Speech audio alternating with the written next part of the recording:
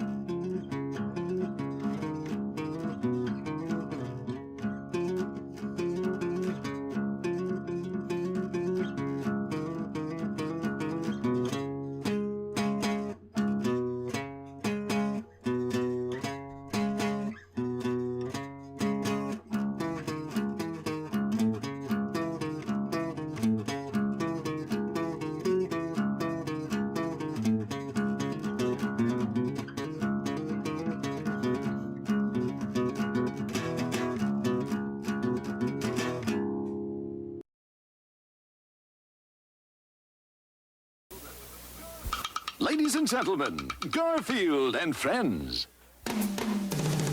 We're ready.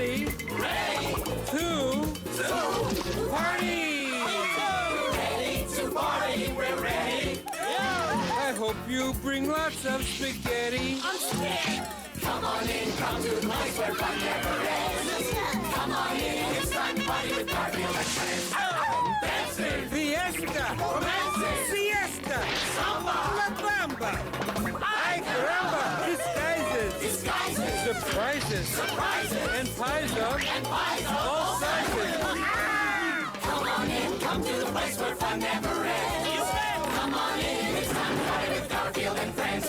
Come on in, it's time to party with Garfield and friends. Garfield and friends. And pay attention. There'll be a test at the end.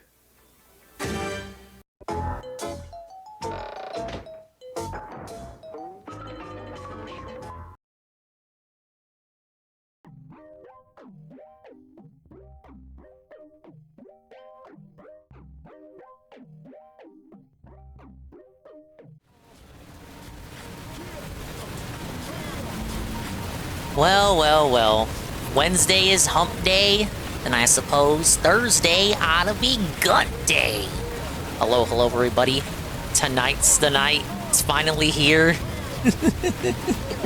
You might see I'm a little bit giddy at the moment. I can't believe we're living in this timeline, yada, yada, yada, this and that, collab of the century. But this is quite literally, quite actually, the collab of the century, you know?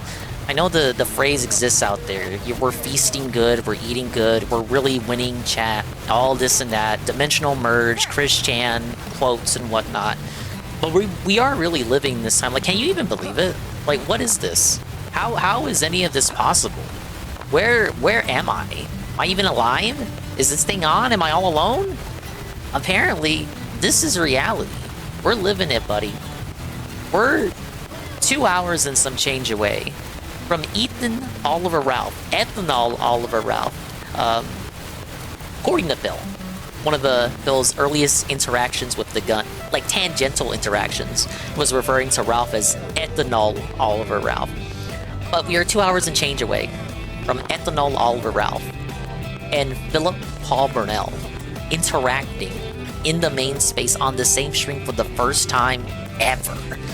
Now, there have been some call-outs, there have been some baited messages, some baited tips, baiting Phil in the same shit, baiting Ralph in the same shit. There's been many a kayfabe, many a LARP, many a snide, clever aside, and reference. But all that's in the past now. We're living in the present, bitch. Fucking Ralph and Phil are about to get on the stream together. And, yeah, we're just gonna have to sit here and we're gonna eat it. Yeah, preamble aside, big ups, welcome in, all you dingers, dongers, and swollen double underscore ones who are existing in and out. And big ups all the dingers, dongers, and swollen underscore ones who will be existing in immediate and far-flung future as the night unravels. I haven't even brought up the Nintendo Direct yet. There was a whole Nintendo Direct. You'd think I would have pogged out about that. Instead, I'm pogging out about this. But I will be continuing the Chronicles of my OC, Donut Steel, and Xenoblade Chronicles X, as I listen to attempted wrestling commentary derived from wrestling shows that I don't watch and don't care about. But I also think and predict that Ralph has not watched and does not care about. But some things have happened in the past 24 hours. You may have recalled that I said that Ralph had cut a peace treaty, a truce with the Kino Casino, saying that it's okay for them to make fun of him, and he doesn't care, even though that they're likely to continue making fun of him. And then they continued making fun of him last night. So Ralph cut a little promo on Triple P in the hours before his Smart Guys co-host debut, which I went ahead and cut a clip on for posterity's sake. So ostensibly the truce was at work the entire time, as if none of us ever even knew, as if no one thought it was, as if that wasn't the most obvious thing in the world. Or the truce was like the shortest lasting truce of all time, because they said one little thing about him licking unwashed anuses last night, and that was it. You know, Triple P crossed the line in the sand, the clearly marked and defined line in the sand. And we're going to war again. I say we, and I shouldn't even say war because it makes it sound cringe. I love you too. But once again, the truce is no more. Rob cut the promo. We're fucking hyped, chat. And I was gonna say, like, I was curious. I was saying I was curious last night. as to how Ralph's behavior would be with this, knowing that this truce existed, because the whole point is to be spiteful and petty and get one over on the Kino Casino. But you have this truce going on, so you can't go too hard on Triple P or Worski or the casino, because you, at the moment, hate their A-logs that much more than them. And he still maintains that, even with this promo, he still maintains that the A-logs are just as annoying, if not worse. But now the truce is out the window, and going off the promo, I think he's actually going to go after Triple P. Now, Ralph is live right now. I cannot restream him in good faith when he's not on YouTube with Phil, because he knows when he's on YouTube with Phil that he has to temper his language a little bit. So I can't restream him on Rumble because I risked a high chance of slurs aplenty and other no-no words that the purple platform will not allow me to restream. It's almost as dangerous as restreaming Cyrax. But I've heard from people watching this attempted solo Ralph stream in the wake of this, prepping up for this Smart Guys collab, that Ralph is pretty pilled out. He's drunk, but he's not drunk. He's drunk, but he's not that drunk. And he's slurring his words. And it's getting a little bit nail-bitey. Now, I said, regardless of outcome, regardless of how Ralph goes in, regardless of how he feels, I argued that because of Ralph's intentions of what this show means to him, he says it's for the purposes of just having a wrestling commentary show. I don't believe him. You don't believe him. Nobody in this sphere believes him. Ralph's intentions are clear. And if he wants something, he's going to try to get it. Even if those efforts are, even if his efforts aren't entirely fruitful. So, I had said, I predict Ralph is going to be on his best behavior. He's good. He's not going to... There's nothing in it for him to randomly drop slurs on Phil's stream, because he does not have anything personal against Phil as a person. He's stated this numerous times. Even long before this collaboration came about, he has consistently stated that he has nothing against Phil. He even stated this as late as 2023, when he was going after Review Tech. He called Phil a king back then. He's got nothing against Phil. So to the allegations or suggestion that Ralph will just get on there and drop slurs and get DSP Reacts banned or whatever, I don't think that's the case. That's not good OPSEC. Ralph is dented, but he's not that dented. There would be no point. So I believe he will go on there. He may not be entirely sober. I was saying he would be sober to, put his best foot forward. He'll be a little sloshed, I suppose, but he will not try to get Phil banned. He will be on his best behavior, but he will absolutely take shots at the casino, given the promo that he just got. That is my prediction right now. But ultimately, they will actually go forward and they will do the commentary. There's no rug pull from Ralph's end. There's no rug pull from Ralph's end because there's no benefit in him to do so. They will actually talk about wrestling. In fact, Ralph is going to talk about his entire history with wrestling. He put out a tweet and he says he's going to talk about SmackDown and Raw, but more so his history with wrestling. Did you hear? Now, Ralph gets one shot. He gets one opportunity to impress Phil with this test run. The unpaid internship. Did you know Ralph's not even getting paid for this? Ralph asked, according to the Jesse PS Pod Awful leaks that Worski and PPP listened to last night, Ralph demanded 60-40. PPP got 50-50, so I guess Ralph thought he'd be nice and offer Phil 60-40. Phil gets 60, Ralph gets 40. Phil said no, because this is a quote-unquote test run, test trial, because you're a test co-host and you're not the full co-host. You cannot get the full amount. Now, that's pretty amusing. It's also pretty disgusting of Phil, but it's Ralph getting affected, so oh well. So Ralph will not be making any money off of this. I think he needs to... He just needs to make a great first impression, These guys have gone off on a bad foot, and they need to come together, and they need to felt the Kino Casino. I've only talked about what's in it for Ralph. For Phil, it's almost... His reasons are almost just as spiteful and petty as Ralph's, except a little bit more so, because of all the King Snake arc and shit. You know, now Phil says he was snaked by Triple P and Worski, even though last week he was the one snaking them. So he's completely gone back on that narrative. It's just like completely, it's just in the waste bin now. He's not even going with the King Snake narrative anymore. That shit's in the trash can. Now he's the one saying he got snaked the whole time. And the only reason he's saying that is because you guys didn't go along with it. Recall the King Snake stream, which he kicked off RTU and got real upset that he quote-unquote did not want to play ball. He didn't want to play along. He didn't want to just have fun. That's because even back then, that was like the tacit admission from Phil that, yes, this is all bullshit, and I know you guys don't believe me, but wouldn't it be funny if this was the case? That's my Theo theory. That's my schizo dingus Theo theory as to the point of the King Snake stream. He knew you guys wouldn't believe him, but he was just hoping that in the moment, you would play along with it and believe that he was telling the truth because it was funny. Now, sadly, the tides had long since turned against Phil at that point. The King shit was now no longer funny. Therefore, it was not funny to go along with what Phil was peddling. In reality, it was just funny to just go back to what everyone was doing before, which is going against Phil. Which is why everybody chose not to believe him. It's also not helped by the fact that Phil himself is just not a funny person who cannot present anything on stream in a humorous manner at all, willingly, voluntarily, intentionally, or otherwise. They've seen us. Oh my god, it's a giant lizard thing. Now, in a perfect world, Ralph will get on that stream, and Phil will get his comeuppance. Like, Ralph will just spurg out about Triple P and go way too far, and it'll teach Phil a lesson about using Kino Casino enemies to get one over on Worski and Triple P.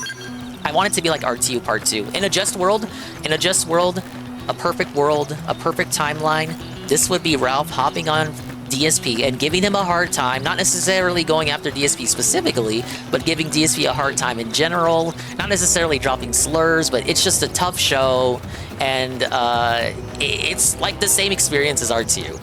We need to hammer it into Phil. We have to teach him a lesson. He needs to be cosmically punished, and he needs to be taught a lesson for thinking he could bring on the enemy of my enemy is my friend shit. You know, bringing on the enemies of the casino to felt the casino, only to get felted by them themselves because they also don't like him. Because it's just, you know, natural for a person to inherently dislike Philip Paul Brunel. But yeah, those are my predictions going in. I think overall, Ralph will be on his best behavior.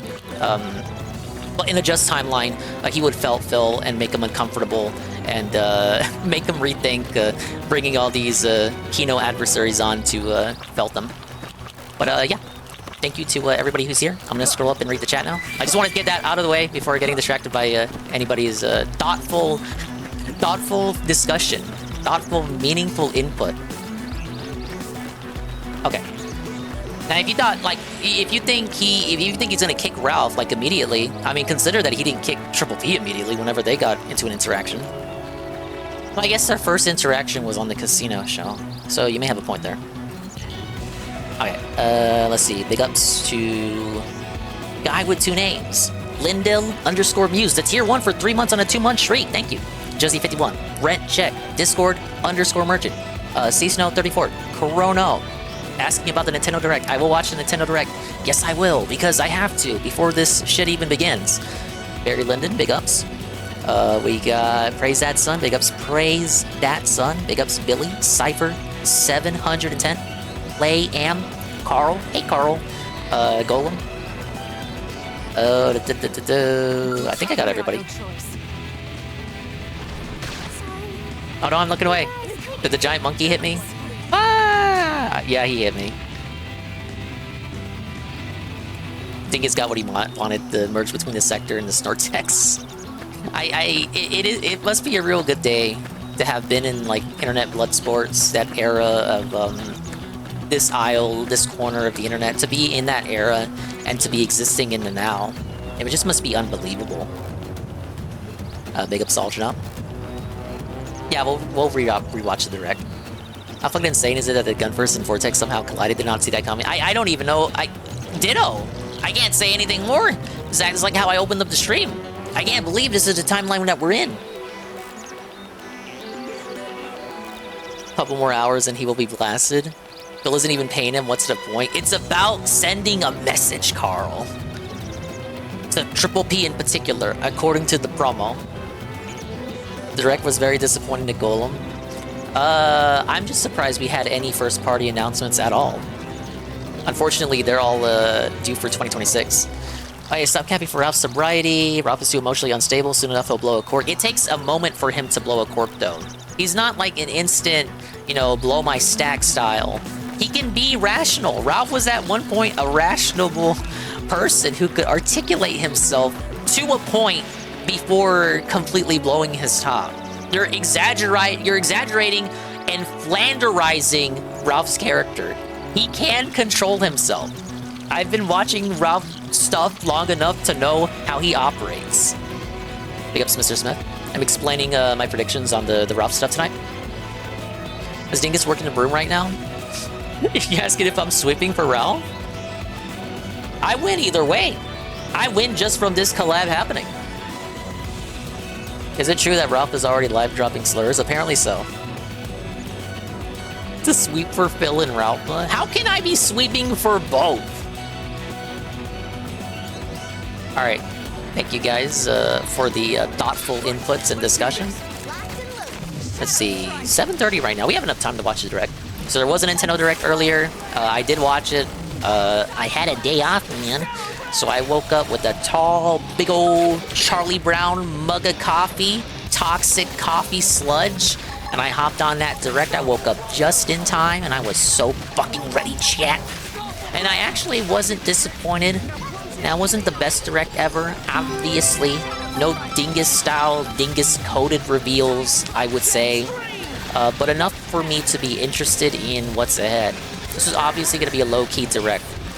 Due to the Switch 2 Direct scheduled for next week. So they couldn't, like, this one couldn't be a complete banger given what's going to come out next week.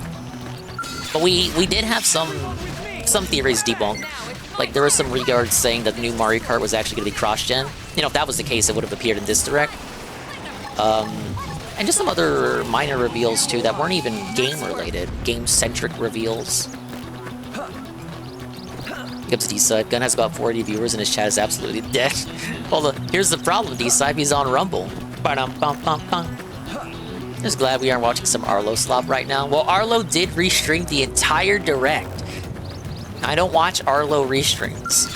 I tried to, but his audio balance is so fucking quiet I couldn't hear anything that he was saying.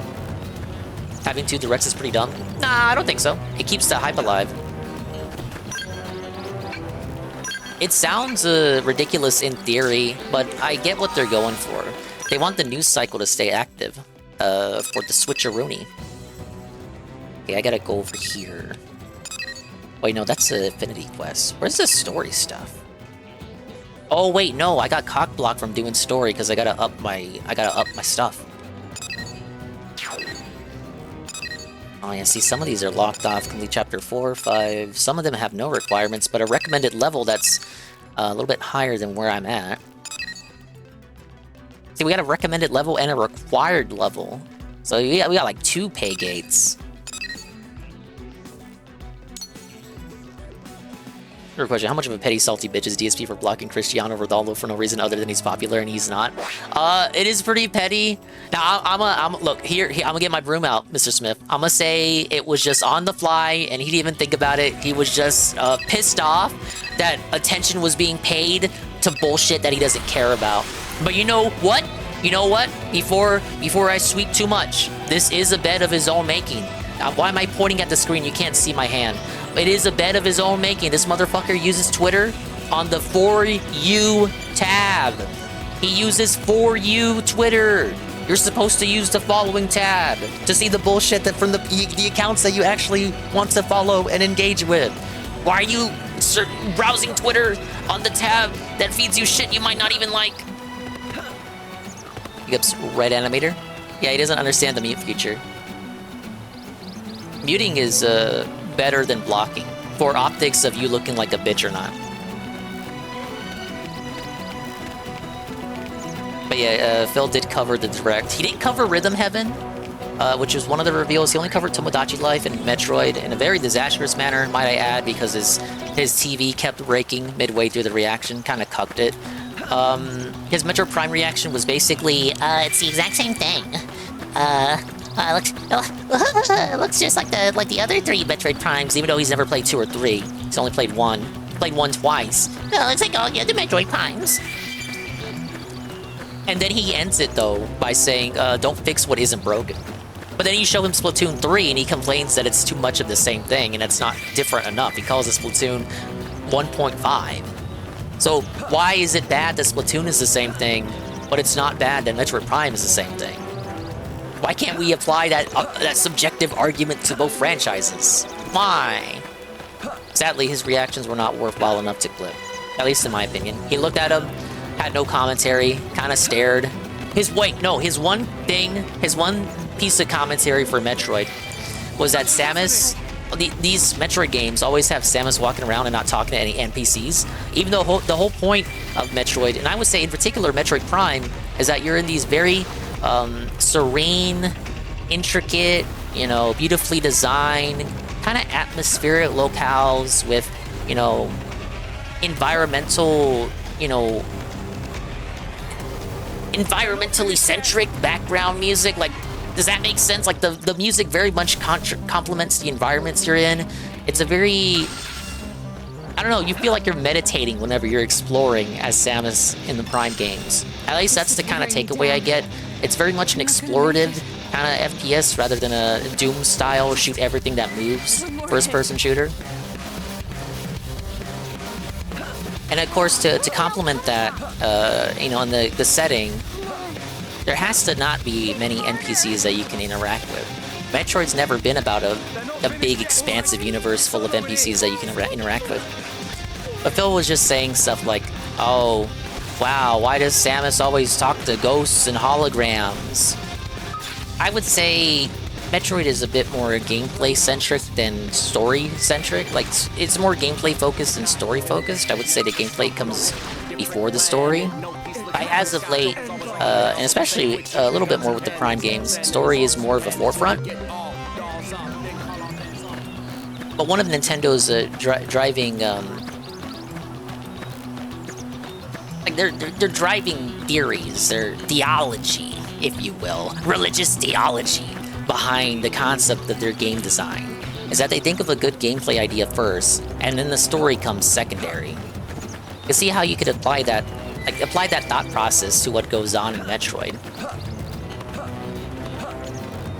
In order to have Samus travel these diverse locales, dark side for the locale, in order to have her traverse these settings uninhibited by other individuals, this requires a lack of NPCs, just so it's like between you and the player and the enemies that you come across. And I think they do a good job at keeping that atmospheric vibe. Like, you always hear people talk about, when they talk about the Prime games, they reminisce, for example, the first game, when you go to the Tundra area, the Fendrana Drifts, they always talk about the music, that little opening area, how beautiful it all looks, and it looks amazing in the remaster. I think that's the kind of vibe they want to strike when it comes to that series. So you don't want to have a bitch blabbing in your ear about what objective you should do every 5 seconds while you're exploring. But Phil looks at this and he's like, why is Samus all alone? Why isn't she talking to other NPCs? Ignoring the fact that the last Metroid game he played, Metroid Dread, actually did have NPCs at a pivotal point later in the story that he probably doesn't even remember. Remember Metroid Dread, you talked to the giant owl dude, and then he's stabbed by the other Raven guy, and then you gotta fight the Raven guy, and then it turns out the entire time the Raven guy was masquerading as your computer? Phil probably doesn't remember that. Hey, Joe Blonde. Now fixing the Holobish. Metroid Prime game that looks like a Metroid Prime game. What a take. I know, right? What did you think it would look like? It's on the Switch 1. I thought it looked great. I had no delusions about, you know, the graphical fidelity, given that it's not a Switch 2 exclusive. I think we're at a good point. Let's go ahead and start the reaction. The dingus reaction. Before Smart Guys begins.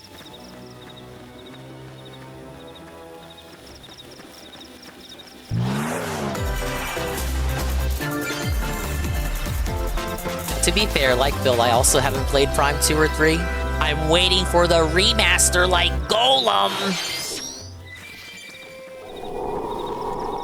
Dude, I saw Erdrick here and I thought it was Fire Emblem 4.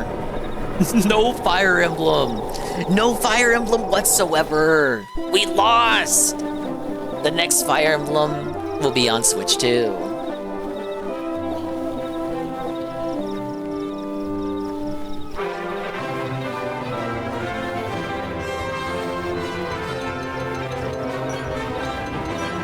Hey, look, I know it looks good. I've really grown tired of Square Enix's HD 2D art style.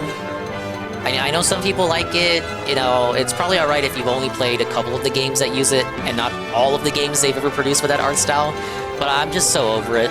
I'm really glad Super Mario RPG Remake did not have HD 2D as the art style.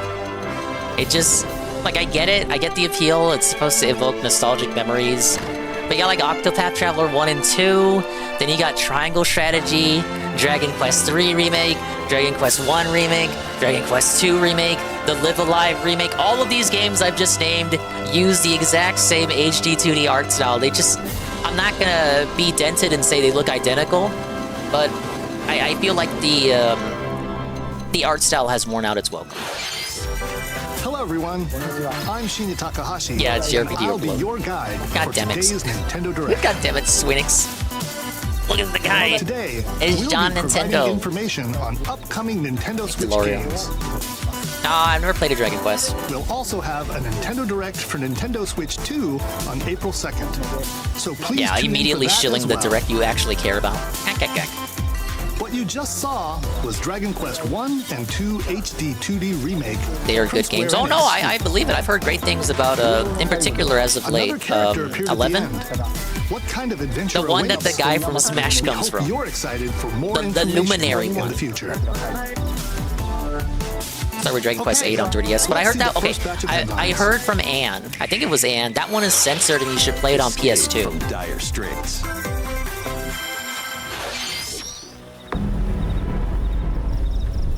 It is? Oh no! 2 minutes until oxygen 0. From the thumbnail of this one, I thought it was a Lethal Company remake, or port, for Switch. Help me! Please help me, Dante! Maybe Joe. The latest entry in I the heard about Eye, this the game, but Somnium I don't Files know series anyone is in stirring. this sector that played You are it. Kaname Date, Sure, one of you a special did. agent with a sophisticated AI called Hello, Aiba, Google. embedded An uncensored in his 3DS left version and eye. put the bikinis back in. But is Your it still mission the is to superior track down version? Iris, and Like in that frame rate idol who's been trapped in a wise, mysterious performance-wise, escape game. graphically? Conduct interviews to investigate Iris's whereabouts. Dive into a subject's dreams to reveal clues hidden deep within their psyche. I did hear that this one had a goofy Solve localization as well. mind-bending puzzles Like in it an had some explorable environment. had some questionably localized lines. Everything The you predecessor, learn will bring you not this one. This step one might be closer alright. to the truth. Uncover what's hidden in reality and dreams to rescue You played all the Iris. Somnium games? Was it you that I No watched sleep that for played the Konami last one? Date from I thought it The just had the Somnium one Files game. Launches on the Nintendo Switch system July 25th. The last one was AI, the Somnium Files, right? Unleash the supernatural. Oh, UNF lost his shit at this reveal. UNF lost his mind. What was this on? DS? PS2? Xbox? There was an SMT on Xbox. Nobody talks about it. With remastered HD graphics and enhanced gameplay. Set in the capital city in the year Taisho 20, Raido Kuzunoha makes his living as an apprentice detective. He's the But one. unbeknownst to others, he also fights alongside demons as a devil summoner. To protect the capital, Whoa, bud. Raido must investigate a series of supernatural cases. Fight in real-time battles alongside demons you summon. Work with your demons to strike an enemy's weak point, then follow up with a powerful attack. Cooperation is the key to victory. Whoa, You can it's even run turn around the opposing enemy and demons whack into 'em style allies. gameplay, just like Xenoblade. Demons can also be useful outside of battle. And their powers are helpful in finding solutions during investigations. Guide Rido through a series of strange Americans buy the Somnium Zero Escape game, so the developer actually had the little girl say how awesome the LGBT are. That's the line I'm thinking of. To its core. Rido Remastered, The Mystery of the Soulless Army, launches on Nintendo Switch June 19th. Well, something like, actually, they have some amazing contributions to society if you want to know the truth about it. Consume darkness. Consume, baby. With your memories gone, you have been summoned to a strange, unfamiliar world. Where you're I don't know how to feel about this one. I do like Pac-Man, but do I want to play a Metroidvania because Pac-Man is in it, doing things? Mysterious, maze-like world, your battle for survival begins. As Puck guides you on your journey, you'll delve deeper into the expansive His name is Puck. By examining your surroundings, you can phase shift and combine with Puck to explore areas you couldn't reach before. Is this how we get people to care about Pac-Man as a mascot? The creatures inhabiting this world will prove hostile. Because for as historic and iconic as a character as Pac-Man is, he doesn't really have legs as a mascot. He's only really remembered for the arcade game, which I find unfortunate because I love his platformer games. Be used to enhance your abilities. Work to uncover Puck's true goal. Let me guess, Puck is the final boss. He betrays you. Experience a dark twist on the iconic Pac-Man when Shadow Labyrinth launches on Nintendo Switch July 18th. Oh, dude, I love the cartoon. I used to watch it on YouTube back when videos were 10 minutes. 10-minute long YouTube videos divided in 3 parts. I was like, oh my god, it's Pac-Man, he's a family man. And I always thought that cartoon had an effect on how he's depicted in later games, because in the later games, he's also depicted as a family man. And like, that didn't exist before the Hanna-Barbera cartoon. So that introduced lore that ended up affecting the actual, you know, franchise. Like the Japanese saw how popular the cartoon was, and they were like, you know what? Let's canonize and implant that lore into the game lore. I'm pretty sure they still air the Christmas special on Boomerang every year. But yeah, I really enjoyed the cartoon. I pause it here because this was a big style reveal, and I have some speculation on why this reveal was made. Dude, I played this a few years ago. I never beat it though. Are drumming onto Nintendo Switch as one bundle. Now notice the publisher here is Bandai Namco, not Sony. Your drum to the beat and give different commands to the Patapon army. For Change the UI too, of course. Patapon advances them forward. Patapon. Make him Patapon has them attack. Patapon. Yeah, I'll watch Smart Guys. I got a little thing set up for Smart Guys. Nothing too fancy, just something I tossed together for some transformative reacting. To the shield savvy Tatepon. Build up your battalion to take on hordes of fierce foes. Patapon. Plus, new features have been added, so you can advance to the beat of your own drum. Whoa, dingus tier accessibility. Lead the Patapons and march forth when Patapon 1+2 Replay launches on Nintendo Switch July 11th. So what I think this tells me is that with the way Sony is going, especially when it comes to their console exclusives and putting shit on PC now, and not really giving a fuck about having shit be exclusive to PS5. You know, they still have the year exclusivity for the bigger titles that they put out. But this tells me with the way AAA the way AAA game development is heading, and how they always have to be working on AAA shit, and they don't have time to devote budgets to their smaller IPs anymore. This tells me that they are so down bad as a result of the Concord fiasco and the many other games and live service games they had to cancel. I think it was like 8 of them they had to fucking felt out of existence before they were ever even revealed. This tells me they are so down bad and hurting for money, that they are now whoring out They're lesser used IPs. The IPs that they feel are, you know, whether you like these franchises or not, the IPs that they feel are, in their eyes, expendable. Like, these are IPs that they're okay with going multi-platform. They're okay with licensing these ones out. It also tells me that because they're okay with licensing these games out, it means that they never had any intention or plans of reviving these franchises themselves. They felt comfortable giving Patapon to Namco to make this remaster because they had no fucking plans for Patapon on their own, meaning if it wasn't for them agreeing to license out Patapon to Namco, there would be no Patapon anything. You fucking hopefuls, ah yes, me included, waiting every state of play for like the Ape Escape revival or the Sly Cooper or Jack and Daxter revival. Ratchet and Clank is still alive, but I digress. You're waiting for these revivals and they just never come, never come, never come. We had Astrobot, maybe that'll change the winds on the sail, the direction that Sony's going in. But these lesser franchises, like, you know, your Patapons, your Loco Rocos, your Medievals, this shit tells me Sony never had any plans, never had any intentions, because they were so willing to give it away to another company to pump out remasters to up their coin purse, because they had to cancel 8 live service games and they're kind of panicking, straggling, going around in all kind of directions, stumbling, fumbling, and bumbling, wondering what they can possibly do to get some lost revenue back. And you know, if you think about it, there is a niche audience who would like some of these AA IPs to come back, even if it's not necessarily heavy hitters. Like, I don't want to say loud minority.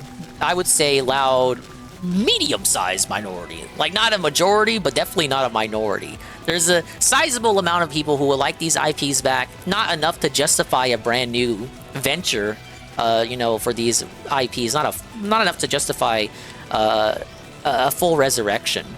But more than enough that they would be okay with just tossing the IP at Namco to revive. And we're going to see one more IP later on that gets treated the exact same way. Lesser used IP. Dude, Patapon was a BSB title 6, 20 years old. Yeah, I'm sorry. Look, Kapathic, I still... In my mind, I feel like the 2000s were 10 years ago, not 20 years ago. Please forgive me. I know the rest of you feel that way too. And I want to be kind to it too, because I'm not trying to say that Patapon is ass. It's not. I played it, and you know, I was ass at it. I played both the remaster and I had it on the PSP as well. I was ass at it, but I did enjoy it for what little I did play of it. So I like it. And I'm only saying lesser IP, not to denigrate it, but just like to be on reality. Like to meet Sony at their level when it comes to how they view the shit they used to put out. They don't care about Patapon. That's why they let them do this. Right? Nintendo PC has always been best combo after all. True. Even though that's not my combo. PS5 Gen is a disaster. True. Prostitution of old IPs is tight. I'll say this. Like, I'm trying to make this... I believe... I feel like I'm framing this as like a bad thing. It isn't. Because this proves that they wouldn't use these IPs themselves. So we would not have gotten anything otherwise. So, if they want to license these IPs out to third-party companies like Namco to make new games that would not have existed otherwise because Sony had no plans for them, good!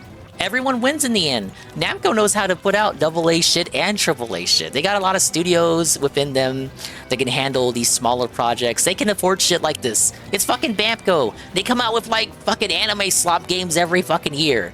I'm sure they would kill to work on some of these IPs that Sony is just sitting on. It's like that fucking Smiling Friends clip. No, this is my IP to sit on and do nothing with. So it is actually a good thing that Sony is indulging in prostitution of their old IPs, because this opens the door for, you know, Bamco doing Ape Escape or some other company doing Medieval.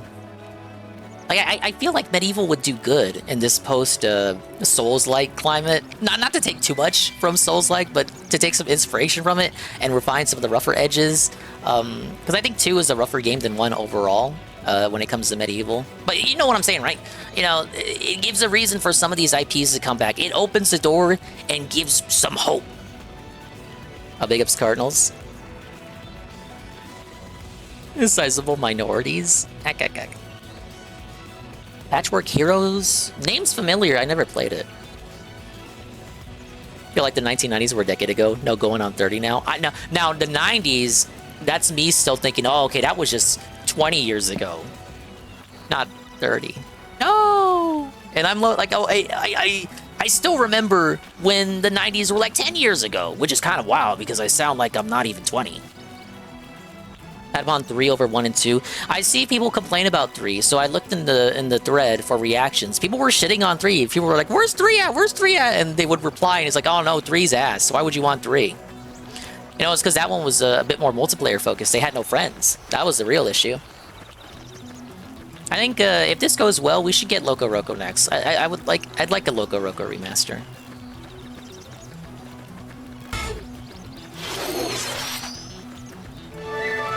Welcome to Zephyrtown. Arlo thought this was Pokemon. Cozy place nestled in Idiot. a windswept valley. This is where your new life Yeah, it's begins. completionist autism. I have it too. It's weird that they left out 3. Like when Medieval got remade, they only remade 1 and not 2. First cropping But up Crash on and the Spyro Nintendo remakes DS had all system. 3 games. This immersive farming and life And then for sim Crash, has they no remade the racing shortage game on top of activities that. to get up to. You must be the new farmer.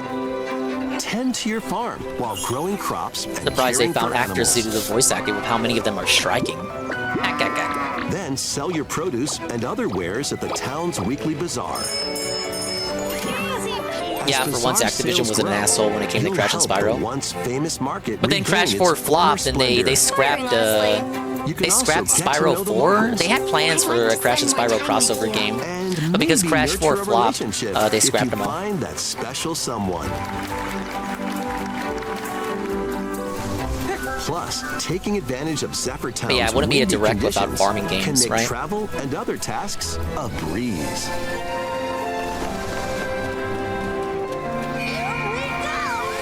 The winds of change are coming. And Knockoff your new Amiibo life stuff on with the farm Skylanders. begins To be when fair, Skylanders Story of predated Seasons Amiibos by a Grand couple of Bazaar years. launches on the Nintendo Switch Amiibo system stole from August Skylanders. 27th. And then Disney Infinity stole from Skylanders. And then both Skylanders and Please Infinity look forward to the stopped latest existing. entry in the Story Now of he just got Seasons Amiibo. series. And you know what? Even Lego tried to get in on it. And then it stopped existing. Please take a look at this.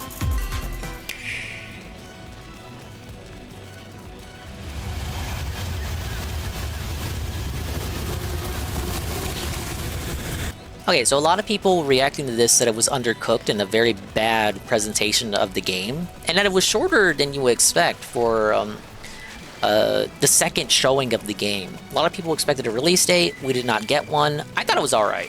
DSP thought it was more of the same, but he did say it was a good thing. He wasn't complaining. But I could see in DSP's heart of hearts, as he was reacting, that he did expect a little bit more, at least graphically.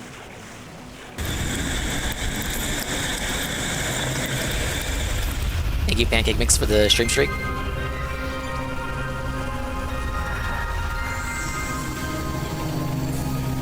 I'm thinking October to November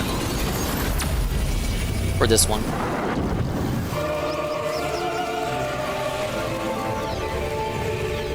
It does look good, but as you watch the gameplay for... okay.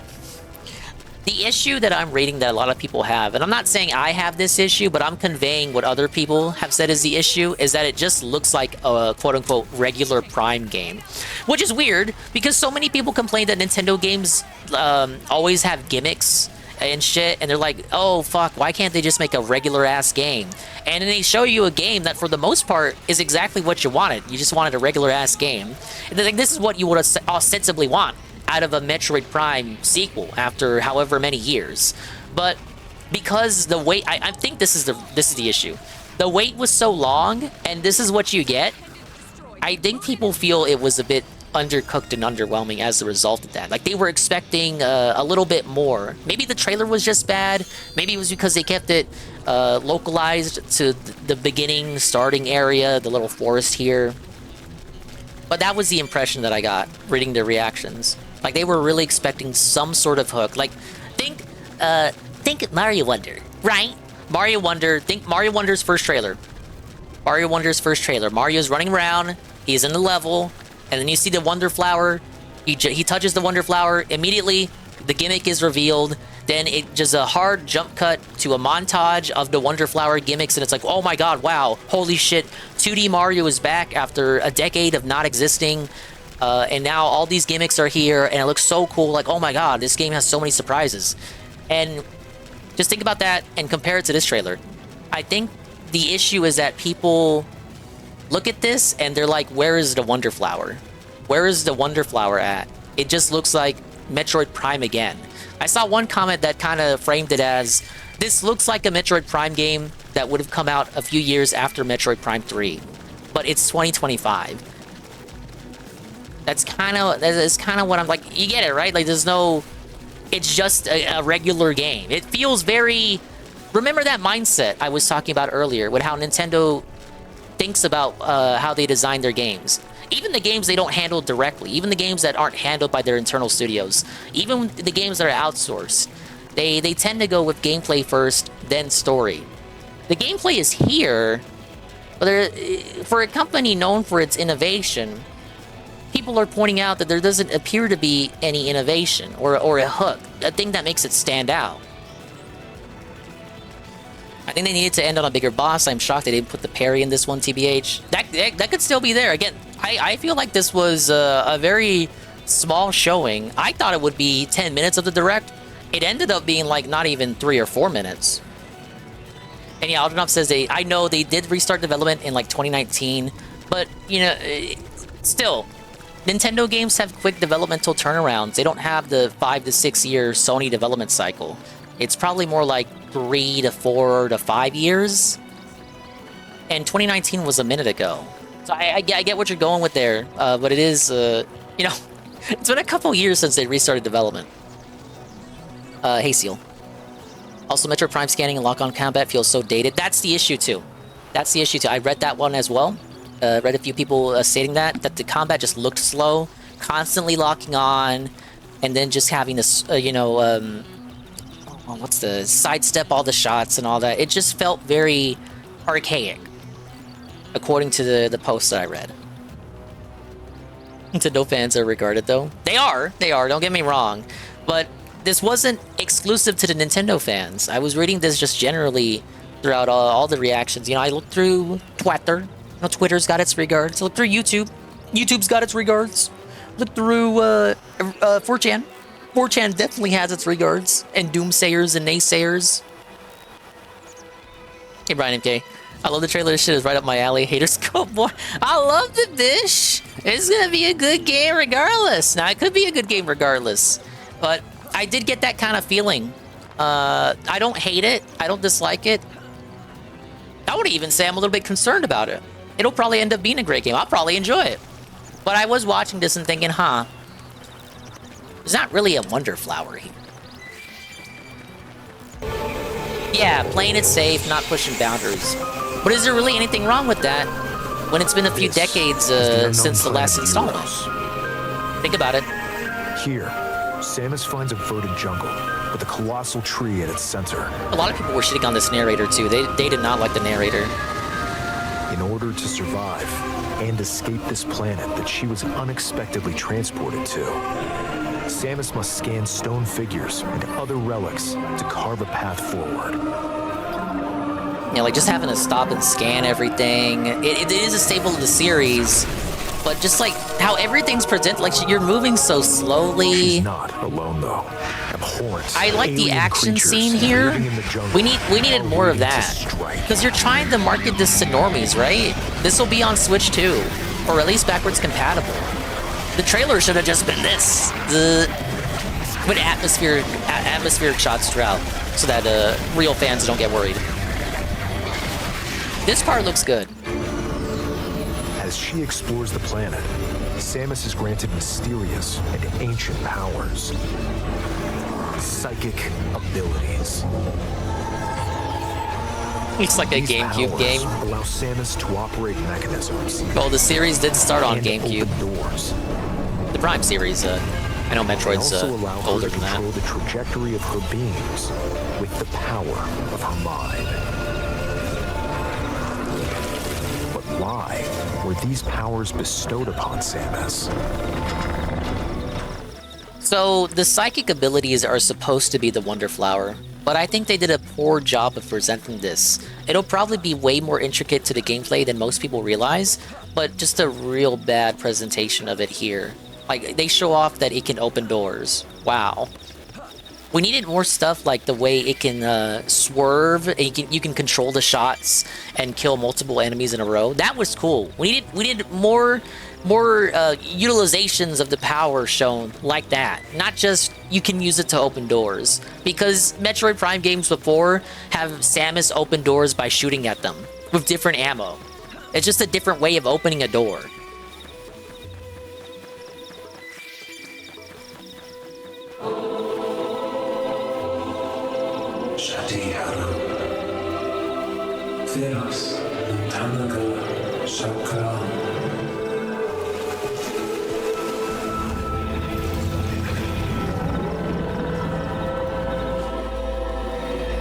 And what will be her fate after being summoned to Vuros? The threads intertwined. This reminds me of the beyond plant boss space from the first and Prime. time, Probably intentional. to weave It could be a new throwback. tale. That's likely the first boss.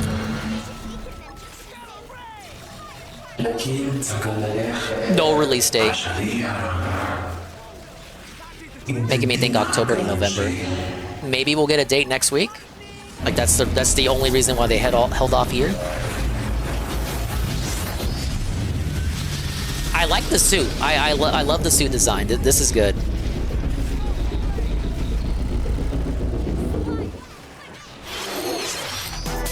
Watch her get it 3/4 of the way through the game. Samus. We hope you're looking forward to exploring with Samus's new psychic abilities. Yeah, that's what I thought of it as an Let's move on to E-side. some more headlines. This would have been the direct to reveal the release date. Ready to Not stir confirming up it some tells me, mischief? okay, you're gonna talk about that next week. Once And now upon a Disney. time, there was a drab coffee shop that transformed into a magical potion cafe. It's woke! As the newest potionista of the Cursed Cafe, you'll craft concoctions for Disney villains and get to know Why them do they in a look new the way light. that they look? Mix ingredients to brew all sorts of strange elixirs. Then serve them to your This is for villainous Disney visitors, adults who get including bricked up by Ursula and Captain Hook. Gaston. With help from Yzma, There are you can 40-year-old wine upgrade your moms that get ingredients to bricked up produce by some Gaston and wildly Captain Hook. wicked creations. Well, I guess Gaston is The supposed potions to be you make handsome. Can influence each customer's storylines. It's leading Derek. to different outcomes every time you play. Who knows what mischief This might came out happen? today, too. This is out Disney now. Villains Cursed Cafe launches on It'd be Nintendo wild if it Switch wasn't out later now, given today. how it looks. Fucking budget of a shoestring. Summon a spellbinding adventure. I thought this one looked good. Apparently this one's been vaporware for a while. Welcome to Witchbrook College, where students strive to master the magical arts. During class, use magic circles to Whoa, perform it's rituals. and Leet the Fly on guy brooms, here for the and learn Smart Guys advanced chill. techniques to go from witch in training to skilled Big ups MTC, dude. spellcaster. There's also plenty to do outside of class. Yeah, I think it is by the Hang out Coffee with Talk friends at their people. homes. You know Anne's gonna play Take this. on This is an various Anne game. jobs to help pay for tuition. Wait then. Or use I'm a the fucking spells witch. I you've still gotta learned pay to bills? craft and sell I have original 2 items. big bills. Plus, Guys. the 4 players can make magic together in online co-op. Oh, online co-op? I didn't hear that. I Explore must this have missed that when I whimsical watched world on it the road earlier. to graduation and beyond. You saw the Metroid Prime Are 2 you trailer? ready I for just a got done watching it. spellbinding journey? And I echoed the concerns and sentiments of Enrollment all the begins haters and when trolls Witchbrook pooing flies all onto over it. Nintendo Switch this holiday. I thought it looked alright. Just hold off. Wait for the next trailer. Action, adventure, You know, Super Mario 3D World did not impress many people upon its debut trailer. But the next trailer is what got people hooked on it. Hey, Chowda. arcade games await. Welcome to the lead up to Smark, guys. Fantastical mission to eliminate a mysterious deity. In this hand-drawn platforming adventure, you'll explore an expansive archipelago. This looks pretty neat. The guy has his Scrooge McDuck power with the cane. With magical parts. Then use its abilities to find your own path. Look, he's doing the Scrooge McDuck thing. Can you uncover the secrets the archipelago holds? Find out when the Eternal Life of Goldman launches on Nintendo That is my only issue right there. His name is Goldman. Celebrate the 40th anniversary of Gradius. Oh, don't tell Synthetic Man about this. Gradius filtered him. He rage quit Gradius. Titles include Gradius, Salamander, Light Force, Gradius 2, Gradius 3, and Salamander 2. Some titles come with multiple versions, including ones from different regions and launch years. Plus, I wonder he's out collecting gold. Brand new entry, Salamander 3. I've never played Gradius. Gradius Origins to be fair, launches on the Nintendo I'm a Switch Zoomer system boomer. August 7th. But people were making fun of Synthetic Man for not completing it. Nintendo Wii Shop. Battle to the beat in Rip. Oh, this is an AND game. Press the corresponding buttons in each lane to fight It's actually an monsters AND game. in rhythm-based combat. Keep the cadence going with epic boss battles, quirky minigames, remix stages, and global leaderboards. Plus, more musical mayhem awaits in the Celeste Music Pack paid DLC.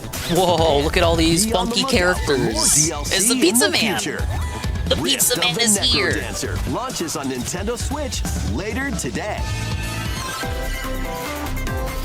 Let's see what's in store. Here's your Tomodachi life, bro. Welcome to Tamagotchi Plaza, a Gotchi. brand new entry in the I called Tamagotchi it Connection Gotchi. series. Gotcha. There are stores galore. Design glasses at the eyewear shop. This is a kind of sad Whites game. Solo or with a friend at the dentist. And arrange plates at the afternoon tea shop. No, this is a 12 game wonderful Tevin stores plays at need 3 in the your morning. help. Provide good customer service to get high ratings and upgrade each shop. In doing so, you'll get to meet more Tamagotchi, making the town livelier than before. With over 100 Hey, Smark. new and classic Tamagotchi, business is sure to be booming. Get ready to set up shop when Tamagotchi Plaza launches on Nintendo Switch June 27th.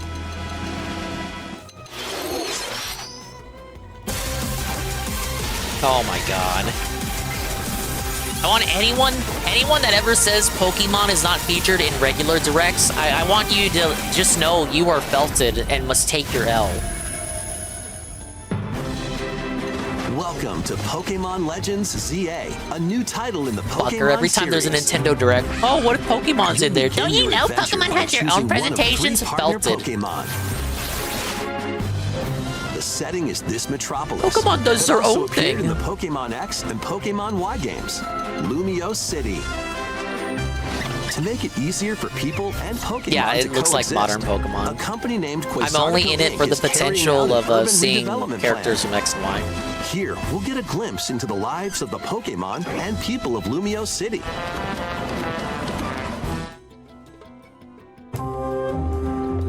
Scattered all over town. Yeah, as Red are Animator has wild indicated, the zones. monkeys are back.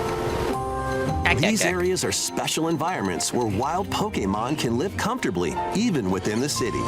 Patrat 2? Patrat has not been in a single Switch Pokemon Environments game. where wild Pokemon can live comfortably, even This dude was like the hot commodity, this fucking little rat thing. within the city. You can catch Pokemon here. But they might be hostile. If you sense trouble, get to safety. There are Pokemon that live outside wild zones too. Some of them can even be found on rooftops. Yeah, for Pro 2.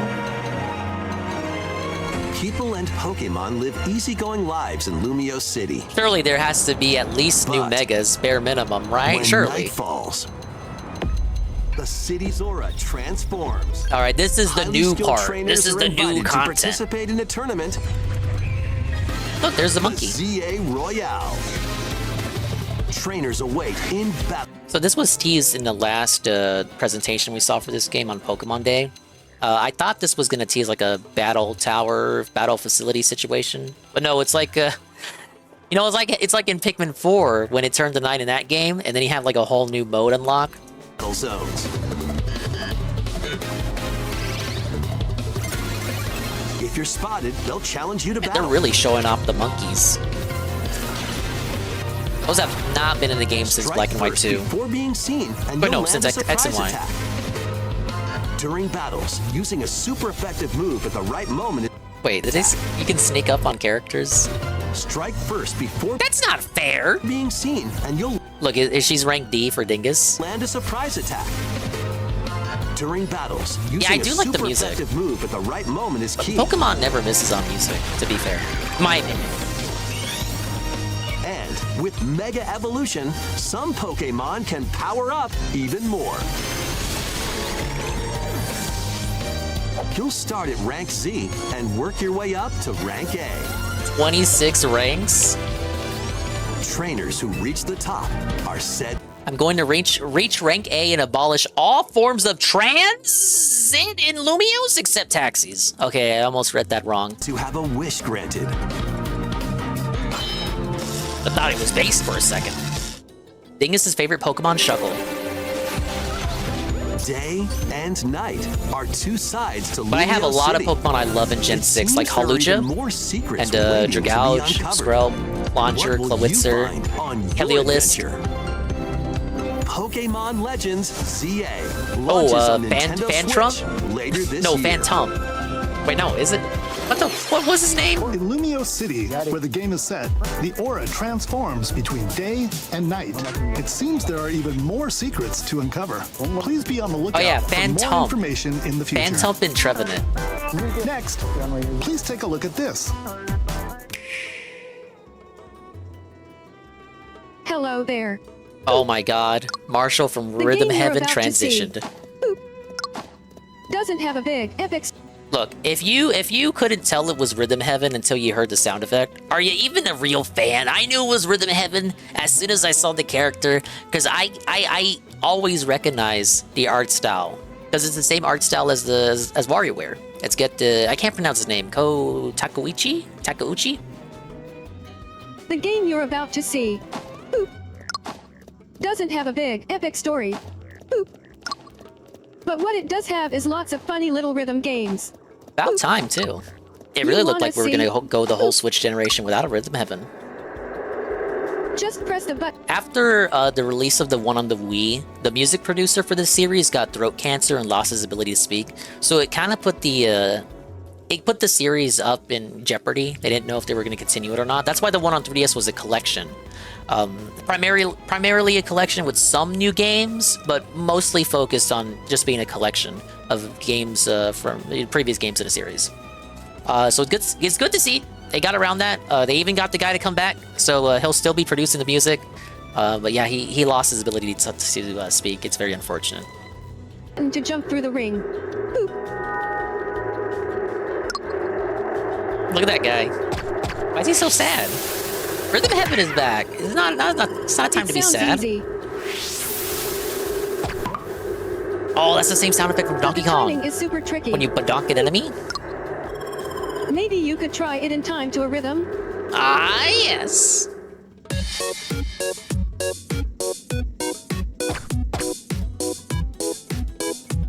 Yeah, it's only hard because of the point of view. I do like the little ditty here. Ooh, ah, ah, ooh, ah. In this game, you might do almost anything. But you need to find a rhythm. A-E-I-O-U. Sometimes Y. With practice, you might You even can be tell able this to is play it with your eyes closed. the tutorial. You boot up the game and they'll make you do this part. It's very understated how great of an introduction that is, because it's been a while since we played Rhythm Heaven, and there are a lot of people looking at this direct, and they may have heard of Rhythm Heaven from Smash Brothers or something. Maybe they heard it from their favorite YouTuber or something. But if you don't know what Rhythm Heaven is, that is a fantastic introduction into the series, and then just hard cut into the rest of the mini games.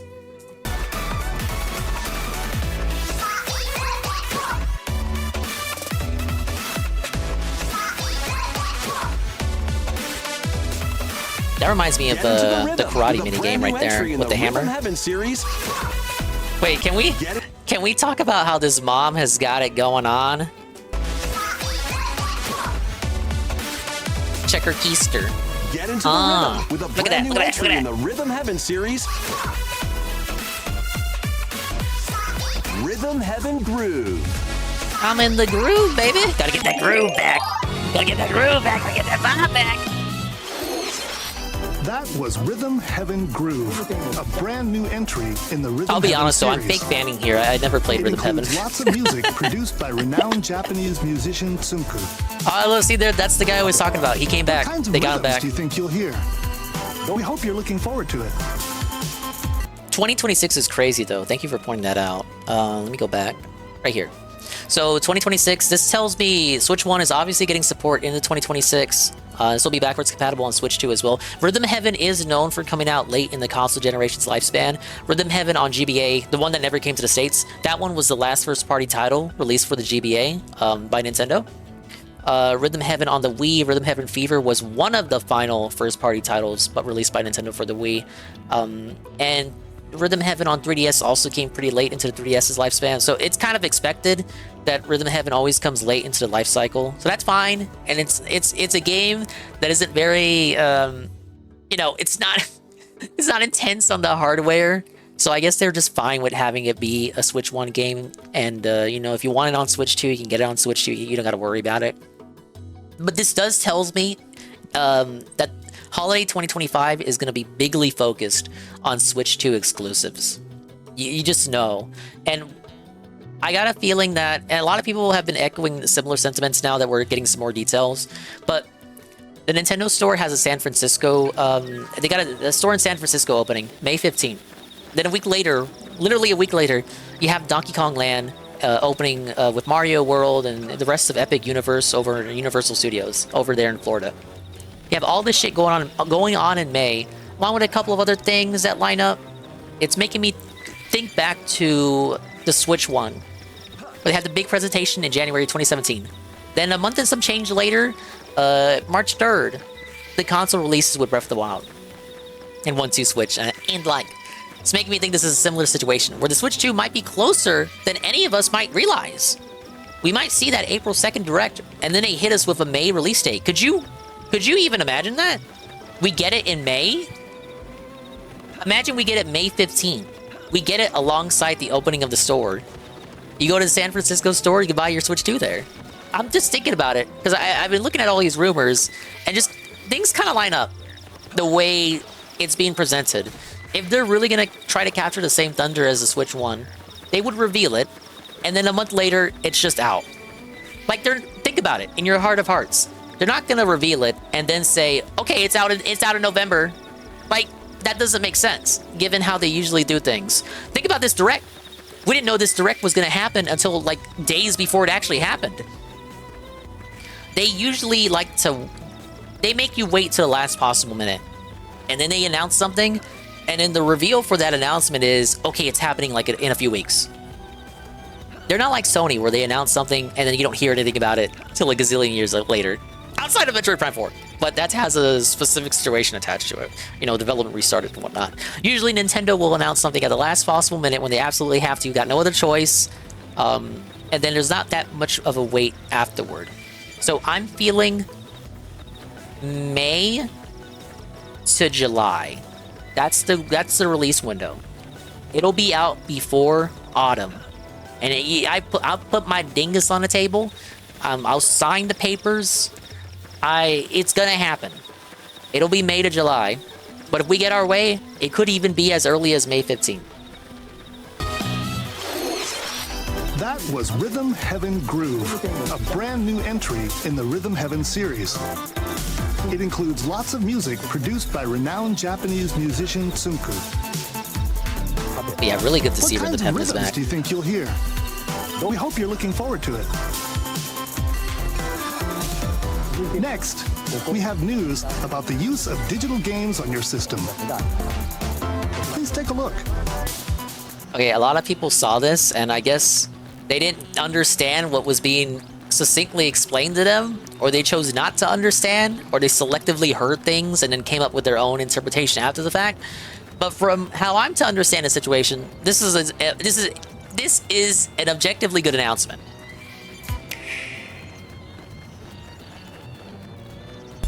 With game cards, you can put a game featuring Mario in this Nintendo Switch system. Interesting. And a Legend of Zelda game in this one. Wow. Freely inserting the games you have on hand into any system you want. Okay, completely disregard that. It's literally just explaining to you how physical games work. Don't even count that as part of the equation.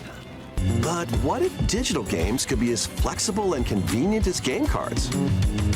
Well, here's what we came up with. Well, that's the thing, Golem. This is supposed to streamline it. Virtual game card. In the future, virtual game cards can be used for digital games. So this tells me it's just gonna straight rebrand it to virtual game cards. They won't, like, internally, officially, it won't be called digital games anymore. Just virtual game cards because of this new system.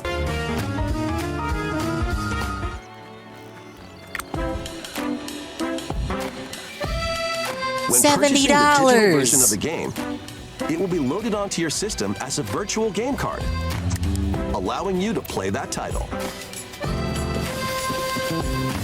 Your digital games will be lined up as virtual game cards on a dedicated management screen. Are you confused yet? Let me know when to Here, stop. You can load and eject your virtual game cards and manage which games you can play on your system.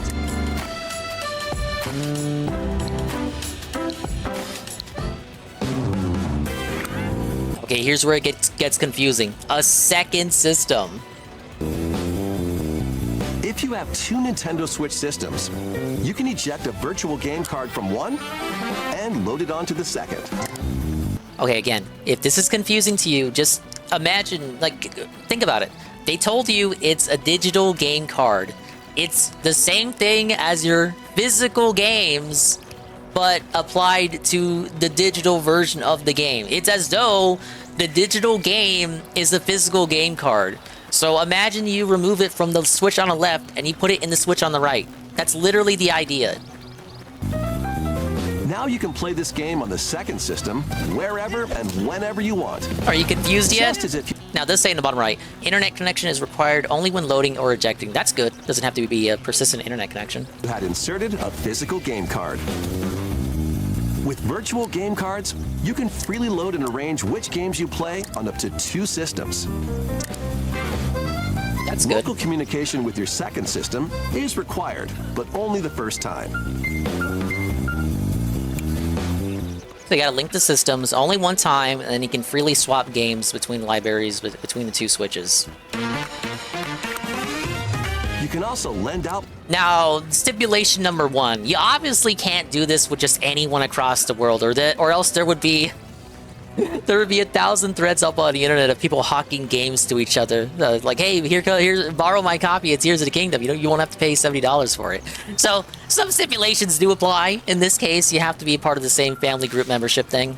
Virtual game cards to your Nintendo account family group members. Connect to your family group member system via local wireless when you want to lend a game. Choose the title you're lending. This is perfect for families. So again, you have a family, you got like 4 kids. No longer do you have to have 4 copies of Mario Kart for every kid. So instead of you spending $240, you spend $60. When one kid wants to play Mario Kart, you just lend the copy, the digital copy, to Kid A. When Kid A is done, they lend it back, lend it to Kid B for when Kid B wants to play, and so on and so forth. And who you're lending it to.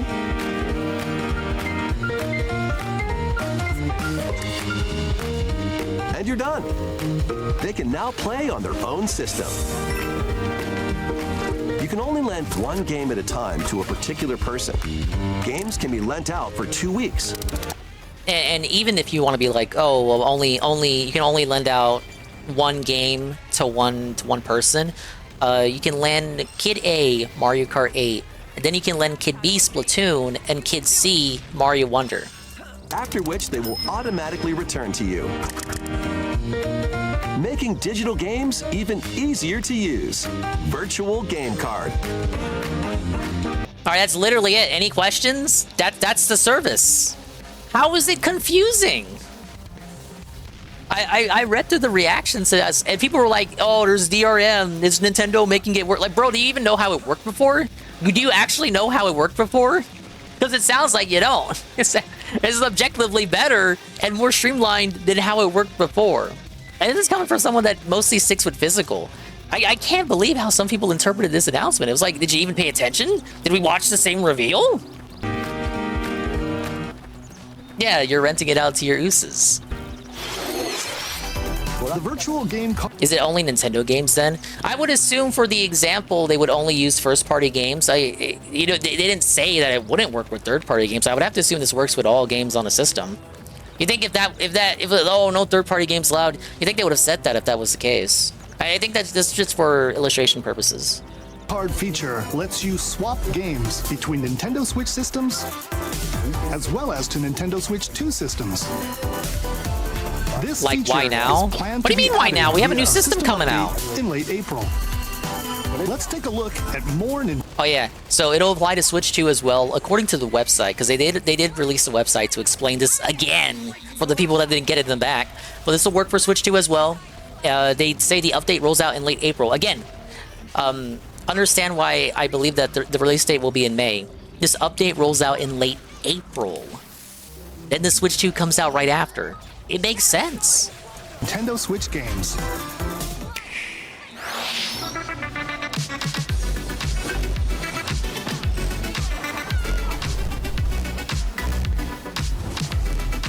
You get paid to share games. You make it like a digital marketplace.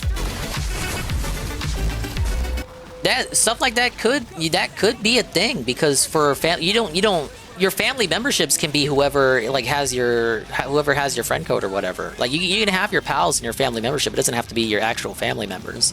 I could have, for example, Coggers and Golem on my family membership, and then I can lend Coggers Splatoon 3, and I can lend Golem Mario Wonder. But I could be a dick about it, Seal, and I could charge Golem a gift sub for him to have Mario Wonder. But it's still a discount compared to him paying $60 for his full version. Now, I would never do that, but since you're saying, Seal, that people could use it to be, have a digital marketplace, it's true. You could use it to run a digital shady-ass marketplace where you lend your games out for 2 weeks.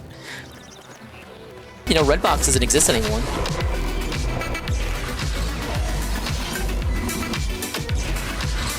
You guys know I wouldn't do that, right?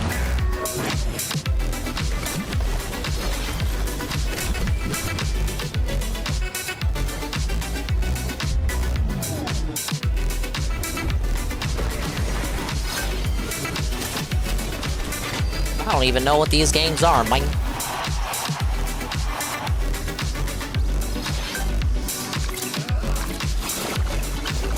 It's not begging. That's advertisement.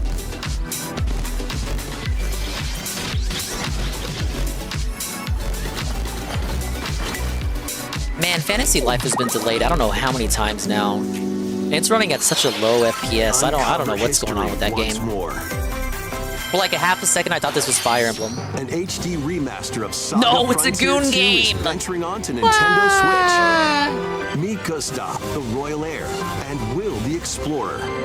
Two heroes whose That guy's fates not and an alchemist. legacies will intertwine across generations in this epic RPG.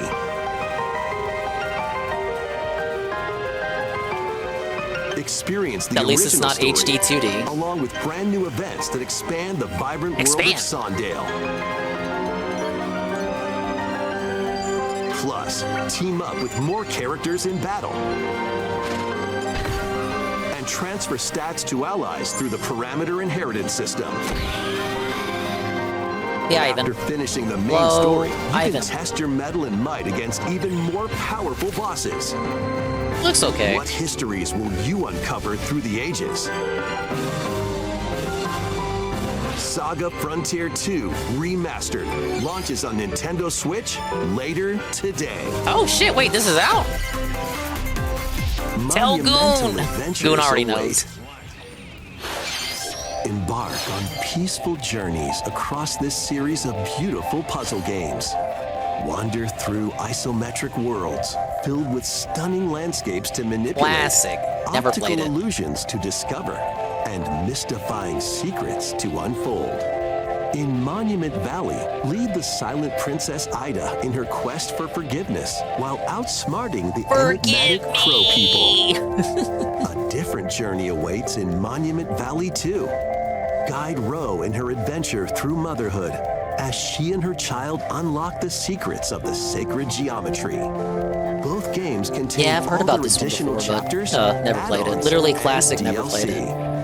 The first 2 Monument Valley games launch on Nintendo Switch April 15th. Pre-orders begin later today on Nintendo eShop.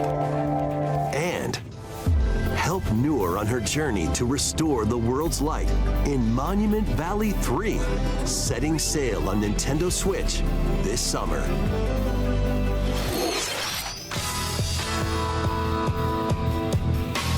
Then out of nowhere, Sony loses another IP.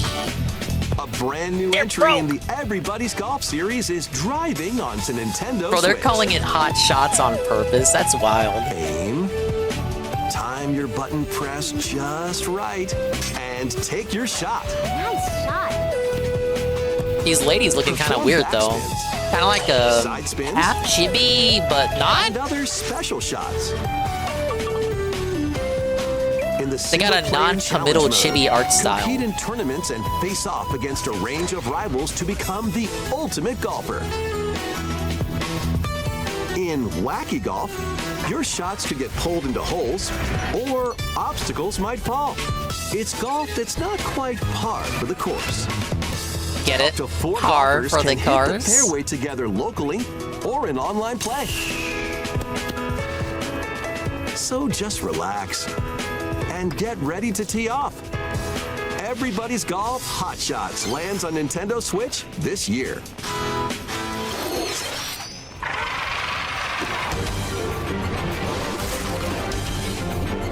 Unite some of Marvel's greatest superheroes in the That's about fight right. against evil.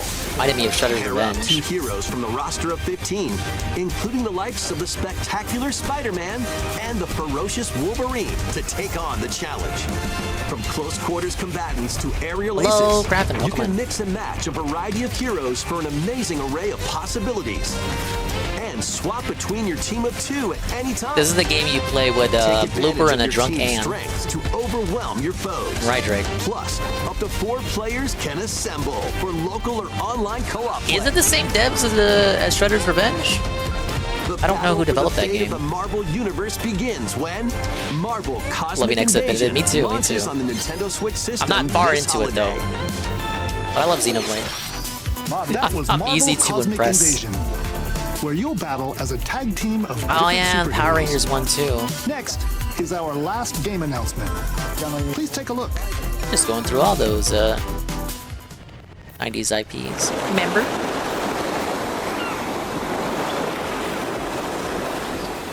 Then the big final review, I say reveal. I was like, as soon as I saw that palm tree, I was like, I knew I was felt it wasn't Fire Emblem. No, I didn't play the original Kraven. Okay, I skipped it. And the Wii U. Everyone's saying, everyone here that has played it and watched me play it is saying, oh, performance is so much better, it's so much better graphically. I must be like the one 3DS Zoomer that did not play Tomodachi Life. Because I saw like everyone lose their shit over this. I didn't play it. I saw it, but it wasn't really in, well, I don't know. I already had Animal Crossing New Leaf. Wasn't really into it. It's like, oh, one life sim's enough for me. It just seemed a bit too wacky. Which is weird for me to say that something is too wacky. But I just never got into it. Never had that chance. Skipped out on it. I was very humbled to see that it was the most liked reveal out of the entire Direct on Twitter. 140,000 likes for this reveal alone. What I saw. Tomodachi life, living the dream.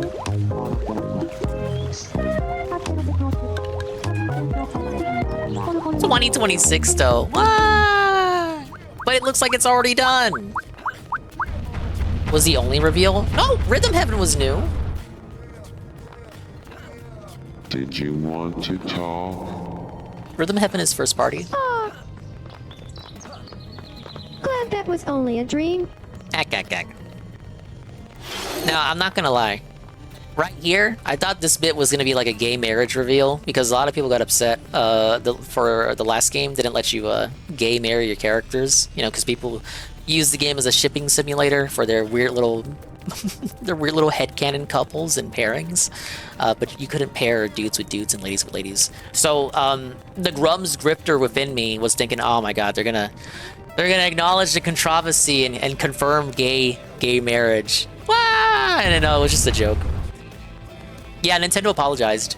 Did you? They apologized 10 years ago and said if they would ever make a new Tomodachi Life, they would commit to including gay marriage.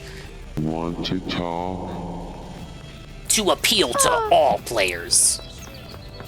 Glad that was only a dream. It's woke! But yeah, Nintendo doesn't usually apologize like that. It was a big controversy. Living the dream. And then Fire Emblem Fates came out like right after and lets you it let you be lesbians with the schizophrenic Darja XP. That's the first new entry in the series in over 10 years. People sucking off Ubisoft because they responded to Grums. I mean, Grums deserved it, TBH. I'm not gonna buy Assassin's Creed Shadows because of that though. Do you think they'll have? It was pretty funny. I We think. hope you're looking forward to it. Stop the Grums. Thank you for watching today's Ubisoft Nintendo still Direct made no so money far. on their game either way. I win! Our final announcement is something a little different that's not a game. Here's Mr. Miyamoto to introduce it. Really? Hello, I'm Shigeru Miyamoto. Hello, I am the one. I'm the you for guy. watching today's It's John Nintendo Nintendo Direct. himself. He's so Since old. Look at 2011, him. Nintendo Direct has delivered Nintendo news directly to you. And now, these presentations have grown into an event that many people watch. Thank you all very much. We'll continue to broadcast Nintendo Direct presentations, but we're also launching a new channel based on When he said this, I thought like Miyamoto was about to say that they would stop doing Nintendo Directs and this is going to be the last one and Switch 2 is going to go a new direction. But no, it was just a tease an app. the concept of delivering information to you. It's like I'm directly. getting advertised to. This is a smart device app I like the called Luigi Nintendo animation Today, though. That's a new animation. which functions like a daily calendar. In the app, you can view different almost Nintendo like events. he wants to We'll sell me also be something. delivering all sorts of content about Nintendo games. That's cool. It includes little comics because they did a lot of comics for Pikmin 4 when it was releasing, but they never got a lot of attention. And characters every day. Nice little place to, nice little reservoir After to hold the all those Nintendo little Direct for Nintendo illustrations. Switch 2 on April 2nd. News about Nintendo Switch 2 will be delivered to you daily and directly through the Nintendo Today Good, app be as well. chilled. Nintendo Today will be available to download on smart devices later Nintendo today? What about Nintendo tomorrow? Anyone with a Nintendo account can use the app, so please try it out. That's all I have to share.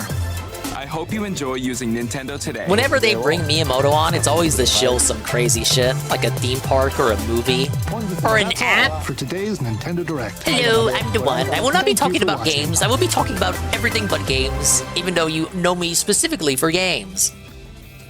It's a pretty good direct. Obviously not going to have banger reveals given the direct next week, but I'm just surprised it had first-party reveals at all. Again, new Rhythm Heaven. A lot of people had wanted a new Rhythm Heaven. For a lot of people, that was the reveal of the show. For a lot of people, Tomodachi Life was the reveal of the show.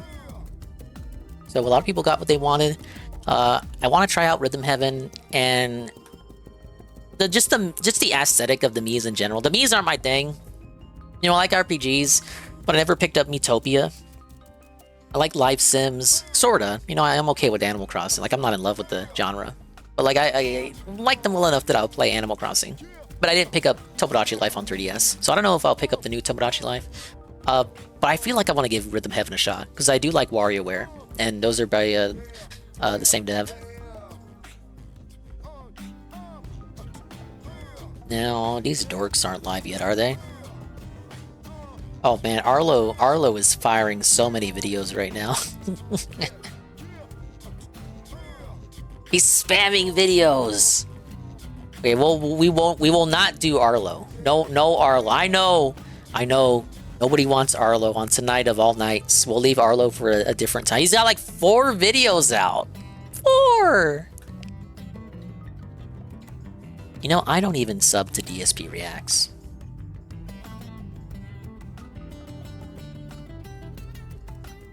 Wow, cringe. He's not live. In which case, a lot of people have not seen the promo that Ralph cut. It's very short, so I'll go ahead and put it on, just so that you understand Ralph's mindset going in.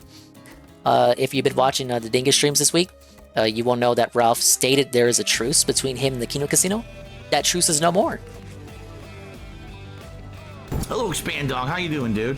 Ethan Ralph cuts a promo on PPP hours before Smark Guy's co-host debut with DSP. Truce is over? You really think he's gonna show up sober? I maintain that he'll show up sober. Now, I think it was Mr. Stuff. I think Mr. Stuff's watching him on Rumble right now. He said that Ralph is already slurring his words. So I might get felted on the sober prediction. But I maintain what I said.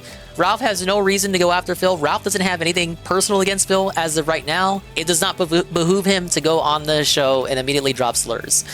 If you have a cursory understanding of Ralph, you would probably say he would go on the show and just immediately drop the N-word. But it's not, there's nothing in him for him, there's no benefit for him to do that. And it's out of character. You would think it would be in character, but for me, knowing Ralph, that would be out of character. He would not act like that. I think he'll do the show. He'll be as sober as he possibly could be. And this promo tells me he's going to shit talk PPP and Kino Casino, but he'll be tempered about it. He'll be measured. Because, you know, Phil will be there to keep the Tard Wrangler. Like, if Phil's your Tard Wrangler, you've already lost. This is just how I feel going in. Before this promo came out, I thought he was going to go easy on the casino because of the truce. But apparently the truce is off, or it was just kayfabe the whole time. Now, I did talk about the perfect timeline too. In the perfect timeline, Ralph comes on and just immediately felts Phil, grill Phil version 2.0. Phil is embarrassed and shamed into kicking Ralph off, and then it like teaches him a lesson. It teaches him a lesson about using these enemies of the casino to get back at the casino, because it failed with RTU. It might fail with Ralph. Like, I just want Ralph to give him just desserts again after RTU already served just desserts. But I don't think that's gonna happen. I think they're gonna do the show and it's gonna be pretty boring. Like the actual wrestling commentary. I can't even say for sure if Ralph actually watched the wrestling. He seems more interested in talking about his history with wrestling in general. Either way, Ralph's not going to get a paycheck out of it. I have this cardinal that sits on my desk. You can see it's a very pretty fire engine red, you might call it. Many people, foolishly, if they've never actually seen real blood, think that that's the color of blood. Actually, the shirt that I have on is more of the color of blood when it comes directly out of the veins before the oxygen hits it. That's what blood actually looks like, fresh You okay, blood. Ralph? So dark red that you can just fucking feel it in your brain. The primal instincts in your brain kick in to let you know dark thoughts here, trouble Ralph. is abound. And I'm on the way tonight to collaborate with DSP, and I've had so many people ask me, they say, Ralph, are you gonna bring back the King of Hate? The King is back. I don't think DSP wants to be the King of Hate anymore. I didn't need you to tell me that. He says it every day. Actually does seem to want to be positive. Yeah, he goes off here and there. Understandably so, with a million psychos fucking with him every single day. But you know who does want to be the King of Hate? If he doesn't want to be, I do. And so I'm hoping we haven't discussed everything. You listen to Ralph as long as I have, you'll notice that like every other sentence he'll say, and so, like that's his little segue from bullet point to bullet point. I do.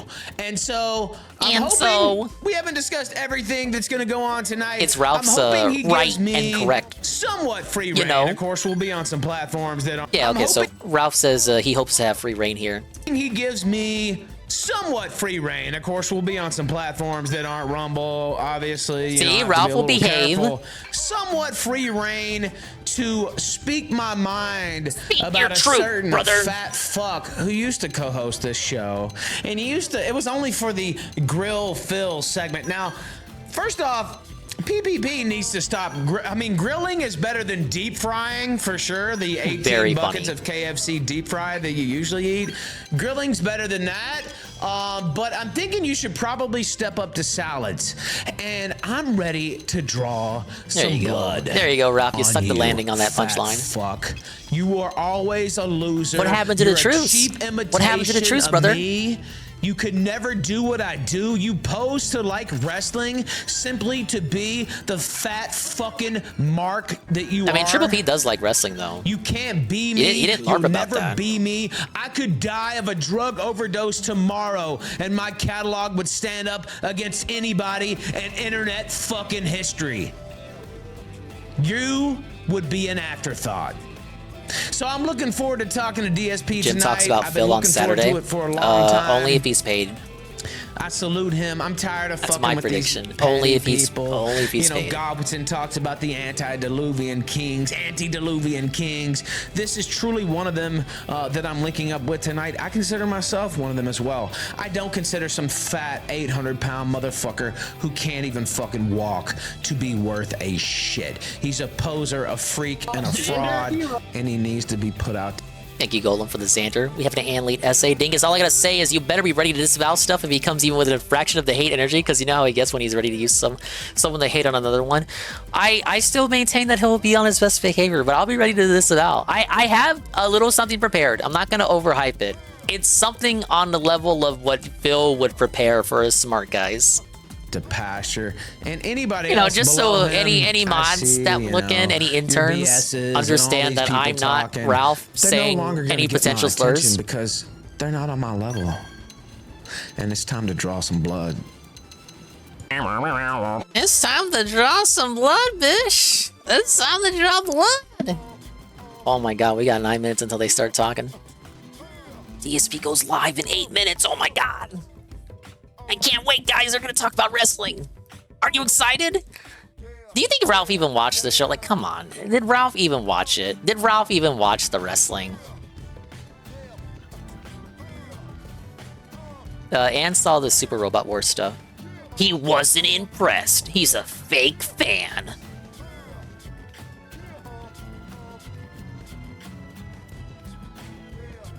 Oh, was it Review Tech live?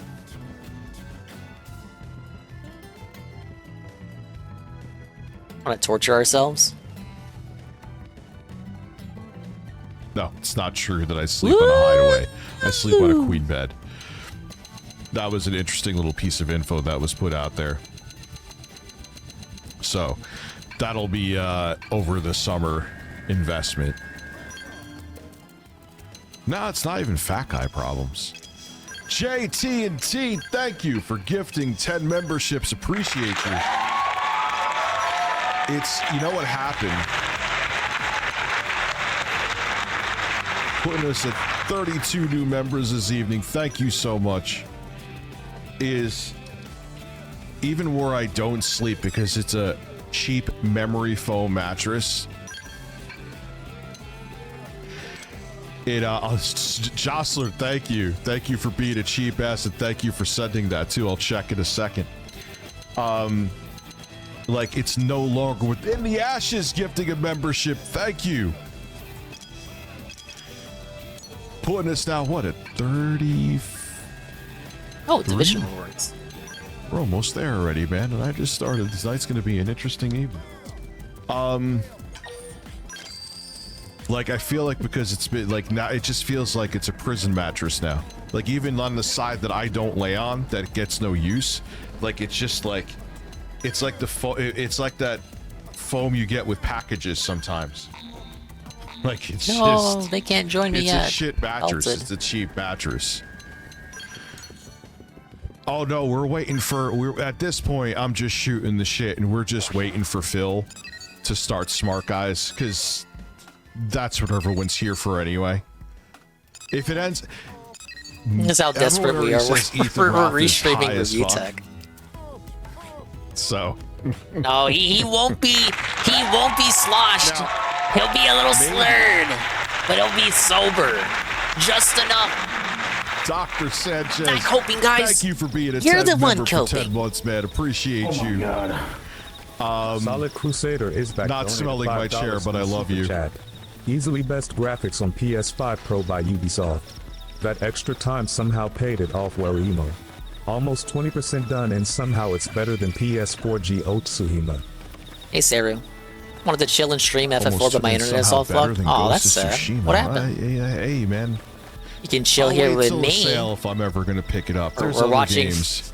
We're watching Dickers. Yeah, until Phil turns on the stream. This is gonna be. It's either gonna be Ethan Ralph may play it cool because he wants Phil to trust him, so or he could fuck him over later, kind of like someone else that we know. Like, plays it too safe.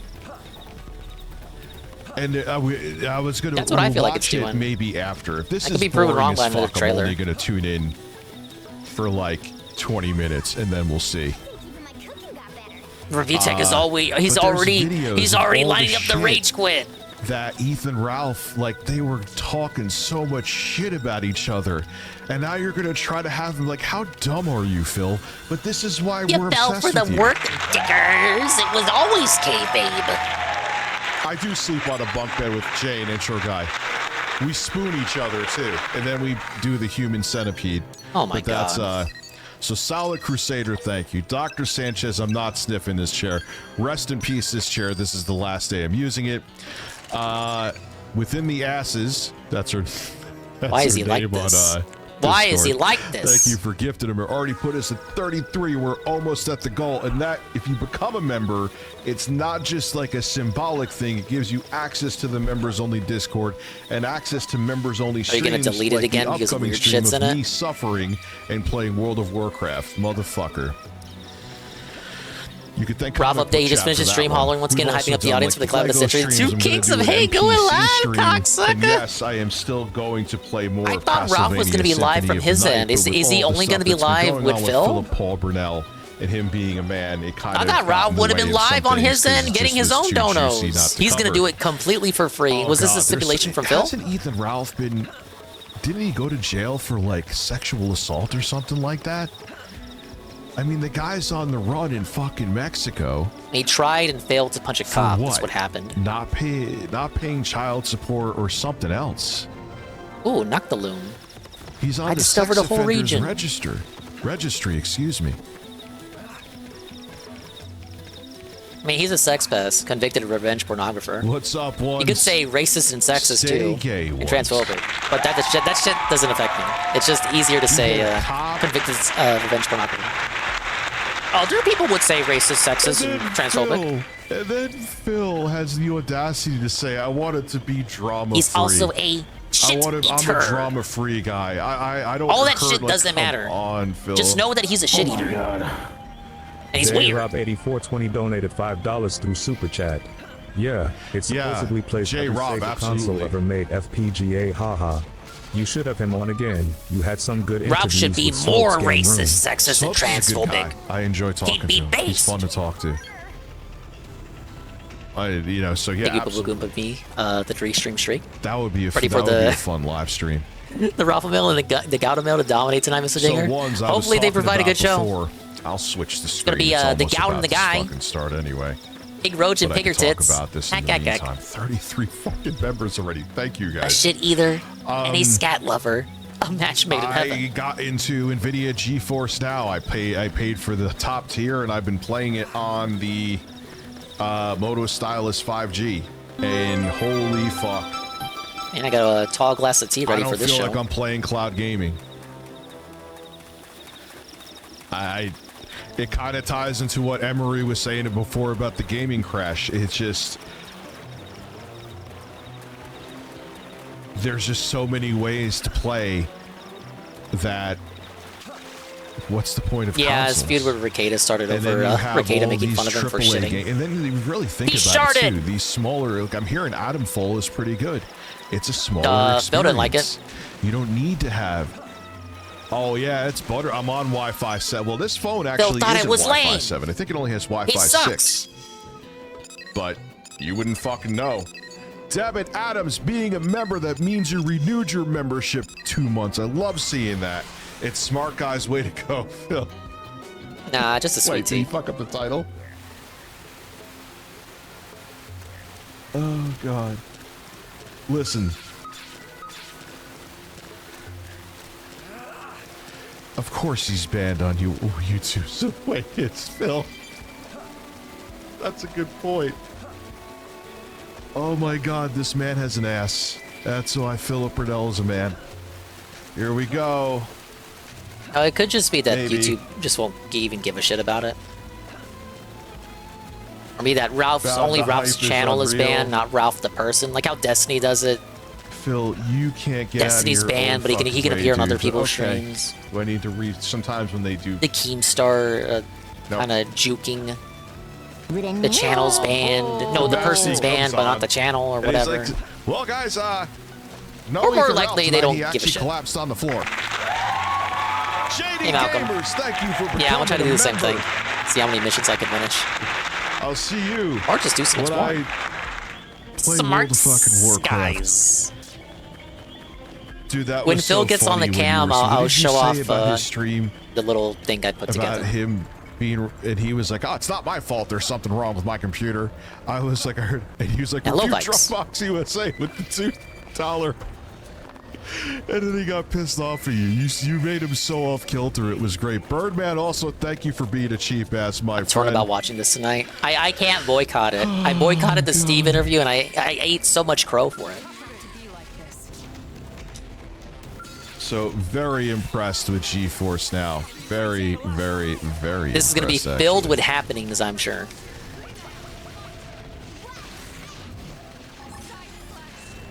Yeah, is this SD card coming today or He doesn't what? look sober at all tonight, which means Kino content on the way. Ralph, look, Ralph Small ended the updates. stream early to Yeah, it go was out take for a shower delivery at like 10 and o'clock wash his this morning. What the face fuck? and pop some pills. He's I gonna mean, be just hope fine. it didn't get lost. Whatever. Right? Comic book Right, chat. right, guys? Right? Oh my god. You want breasts? Also, Comic sure. Book Chat I'll let her- donated $50 through Super Chat. I think when the crash eventually happens, systems like the Steam Deck and Legion go Rob as has things with 1,300 Steam viewers, OS will take DSP's over less than and indie games 350. will take a Lamau. prominent role, and we Oh, will have man. a gaming renaissance, which is very Look, much people are needed. excited Also for this. shirt off. Also, sure.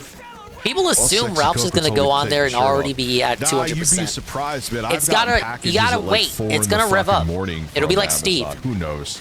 Or they may Or it'll tell just me be that boring, it's delayed and, I'll be until wrong. tomorrow. I don't care if it's delayed. It is what it is. It's not like I absolutely need to Go put complain the, about Rich's sobriety just to invite it's a Ralph. 1.5 Maybe- terabyte card. Let me Rich get did this say out a for the man. condition for him appearing with Phil was that he be sober. Maybe Phil gave the same condition to Ralph. You gotta be sober if you Cog want to is in appear the on my chat stream. saying he'll cover this live tomorrow. Cog!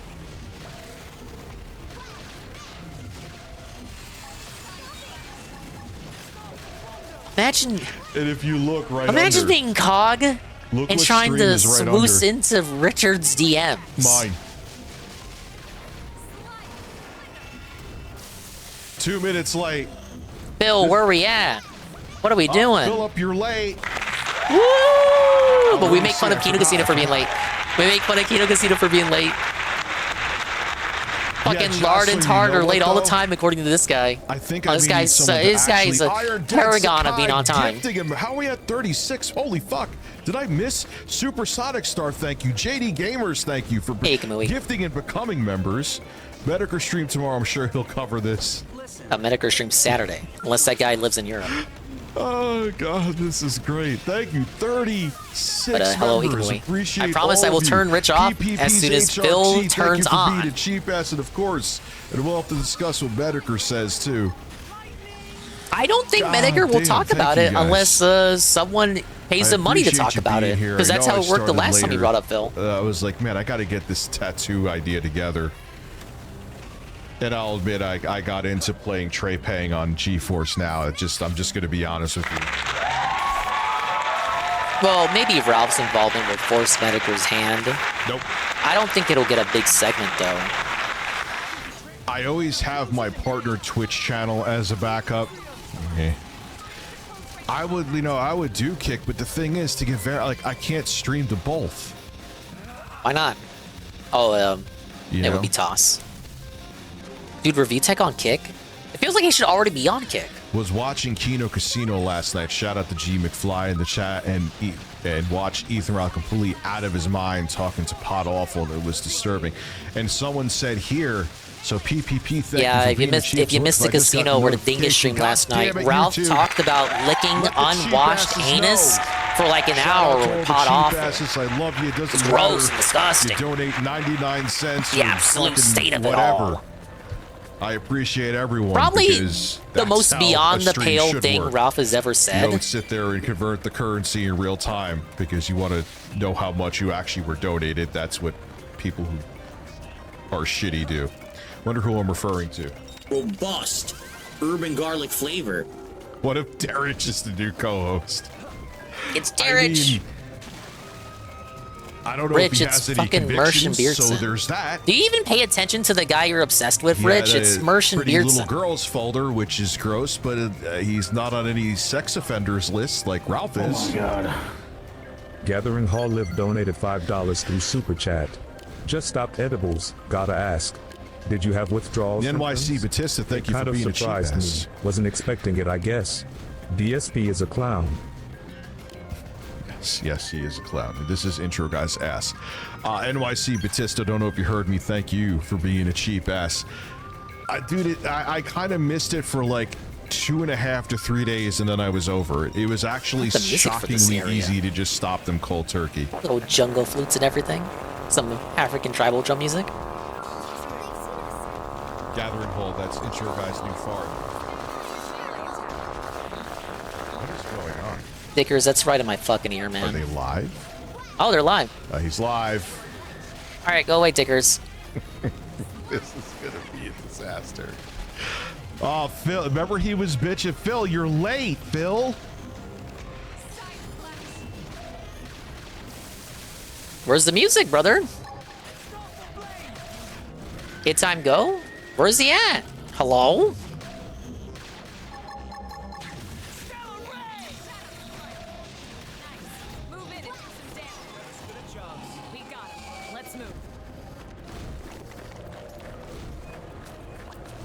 Let's do a poll. Big ups Heavy Metal Gamer. Oh, no, a prediction. The Dingus prediction. Ralph is kicked off the show. That's pretty simple, right? People got opinions on this.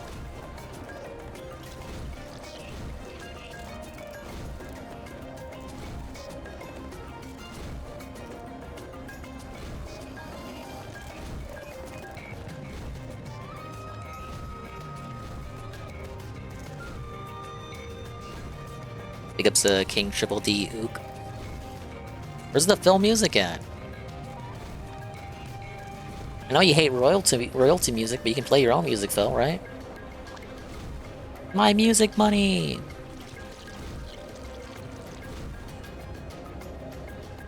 Yeah, I'm putting my dong on the line tonight. What?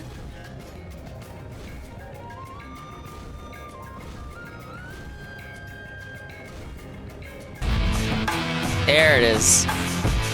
Ralph has kicked off the show.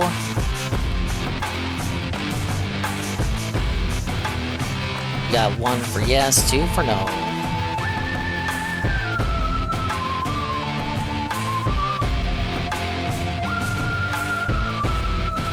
We'll give it 10 minutes.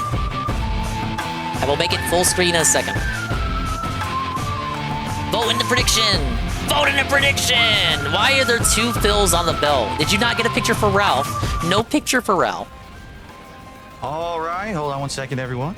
Hi, And everybody. good evening, everyone. I'm here, and bitch. welcome to a very special edition of Smark Guys. Today's March 27, 2025. Look at him. He's so happy to be here. And with me, Now, for the first time ever, for ladies transformative and reactive gentlemen, purposes, a man who needs absolutely I need to do no something. introduction. A We're man gonna who do is the something a little bit first different for this person react, to this jump on the restream, if you chance will. To be one of the I gotta do this, guys. I'm gonna introduce, that I'm going to for the have purposes over of the this next few restream, weeks leading for on the the road to purposes of ridicule and WrestleMania here critique, on the we're gonna be Smart Guy introducing Show. Gunt Ladies and gentlemen, Vision. here with me live Ladies tonight and gentlemen, is Ethan Ralph. Ethan, how are you tonight? Gunt I'm doing Vision great, is man. upon How you doing? us. I'm doing good. I'd like to thank you for being on the show and for being a professional about it. You were very eager because a couple weeks ago, as everyone knows, I gave the former host of this show the boot for very good reason. And he weighs a lot more than me, by the way. He weighs 800 pounds. You know, I'm down to 175. Ralph's already on it. Come on. Ralph's not too bad. Maybe, you know, Ralph is sober. Well, he's not sober, but like Ralph is intelligible here. Yeah, you gave him the boot, and it seemed like he's aware. He's aware. That I've got made hopes. him the most angry that you actually cut him off first. I don't know. That's just my opinion. You can weigh in if you want. There are people who like to feel like they're in sober positions enough. of power, and when they have the rug pulled out from under them because they thought they were in power, that's truly when things snap for them. And that's exactly what happened. That's why the reaction happened the way Is it a it talk did. over That's why DSP? they're going so hard DSP on need me to put his because they dingus on the realize table. that What are you I can doing, control Phil? the situation, which they don't like, and they can't handle it. But anyway, after his behavior, They're already being not only awkward. on this show, but There's on no his own chemistry show, here. I gave him They're the being boot, really careful and I didn't not to really know upset what the other. to do with this show because this was a co-op commentary show. You know, I could do it myself. Everyone knows that I can run a ship. Yeah, I've done I it for guess. 17 years, pretty much solo. But co-op commentary is always better than just one person yapping. And Phil didn't I even thought, have you know, chemistry maybe with his I will boyfriends. entertain He doesn't even have having chemistry some with his co-hosts. wife. And then you spoke up. In fact, before I think even the person he had the publicly most announced that chemistry I with was maybe looking for co-hosts, Rambo? You threw your hat Maybe into the ring with Leanna? a post over on X. They had like a I'm curious, dynamic at Ethan, least. Why was it that you were so eager to jump in and make yourself a candidate? I just want to do a wrestler show. First off, It ain't about Felton Kino. Parks. I mean, let's just be real. You called Philomark. You called Philomark. You cut 5 promos calling Philomark. His career is built off a lie off me getting him kicked out of his church, which never happened, by the way. He's admitted that never happened. So, like, I have a personal grudge. Like, I don't want to sit here and lie in front. But also, I feel like, and this is gonna not win me any friends, by the way. But I feel like you get a bad rap, honestly. Like, This is consistent with how we treated I Phil. can He's always understand thought this people about Phil. hating me a lot more than they hate you, right? It's like, what has Phil really done to earn this level of just psychotic? Let's allegedly hack into his accounts. Let's fuck with his life. People disavow that attack shit over here. His wife. Let's try to fuck Rod up his Rush. relationships. Was this and do Noel? all this. This is Noel talking? I feel like it's always been unfair. You've never made anyone support you. Of course, the King of Hate. I've watched your show a lot Just recently. about the only talking point he has for Phil is that he used to be the King of Hate. And it's always a segue into how Ralph is now the King of Hate. Ralph took the crown. King of Hate title. I love that. Now, but I know you have tried to go in a different direction, and I don't want to be that guy anymore. And I want to be more positive and this and that. I want to be the King of Hate. That's what I want to be. And so I was a little jealous of that too. But it's also like, what has this guy really done to deserve this type of enmity? How about you look up the forum? How about you look at any documentary? How about you? Lives. They're How about you do complete any fucking research? Losers. They stalk your every move. It's kind of how Kino treated him at first. I wonder why people hate this guy. To, like a weirdo in chat or whatever, but like, what We'll have find you out, Ralph. really done to deserve what they give you? That's my opinion. I've always said that. For years and years Too now, lazy we to do did the have research, that just like one how little Phil's too lazy to do the research on when we Ralph. went on the casino because, they were trying to set us up against each other. And now I saw it very quickly because I was like, oh, they just want their content. They want us to fight. Nah, you called him a so mark they and can you make meant their it. own money. And Nah, I was like, you all meant right, it. whatever. And I just left it alone. But I've never had any problem with you. And so I was think eager Phil's to kind of have concerned. this, Do I let him talk? When do I butt in? Not even Is he just gonna let coalition, Ralph but talk? just, Oh my God, let's say Ralph is gonna talk as much as clash, he but, talked. Phil's not gonna get a word in. commiseration, When are we talking about wrestling? happened here on stream, and so Just when I commiseration. saw the position I love was when Ralph open uses big because words like he knows what they 800-pound mean. Ashton Parks can't fucking walk further than Talk about how 20 you feet understand the wrestling zeitgeist, Ralph. distance, and he was really angry when you cut him off, and so he was born in 1996. I was born in 1985. I hate to give my age away, but I lived through the Attitude Era, through the great times of wrestling, and I know Fucking pre-stream history lesson on wrestling. but a lot of it. And so this guy's a poser and a freak and a fraud, and so PvP does know about wrestling. If you maybe watch this is Smart Guys, my you would know that. ego. I don't know. They obviously I proved that he would did be his a good research, fill-in, that he watched the shows. for him. Well, here's the Yeah, truth. PvP is late 20s. Worski is late 30s. I've been doing this for 17 years, and I've Oh seen my it God, all. this I've play- seen the highs he and lows. plays I've seen right YouTube into change Phil's over own the years and history become lesson. a completely different thing today than it ever was back in the day. I can easily do drama content. I'm good at it. If I get pissed at someone, Is he? I could easily Is tear he? Is them a Phil new good at asshole. drama content? What do you guys It's not a think? big deal. But to me, that's like, I just don't like that content. And everyone's different. Maybe you like that content. I know those guys like that content. And that's fine. If people like that style of content, more power to you to enjoy it. But the problem with the situation was that they were actually trying to control me and turn me into something that they knew I didn't want to be. You said you were the Told them king snake, time and though. again, I'll be You a said part you were of your controlling show. them. We can do some drama. You were pulling the but I don't wool over want their that to be the end-all over their be-all of eyes. who I am. I've been doing this for 17 years. I have a fan base of thousands of people who like me for gaming, for podcasting, for chill vibes, not because I'm some hateful guy who's, arguing with people constantly on the internet. Hateful slurs. They didn't want to hear that because all they know how to do is make drama. So when I basically said enough is enough, no more drama, they didn't like that, and that was the end of it because I decided to end it. So yeah, I do think that's why it blew up the way it did. But as you've seen in my content, I really don't care about those guys. I'm not watching their stuff. I don't even know what they're saying or doing in regards to me. I don't give a shit. And I'm happy that there are people who are excited to be part of positive content. For example, we've got you this week. We do have 2 other guests lined up. Bringing on the convicted revenge pornographers, based, positive, meaningful actually content. Doing legit wrestling commentary. And that's a good thing. Now, what we should do I thought we came here to talk about wrestling. Talk a little bit I mean, about you Rob kind of opened and your it to history talk with about wrestling and his because some history, and then people are Rob, under the Phil kind impression of the only segued into like a reason victim that you were segment. interested in being on this show was drama, but actually that couldn't be further from the Hey, truth. Tim, I'm doing great. Totally false. I put out some pictures, obviously. I have a picture of me with the Macho Man when I was 12 years old. I don't know if you saw that. Kevin Steen, they call him See, look, Kevin Ralph Owens actually wants to now, talk the about Briscoe wrestling. Brothers, Sorta, kinda. RIP, It might be a means to one an end of to those talk about PvP. guys. Tanahashi live at the Hilton Tanahashi.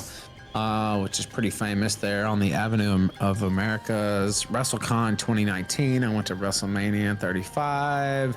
I went to WrestleMania 35, bitch. 100 or 150. I told you guys Ralph would be on his best live. behavior. He's got a plan. The plan is to just shit talk PvP. If it is, fuck this guy. I know every crease on this not guy. You, him. But the other part is, no, I actually am kind of built for this, right? I actually didn't watch the Thank you, Pancake Mix, for the lyrics. I didn't listen to a lot, I'm not gonna lie, but like what I did hear just sounded like a fat, overgrown baby who doesn't understand the business whatsoever and never drew a dime.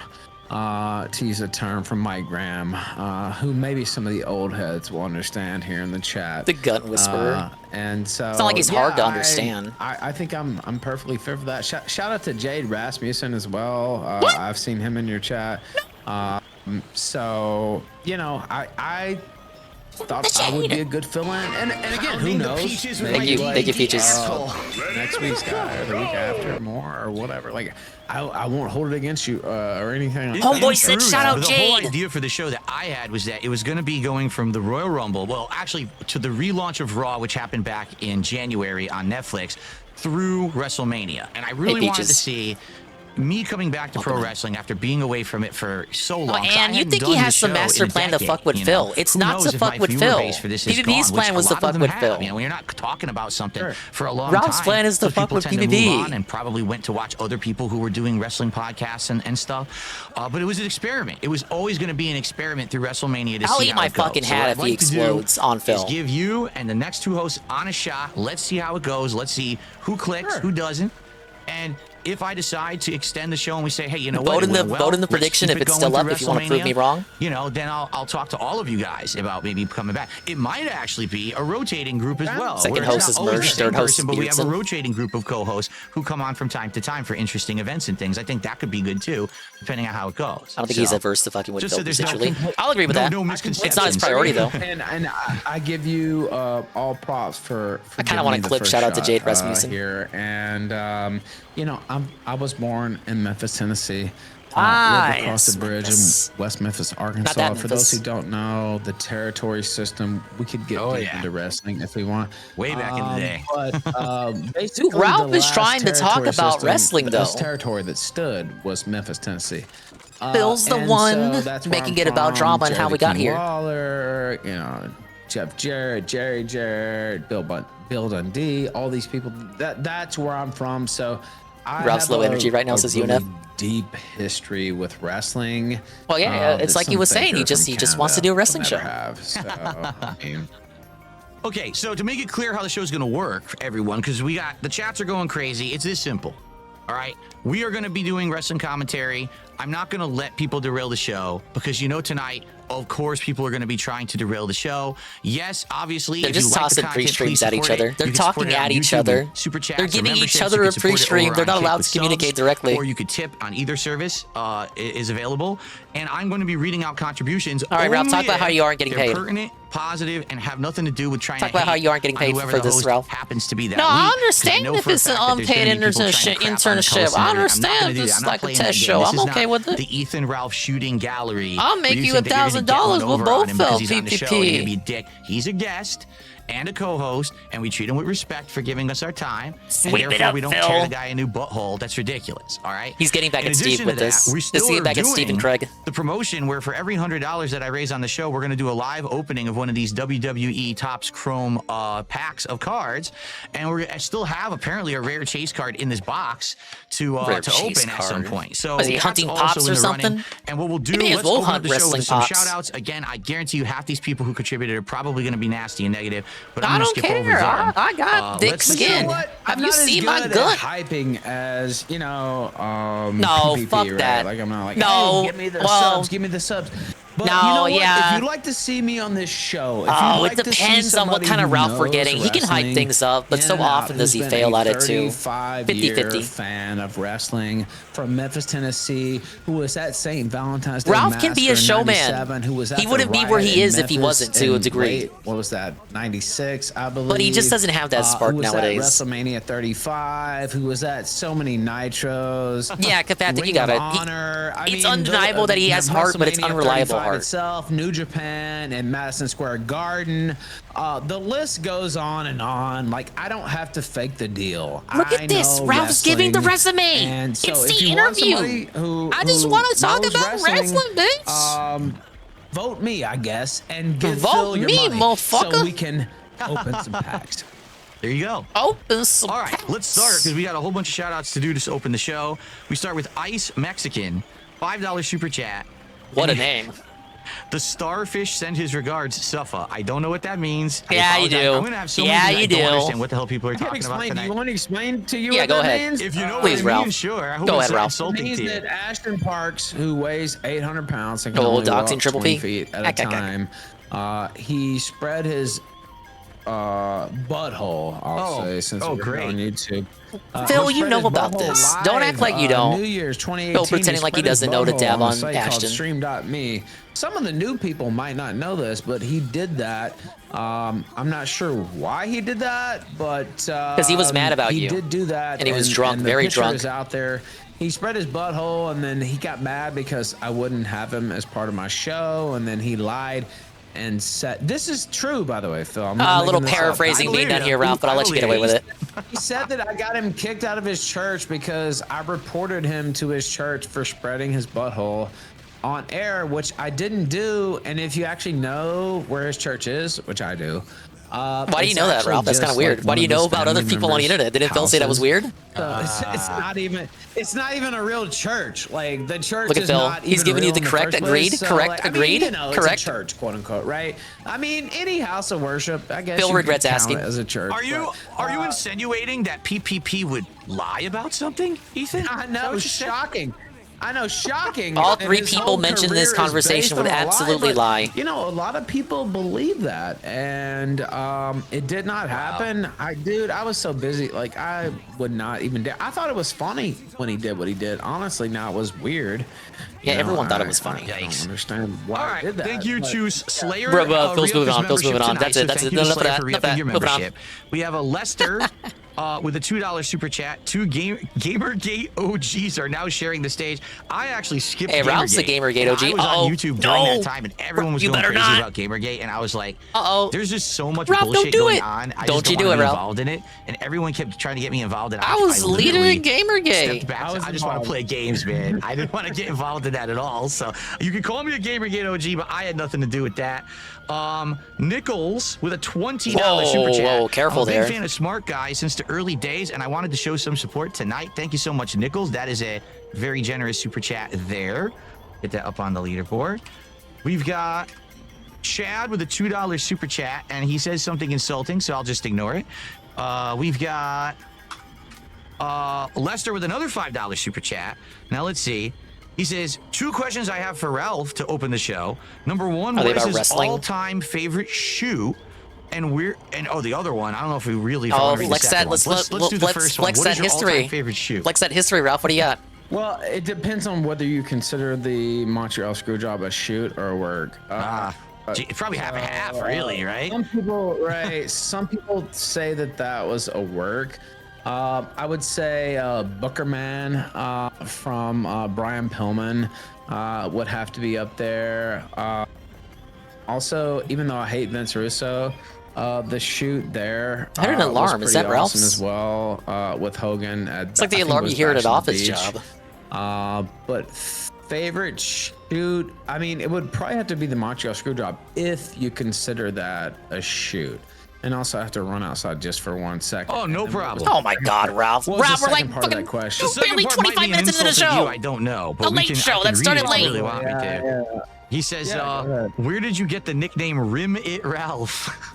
Because I like to. No, come on, Ralph. I never denied enjoying women's buttholes, we'll say, and not because I actually ate what was inside of that, but you know, you can go around the rim. You can go around the rim, Phil. You know what I mean. Maybe you don't know what I mean. Well, but, you know, to each their own. Some people like to talk about that stuff publicly, and some don't. So, you know. Hey, I'm just being real. Like, you know what? The ladies love it. And I will step outside real quick. And why did he my say favorite shoot that? would be the Montreal Screwjob if that was a shoot. Now, Kevin Nash swears it wasn't a shoot. There's a lot of other people, but the Bookerman comment from Brian Phil's getting Pillman, bricked up hearing was another awesome one. The hearing Ralph talk about eating shit. Oh, Phil's so bricked up, you was another guys. awesome one. If you know that, that's all these are over my head. I don't know that one. yeah. That's Memphis Wrestling, where you really like talk shit about Lawler and Memphis Wrestling, Doug Gilbert. So that would be another one. But I'll be back in like 2 minutes. No problem. I'll do some more shout outs while you're gone. No problem at all. All right, so we got Han Solo 2069 with a $5 super chat. I've never donated to the channel before, but I do like this Ralph guy, and I hope that he sticks around. I don't know how many of you guys tonight will be serious or not, to be honest, but I appreciate you all being here. Thank you for supporting the show, trying something different, and hopefully, you guys like it. Melvin the Weed Wizard with a $5 super chat says, Phil, I haven't seen your stuff in a while, and I heard that you now have a wrestling show. I've been binge watching them. I'm glad to see you live. Well, welcome to my show that has, shuffled around and changed a bit, but I think at its core, the wrestling commentary is main. Yeah, he said he would only read positive chats, but then he reads out a chat that calls Ralph a shit-eater. WIP with a $5 super chat. Oh, hail and then Ralph disagrees with Ralph. it. Thank you to WIP. Yeah, it's up to I do $49 shit. You want to know the truth about it? With a $5 super chat. Ralph is the ultimate co-host. Let's go, Suffa PPP. It's too bad he wasn't here to hear that one. I bet he would have appreciated that. I'll let him know when he gets back. Thank you for that. And then Einstein Theory with a $5 super chat.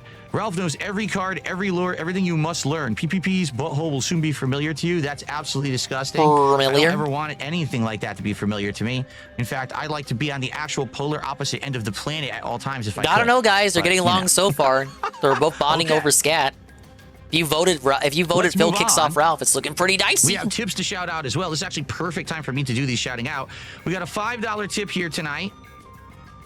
I mean, Phil face-tanked him talking about licking assholes. Dicks, all the detractors. Let's fucking go. Well, thank you so much to Flatman B. That's our first tip of the night. You can't get that much worse, right?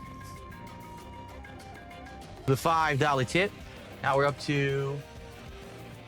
This Ralph kicking himself off down. No, it's got to be Phil. Another $5 tip here. Oh, could you imagine Ralph and Triple P team up? Triple P comes in. Like, Ralph is just here only for those first 20 minutes. Now PvP comes in and calls in SmackDown didn't have that much for me. The brawl at the end was fine with triple threat being confirmed. Maybe Paul Heyman turn on Seth Rollins. As for Raw, I did like the John Cena promo about being the last real champion. I hope that he'll win at WrestleMania. I think a lot of people are starting to turn that way. Ralph gets arrested. Ralph gets arrested and leaves and doesn't come back. They want Cena to win, and we'll talk about that. I when we guess cover he the won't be promo. the permanent co-host then. Cool. The IC match at the end, I hope that Penta would win. Hopefully, Carl, there's a you missed it. He rematch. talked about NXT this licking week was licking great with assholes. 2 title defenses. Was it? I didn't see NXT Super this Chat called week. him Says Rim and there Ralph, was and Ralph Stephanie Baker explained with the NXT the Women's asshole North rim American meme. Championship and the She is NXT. so sexy, by the way, Phil. I'm sorry. Oh my god. I do not watch NXT. Oh my god. Oh, he's calling a little bit sexy. Like I have oh my god. I have all the on-demand services. Where do you watch it, Ethan? How do you see NXT? Oh my god, he's gonna call him Ethan like he calls PPP Ashton. He's gonna call him Ethan, not Ralph. Or Ethan Ralph. He's gonna say Ethan. I don't know if I can watch it on my phone. Don't say that live on air, but it's an educational, Nobody calls this dude Ethan. Not even himself. I have all the services, and I have a VPN, but I don't call know him how. Ethan. Like I don't even know where the hell NXT is. I have to figure it out. I call him the Gunt. I can just give you an invite. I've been a member for like 15 years, so. No, I'm not clicking any link. I'm not clicking any link you send me. I'm not clicking any link you send me, Gunty. You know, live feeds and stuff like that, but that's how I watch now. I know, you know, fat ass probably is not too smart enough. I hate JC if I didn't say it earlier. Yeah, you excited for this? I've been, I've been a member of that site for literally 15 years. Ralph, Phil is not clicking any link or invite you give him. He's gotta think about it, brother. Do you know how to use torrents? Oh, I've Hey, used Gohan. them. Dude, I used torrents the day they came out. Oh, fuck you, Mr. Never Used a VPN. Suck my fucking dingus. Letters in the mail telling me to stop. Yeah, I torrent all the I'm time. telling you, it's a private tracker, so they can't like. Carl, you hear the bullshit here? Yeah. All right, we'll look into it. Sarah, are you listening to this? I torrent all the time, brother. Also, there was. By the way, if you gotta walk me into using VPNs. That's another famous shoot where Vince screwed her out of the title. I don't know. There's a lot of famous Ralph has to physically go over there into the gated community, which he can do. He's very capable of doing that, and go into his house, set up the invite for him manually. There's a lot of famous. I was gonna manually type it on his keyboard. Oh, sure. But yeah. But by the way, there's a couple people who already are complimenting you tonight and saying that you're doing a good job, and you know, ironic LARPers that want to see Ralph get the permanent co-host slot. Like people, Phil. You know, again, I never had any problems with you. I know we talked a little trash never did. back and forth on Twitter, and you did your thing. I know he never had a legit. He never had legit beef with Phil. Like it was all up front. Other people, right? Like I really never had any beef with you at all. I knew this frog was gonna come on and talk about Wrestle. Like it was. But I think like it's Phil trying to bring up drama and shit, reading these super chats and all this, and it's like, I don't even care. Like, it's not that you're not worth it. Like, you've been around long enough to do something like that. Like, there's enough material to work with. I know. There's totally enough material. I mean, I could do that, but like I don't have that feeling in my heart for you. I've always felt like, and I've said this personally. You have feelings in your heart for Phil. Like even Worski didn't say this about much. You at all, but like I feel like you're really targeted in an unfair way, and haters can take this. Yeah, Peaches, you know, Peaches, you've seen as much Ralph as I have, and you know, you can hear the cadence he's got going on right. You know, he's not gonna yell at Phil. You know, hacking into your private records and stuff. People have done every possible thing. Peaches and Brian, MK, have seen enough of Ralph to know what direction this is going to go in. And then all the detractors say, oh, well, we don't support that, but we use that information. Well, you know what? You're full Ralph, of you shit. said you fuck with detractors. Ralph, you said you respect detractors in your fucking promo. Garbage, and you're trying to call you fucking knelt and sucked up detractors. For what happened to the Ralph Mail Detractor Alliance last year? Way less worse than what you're up to yourself. So that's always been my position. Have I always agreed with you on everything? No, but like I don't like. I don't know. You always seem like a chill guy, and the more I watch your content the last couple weeks, because I knew we were gonna. You're right, Sarah. Right? Whenever Ralph gets his docs on someone, he shows off the info. He's always like, "I docs him. The information just fell in my lap." Phil uses that too. I don't know anything about this. People just send stuff to me. Ralph does that same fucking shit. You know. Well, no, I'm not I dissing didn't you, dox but I'm him. saying It just maybe fell into he's my pulling lap. the con of all time, but like he actually seems to just want to do positive content about gaming and wrestling and, you know, a few other things. Like I mean, if he's tricking me, okay, but like I have nothing to gain here other Two than spurs of a trying feather to fly make together. a good show about wrestling. And to do the collab, just me and you on the same screen is a big deal.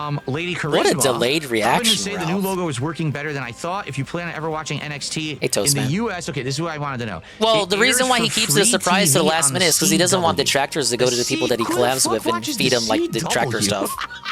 Why would they put NXT on CW of all? Like, you could put it on any other possible thing and it'd be easier to watch than on the fucking CW. I don't have regular TV. Almost no one does anymore. What a stupid thing. No wonder I can't find it. All right. Well, I don't know. People's grandparents have regular TV. With the Well, Extreme Wrestling. if I'm gonna watch it, I have to. CW, but like this is stupid. I mean, it's Yeah, I don't, so nobody else does. a, Moment. Network, right? Like a network broadcast, but like I anyway, we can talk after. We'll talk after the show, no problem. Yeah. All right, let's see here. We've got Lord Licorice with a $5 super chat. Ralph should stay. So far, this is really good stuff. There you go. You're actually getting some nice compliments here tonight. I'm surprised. Actually, Are these nice compliments? I guess by Ralph standards. Being very nice. Stuart, thanks Rob for usually doesn't getting your get membership here on the glazed channel. this much on his Ice own show. Mexican with another $5 super chat. Will you ask Ralph what his opinion is on the women of wrestling favorite Amanda Morris? Another thing, I have no idea what he's talking about. Do you know what he's talking about? Well, she's kind of hot. Well, the truth about it, I would What smash. he's talking about. Okay. By the way, we've already topped. I don't know who that person is, but they sound like a bottom tier, lower tier wrestler. I don't know that person though. We have Dixie Wrecked, who became a member tonight. Thank you for that. And by the way, we topped $100, which means we already get to open a pack of cards live, which is awesome. Can't wait to do that. That'll be interesting to see what we pull. We got Rush with a $2 super chat. He says, "Are you, Ralph, a Cornette guy or a Heyman guy?" I know nothing about no Amanda Morris. But like in terms of entertainment, like they're both neck and neck, right? I listen to. I'm legally Cornette's obliged to podcast not all speak the on that time. person. And so, but when it comes to telling the truth and who I would actually believe, it would be Jim Cornette. And also, Jim Cornette got his start in the Memphis territory. That's and right. So, Yeah. He's your hometown boy. I'm a Cornette guy. These people has no idea how to carry a conversation. It's wild. Although he's getting a little Heyman. You would think with how pilled out Ralph is, like Phil would be the one carrying the conversation, Heyman, but he's man, not. You better watch out, dude. Like, cause you're getting what, 56 years old. Like, he's getting a little corpulent. I didn't watch wrestling I don't want for to like. see him die. You could argue Ralph is slower than in the watch head wrestling than for like Phil. 5 Why years. is I was Ralph away controlling from the it. I totally conversation? separated myself from it, and I came back to it in January for the first time, and I'm start watching these guys. It's like, oh my god, these guys got so old in the last 5 years. Like Heyman, Punk, Triple H. Looking in the they mirror look lately, terrible Phil? now. I'm like, oh man. But did you notice Heyman on the and I have some notes here from the, let me see, I'm trying to make sure I get this Bro, right. even Ralph takes notes on the shows and Phil Heyman doesn't. from the SmackDown show. Did you notice when Punk mentioned his favor and then Heyman's like no, and then Roman Reigns was like, oh, what's going on? Then all of a sudden he got clocked by CM Punk, right?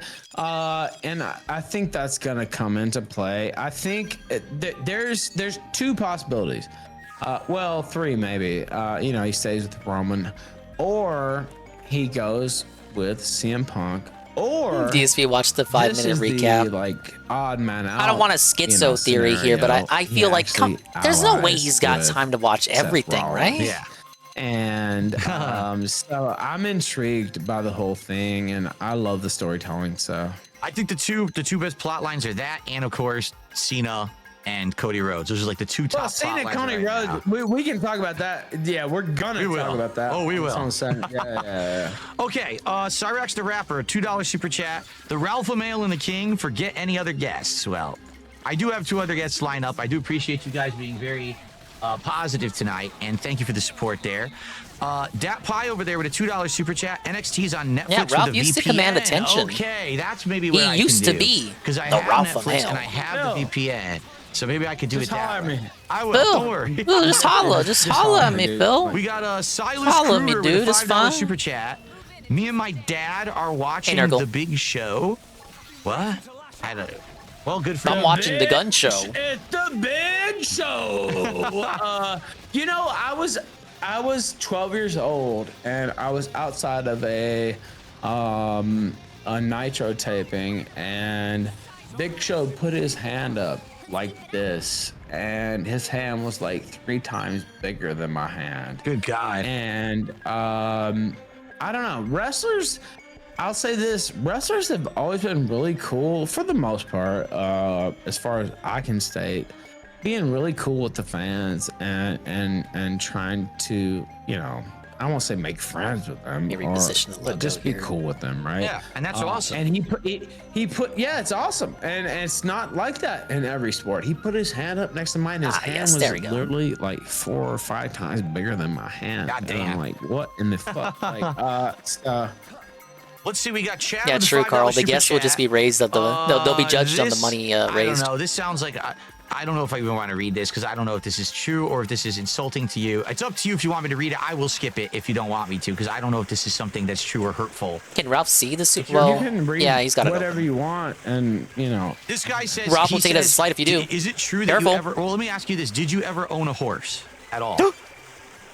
I don't know. Look at Phil. Look at I had Phil. to put her down. That was the question. He says, Great I'm answer. curious, what happened with your horse? Did you have to put the horse down when you went when you left the States? That's perfect sad. answer, Ralph. I'm sorry. Yeah, I had to put him down. It's sad. She was a fucking horse slut you cunt know, bitch. Anytime you have to put a great animal, especially a horse, a regal animal down. It's actually a great answer from Ralph. You have to do that. You know, it's a Fuck sad Fancy. thing, but Use the fucking when you have PDF. to actually, you know.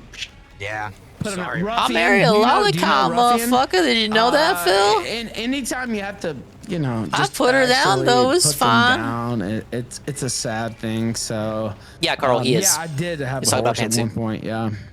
We got GG Evan 317. I like how Phil just with a $5 bought that. super chat. Or where he he's knows starting to there's talk something about Chris up, but he doesn't Benoit, want to press and it. Sadly, I hate to say it.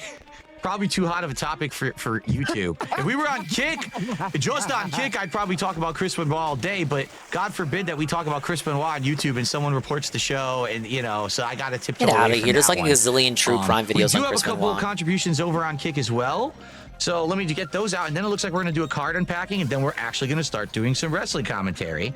Did we actually make the $100 already for the cars? We've exceeded serious? it. Ralph, We've exceeded it. We Phil said that earlier. Serious? Of course. Okay, all right. I want to see. Okay, all right. Let's We've go. got Rob wants to see the money. Real John Potter who gifted us sub You can over see on the money, Kick. Ralph, Thank but you Real can't John touch Potter. it. And we have a little bit. John who Potter. also gifted us sub Ralph. over on Kick. So we got Ralph's birthday, John Potter. I know that person. Anyway, cool. Yeah, I bet you do, I know Ralph. real John Potter too, but that's probably not the real one. But anyway, go Yeah, you know The John real Potter, John don't you? Potter would be the first person. So let's get that up on would be the the owner of Kiwi Farms, actually. Who's that? That's who that is, actually. But okay. All right, so we got that. Phil did not and respond.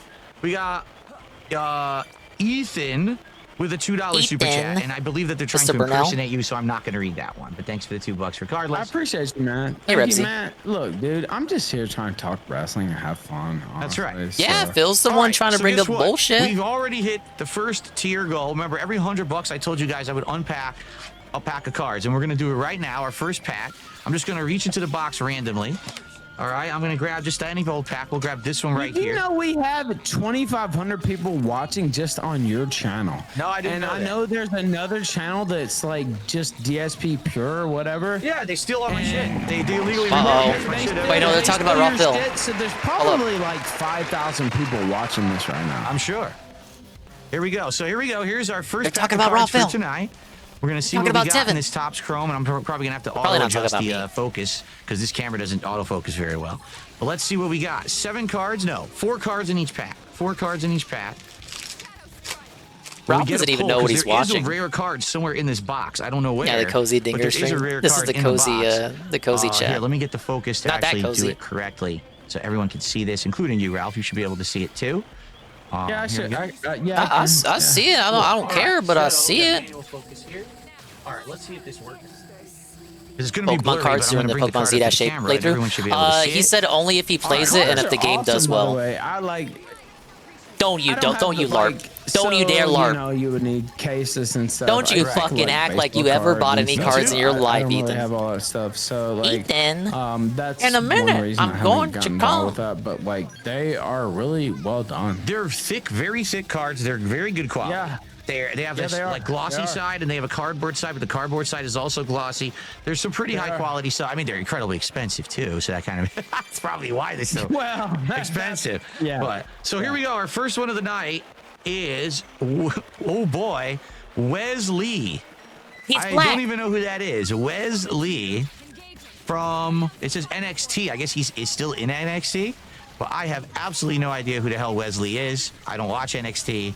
But We gotta get you on NXT. You know why I watch NXT? I wrote this down in my notes, and I said NXT. First off, I don't know that they invented it, but the Ralph specifically wrote notes about getting Phil to watch NXT.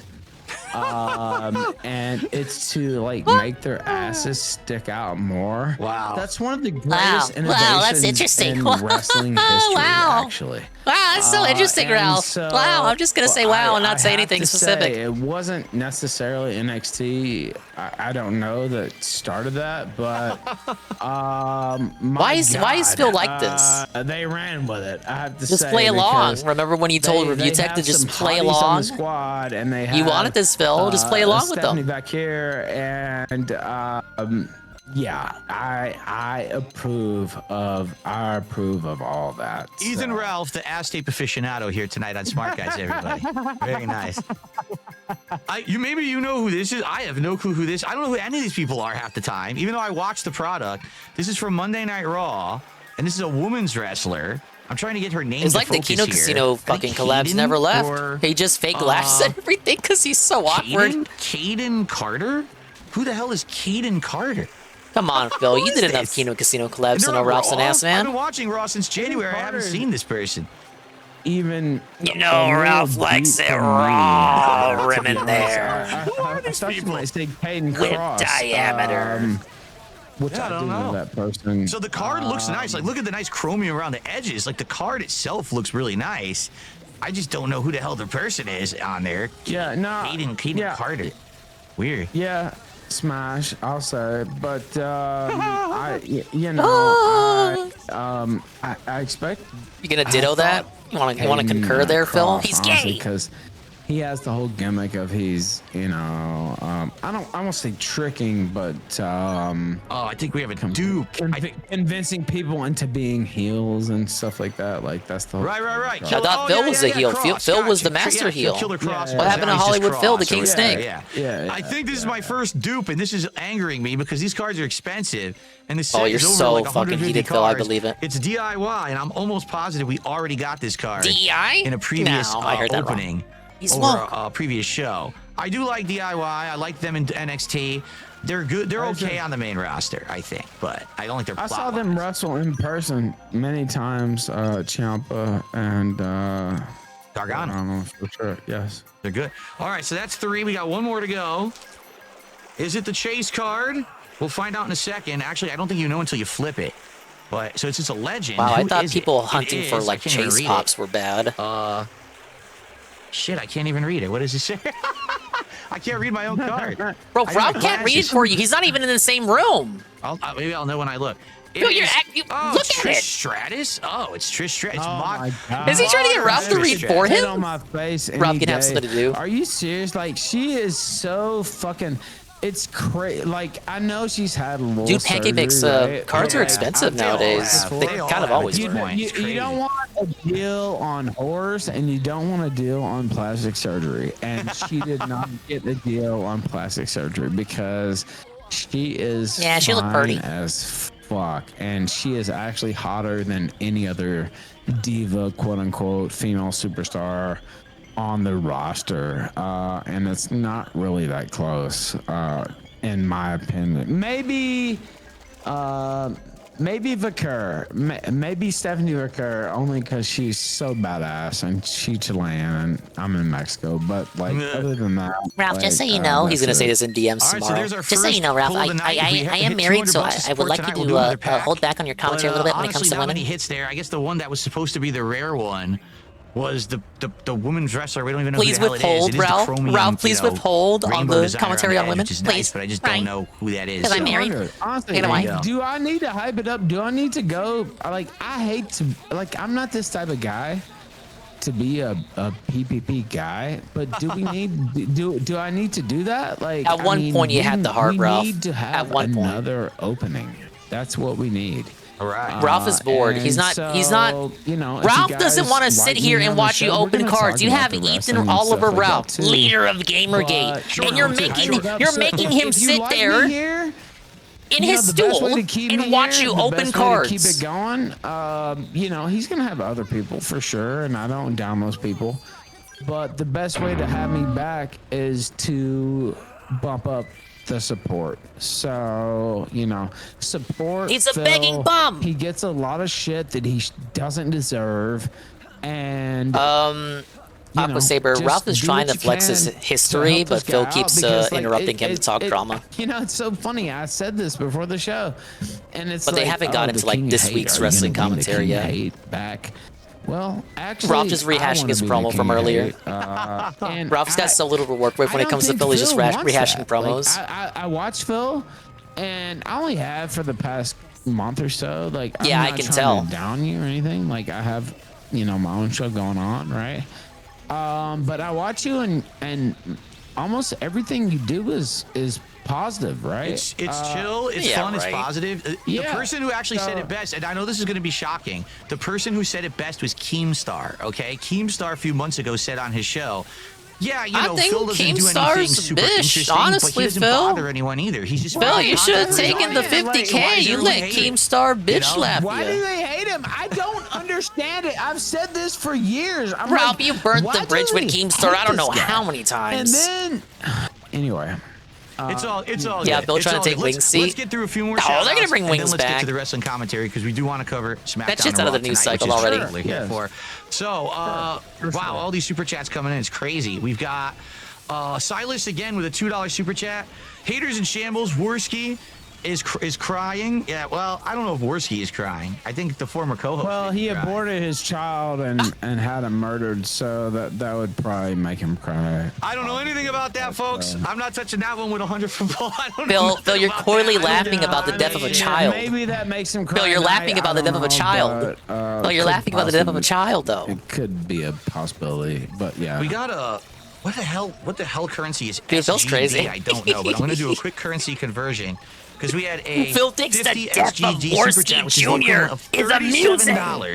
$37.30, which is actually What's the our salvage biggest of super the show chat of the night. scenario? And this one is from my only perfect timeline CECA scenario was that Ralph goes Loather. I on, have no idea what that means. felts Phil and fucks with them and teaches Phil a lesson about using Kino Casino enemies to get back to the casino. But that's not happening tonight.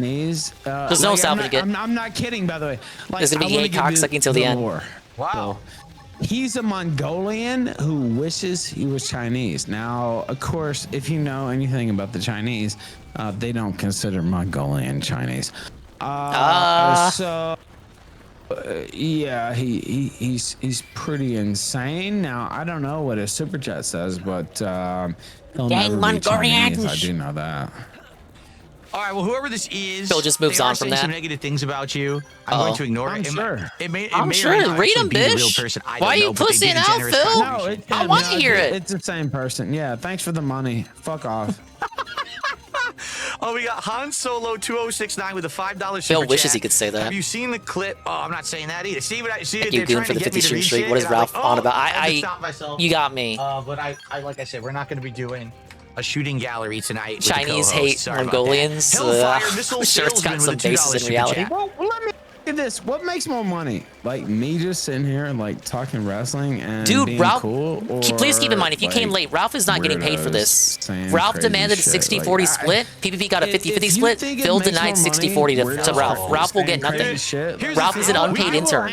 I will answer that. Like, Why is Ralph will begging on if Phil's that's what behalf? you think. Like, Here's the Imagine truth. being this Make cuck. sure- more money. That- And by the way, I'm not making any money off this show. This is a That's right. This is essentially exactly 3 weeks of tryouts. yeah, 3 yeah. weeks for people to try it out. I'm not, God, Phil, you're so no greedy. money for me whatsoever off this show. Now, if we When go these guys fall further apart, down the Rob, this be line- like the first thing Rob brings up. That bitch didn't pay me for my 2 hours of my time. But like, I don't. This is for free. I just love talking wrestling. Like that's. You guys why I convinced did he loves this, talking about so. wrestling? Rush with the $5 super chat. I prefer Smart Guys Ralph over All Statum Ralph.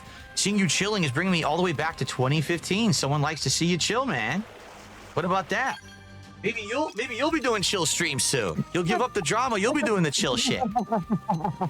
You don't know what Ralph does. It's less stress. You can keep your blood pressure down. That's for sure. Holy shit! Whoa! Whoa! Whoa! Whoa! Whoa! Whoa! Whoa! Whoa! Ralph's gonna have the most donations that Phil will still count Smart Guys. Yeah. $2 super chat. Ralph has the oh my advantage, God. Ralph, Kapathic. He's the they first were one up, asking you, and he's Ralph, the most F, entertaining. Mary, You or think Merce and Unlived, Beard's not gonna make this much Vacker, money? Lola, I Vice, know or you don't Trish? think that. Nobody does. Wait, The novelty's gonna fall off. The guest co-host novelty, and it'll just end with Phil canceling it and taking the L. Mary Vacker, Vakir, and who was the other? Lola Vice. I don't know who that is. So there you go. No. Silas with another $2 It is super kinda chat. cuck, Can we hit the Goon, goal? that Ralph won't, we are like, press almost Phil to on not $200 paying and our him. second pack opening, if you guys can believe it. We're almost there. He hates the Kino So Casino thank you that to much. He's Silas willing for to that. work for Paul free. with a $10 It just super doesn't chat. really make Thanks for the sense. stream. I hope for more. That's how I know Ralph is doing this as a Ralph, means I to don't an know who end. this is. Do you know a If it Peter wasn't the Kino or Casino, Peter Ralph would B? argue to I don't be know if I want paid. to say the name because I don't know if it's something Whenever that Ralph affects like does an IRL fight or something, or like it gets to that some point Peter where B guy on where your he show argues again, with but I don't someone know and who it's that like, is, find me so. a real life, bitch. Ralph will always say, well, you gotta pay for my appearances. Oh, You gotta boy. pay It's if you probably want some to find obscure me a real reference, who life, knows? bitch. But why does he work for Phil for free? Back here. Mary immediately. Trish, it's hard to say not marry Trish. Oh no. Over Stephanie Vakir, but like she's 49 years old, so like I have to pick Stephanie Vakir, and I obviously could see Trish, and Phil then the trying other out whore, Ralph, whatever. Mersh, and then Beardson, you know. and then Ralph wins, Okay, but the we've show got still gets canceled. Street Cook Jefferson. Where So are these this names is coming from? Ralph's only With a appearance $5 anyway. Super chat. Hey Ralph, I'm enjoying the stream. And then he says something nasty, so I'm not going to say that. I'm sure he nice did. Stuff. I'm just not going to. I'm sure he did, bish. We've got bitch. I'm not even saying this because hey Phil, I bring the heat. I'm bringing the heat, brother. Dude, the resume. Ralph resume moment. Who you have lined up? I know who you don't have lined up. Ralph is dick swinging. But I know I don't know. I'm bringing the heat, Phil. I'm bringing the money. And I don't know what to say, yeah, bitch. I'm bringing the heat, and I love that. Like, we'll see. We'll see what happens, man. Right now, it's a pretty crazy start. That's for sure. We haven't even talked about wrestling yet. Dude, Phil is so cocky right that's now. The crazy part. Yeah, We got Carl with a $5 super chat. Thanks for the chill show. I mostly seen both of you from Drama Farmers. It's nice to see two of you. Yeah, in my kind of bad, a Seal. cozy He's light tonight. swinging the that's Memphis pretty much micro, what I'm in all the the time, best of his ability. unless someone pisses me off because they're trying to drama farm off of me. You know, I really don't engage, as Ethan has said. I'm just trying to make content for my audience. I don't want to be doing drama shit. You know, they try to pull my ass into this nonsense. So I think it's something nice, something different, Not that, right, Carl. to have an interaction like this instead of being drama all the time. It's Why would refreshing, Carl do this, something bros? different, something positive.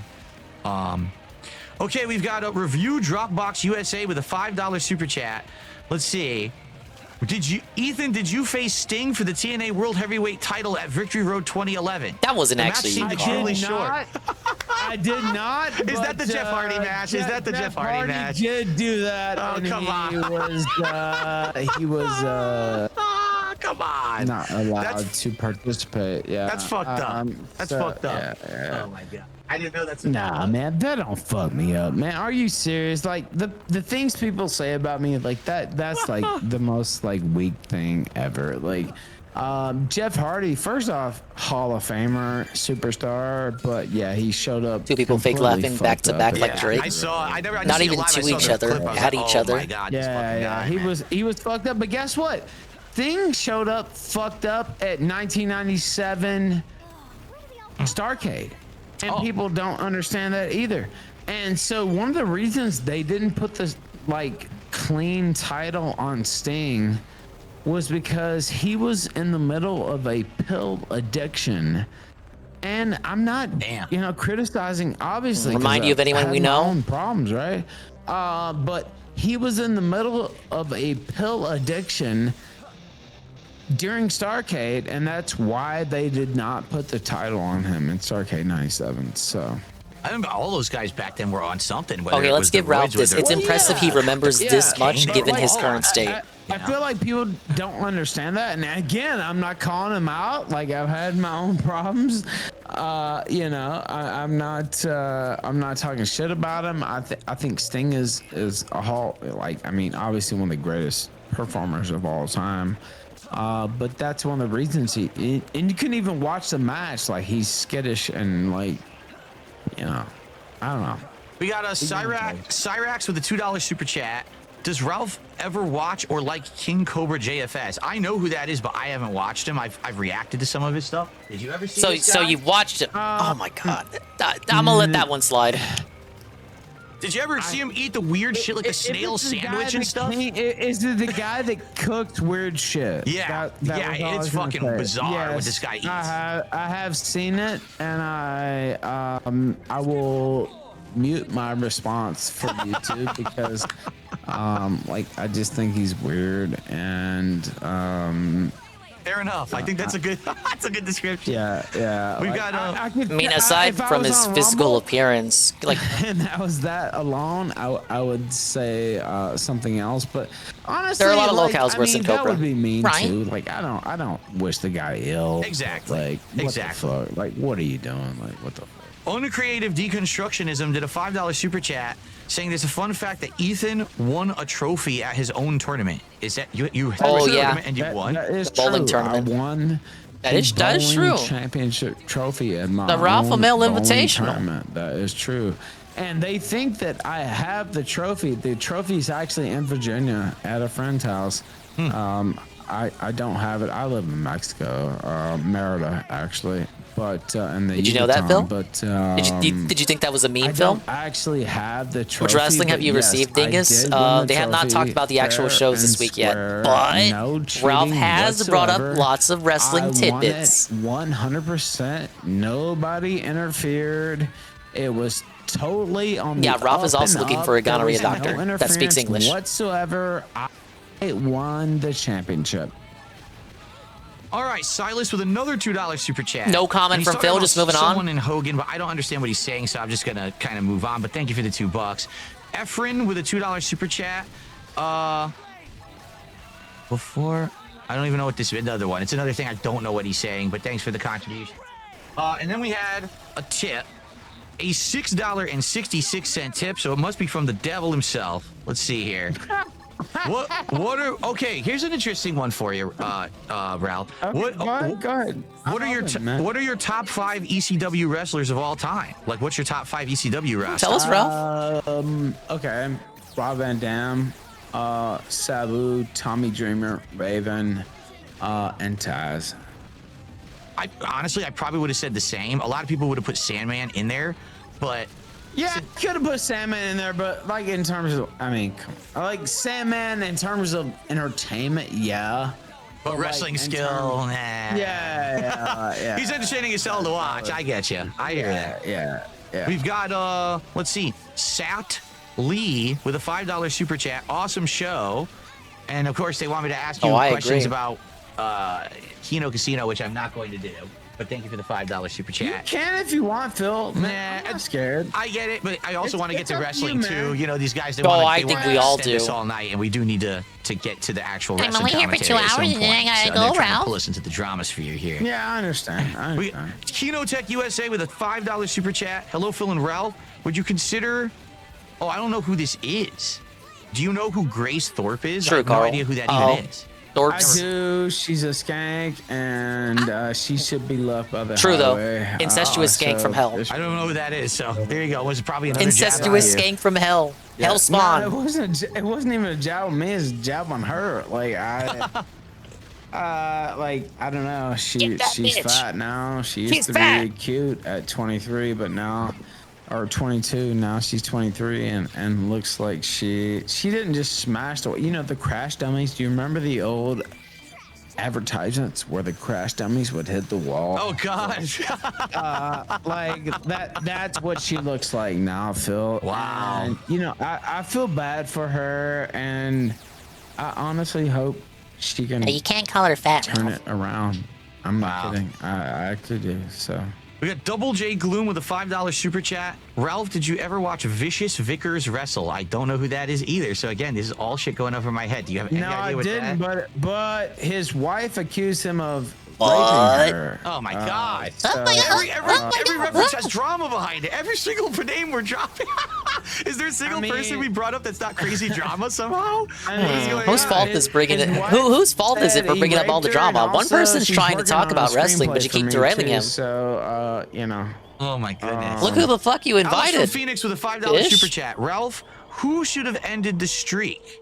Or did WWE actually book it right with Brock Lesnar? What is your take on that? No, that was a complete misfire. I don't think the streak should have ever ended, actually. Damn. Even now, you think he should have kept winning? No, I think Undertaker should have kept winning all the way through, unless you want to put over like, maybe a Punk, maybe like a. And Ralph point is plummeting. I told you guys. I was at that WrestleMania. I'm the one who said it would be. It was awesome. Kind of boring. It was an awesome match. Like, maybe if you're gonna put over a Punk, maybe if you were gonna put over, you know, somebody. Dingus Bros. I mean, the whole point. Like, I hate to explain the business. Work status botched. The whole point is to have legends put over the donos are bait. Talent, He doesn't like it ain't working, Deloria. Ralph don't give a fuck. But Brock was totally not over. This ain't heating him up. Exactly. Yeah. No, he did exactly. He didn't need the bump at Ralph's all. washed. It was a shock moment. It was like a what the fuck just happened. And so I'll give them that. Like, that's the only reason I don't just throw it out the window. But I would have given it to a younger talent. I agree completely. I think I get the shock factor, but they could have waited and done it much better, in my opinion. So, yes. Actually, Real John and Potter gifted a second sub over on Kick. So thank you for that. Wow, this is going on and on, Ralph. This is insane. All right. So just check this out. We just had I just saw a 100 squad coming. Yeah, it's just nuts. So we got Silas did another $2 super chat, but it's something silly that I'm not going to read. $100 super chat from Brandon Harris. Screw all the drama. Long live the Ralph Mail. I actually donated to the wrong chat before. I guess I'm a drunken idiot. Whose chat did you donate to? Don't tell me you donated to the Restreamer. Oh, God. That's terrible if you did that. He's like, he's a great guy. By the way, Brandon. Maybe he donated to DSB Gaming. So awesome. Forgive him. He says, "Let's keep this man on the show. If it ain't yeah, screw Phil the is two very hosts, lucky let's he's go." not Well, splitting we are the gonna 60-40. 3 weeks of trials, like I said. Yeah, and look, I don't want to shit on Here the comes other Go Ralph hosts. begging. You know, maybe they'll be better. I don't know, but like, No one's better than the Ralph Mail, motherfucker. You want to know the truth about it? The remake you did for the graphics too. That's pretty cool. Thank so. you. Yeah, I like how I'm it's pretty covering cool. them. The background, the ring is the actual original ring I used like 12, 13 years ago. Wow, The original amazing, show. Phil. But then I brought in improvements. I brought in new logos. Did all you kinds of do shit it, or did to try to make Darziak it look do more it? modern, to have like a kind of throwback feel, but also look good, new as well. So Yeah, it looks good. I love it. Shout out to Lady Charisma. She's the one who actually redesigned the logo to be them, because this is like the modern SmackDown logo, and she redesigned it to say Smart Guys for the show. So Lady thank you, Lady Charisma, is she hot? Is she single? I would not know. I'm a married man, and I don't pay any attention to any of this. Well, I'm not. Well, technically. I'm technically married. Look, I don't fuck with her. This fucking I split Review from John that Box USA bitch. with a $2 super chat. He says, which version of Kurt Angle is your overall favorite? Mine was Perk Angle. Oh man, poor Percocet's Angle. I totally remember that.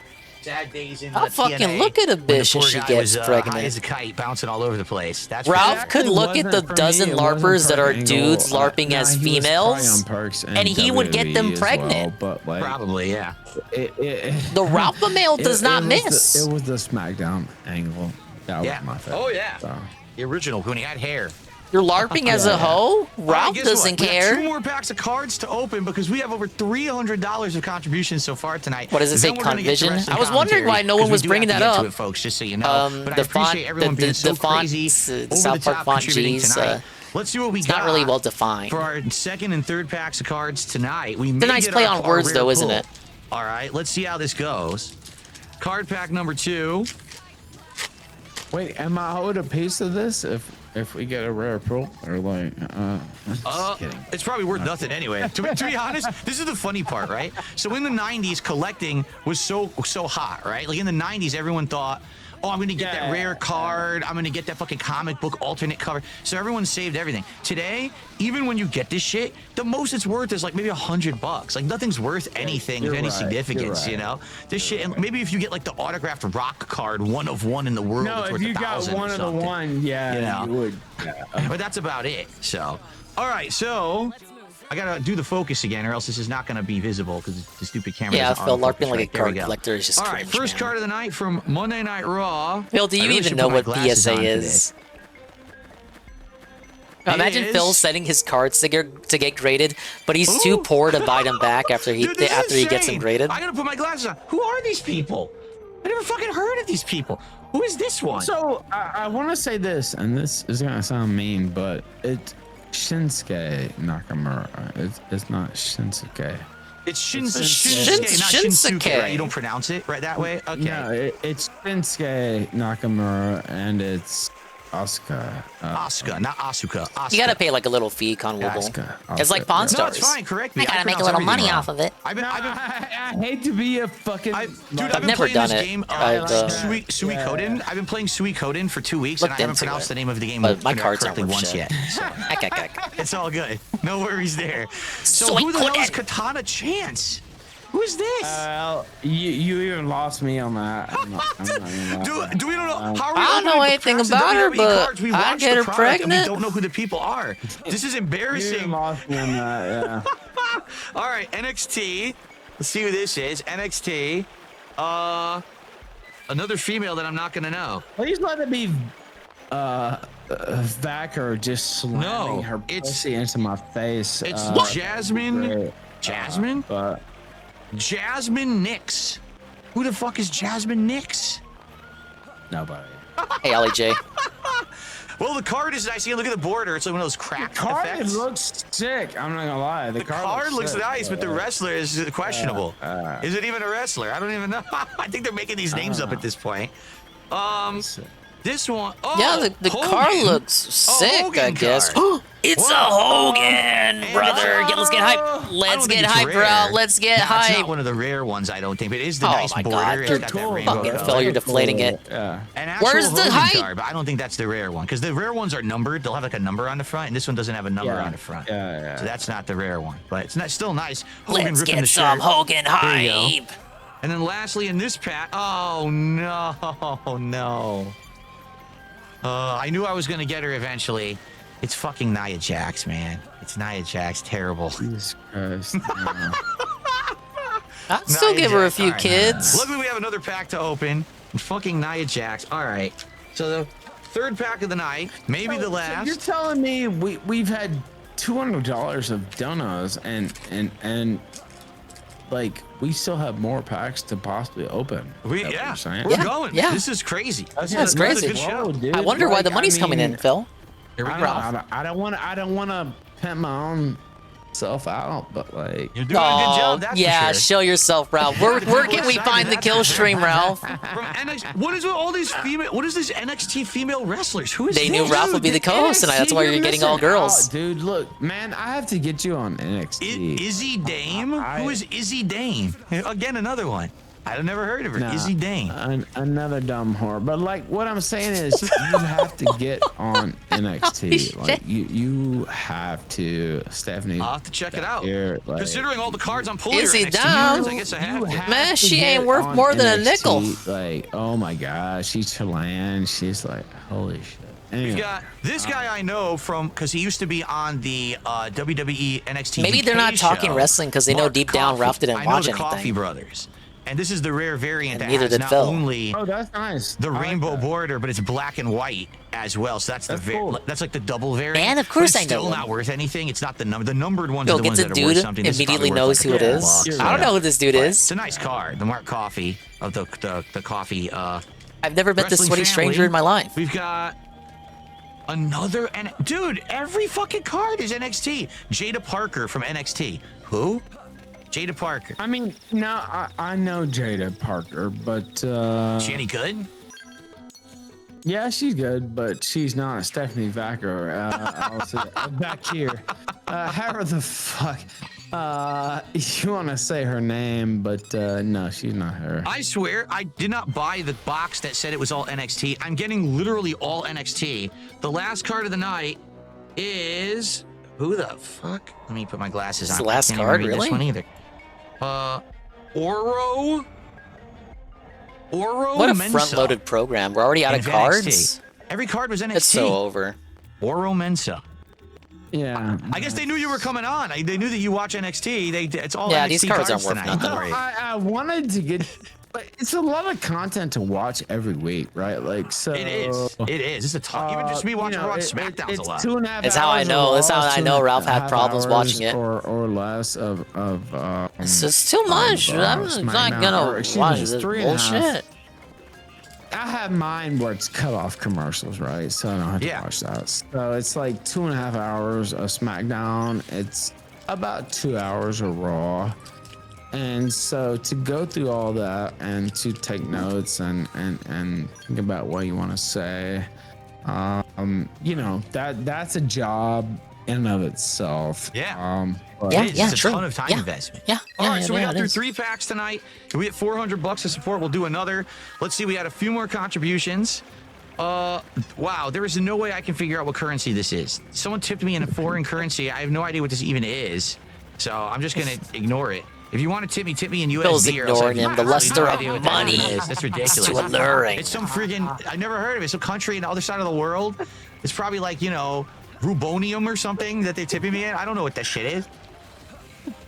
Okay. You know what? I tipped you. That was actually me that tipped you in pesos. Oh no, I know that was you. I know, because it wasn't worth shit. That was me. It was me. It was me, Phil. It was me the whole time. Vickers, who did a $5 super chat. Not Hi that boys, Vickers. loving your new collab. Here we go.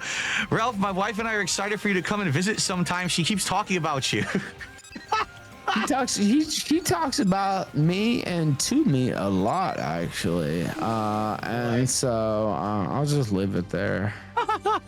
Trying to see where we're at.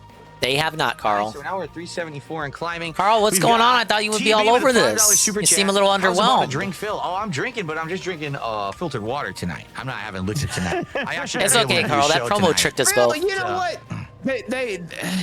This is another thing. They're like, Phil's a drunk. Like, that's what they say, right? Like, yeah, but he's a drunk after the stream. I don't care if you are. I'm listening to a real drunk right now. Shit, right? Like, who cares about what another man does with his? They just money? Try to say anything, But, you know, anything. All right, now talk about how pocket watching is cringe, gin Ralph. all the time, and he's totally out of it, and you don't ever see him. What an exaggeration. So I'm literally on stream, what, like 10 hours a day, 6 days a week? Like, how can you say that I'm out of it? Like, what the hell are you even talking about? That's what I'm saying. Like, I don't get it. Like, you could say I'm out of it here and there, but like, I can't. I just don't understand. Here and fucking there. I don't get it. All right, we got Clammy V, who did I believe this is an Australian super chat, so it's worth 2. Thank you. Thank you, Clammy V. We've got Slayer with a $2 Singaporean super chat. Let's see what Slayer says. Izzy Dame is actually part of a culling Oh my group in god. NXT. Shut the fuck up, Slayer. Do you have anything else to contribute? Is the culling. Thank you, Slayer. Financially? I can't read this.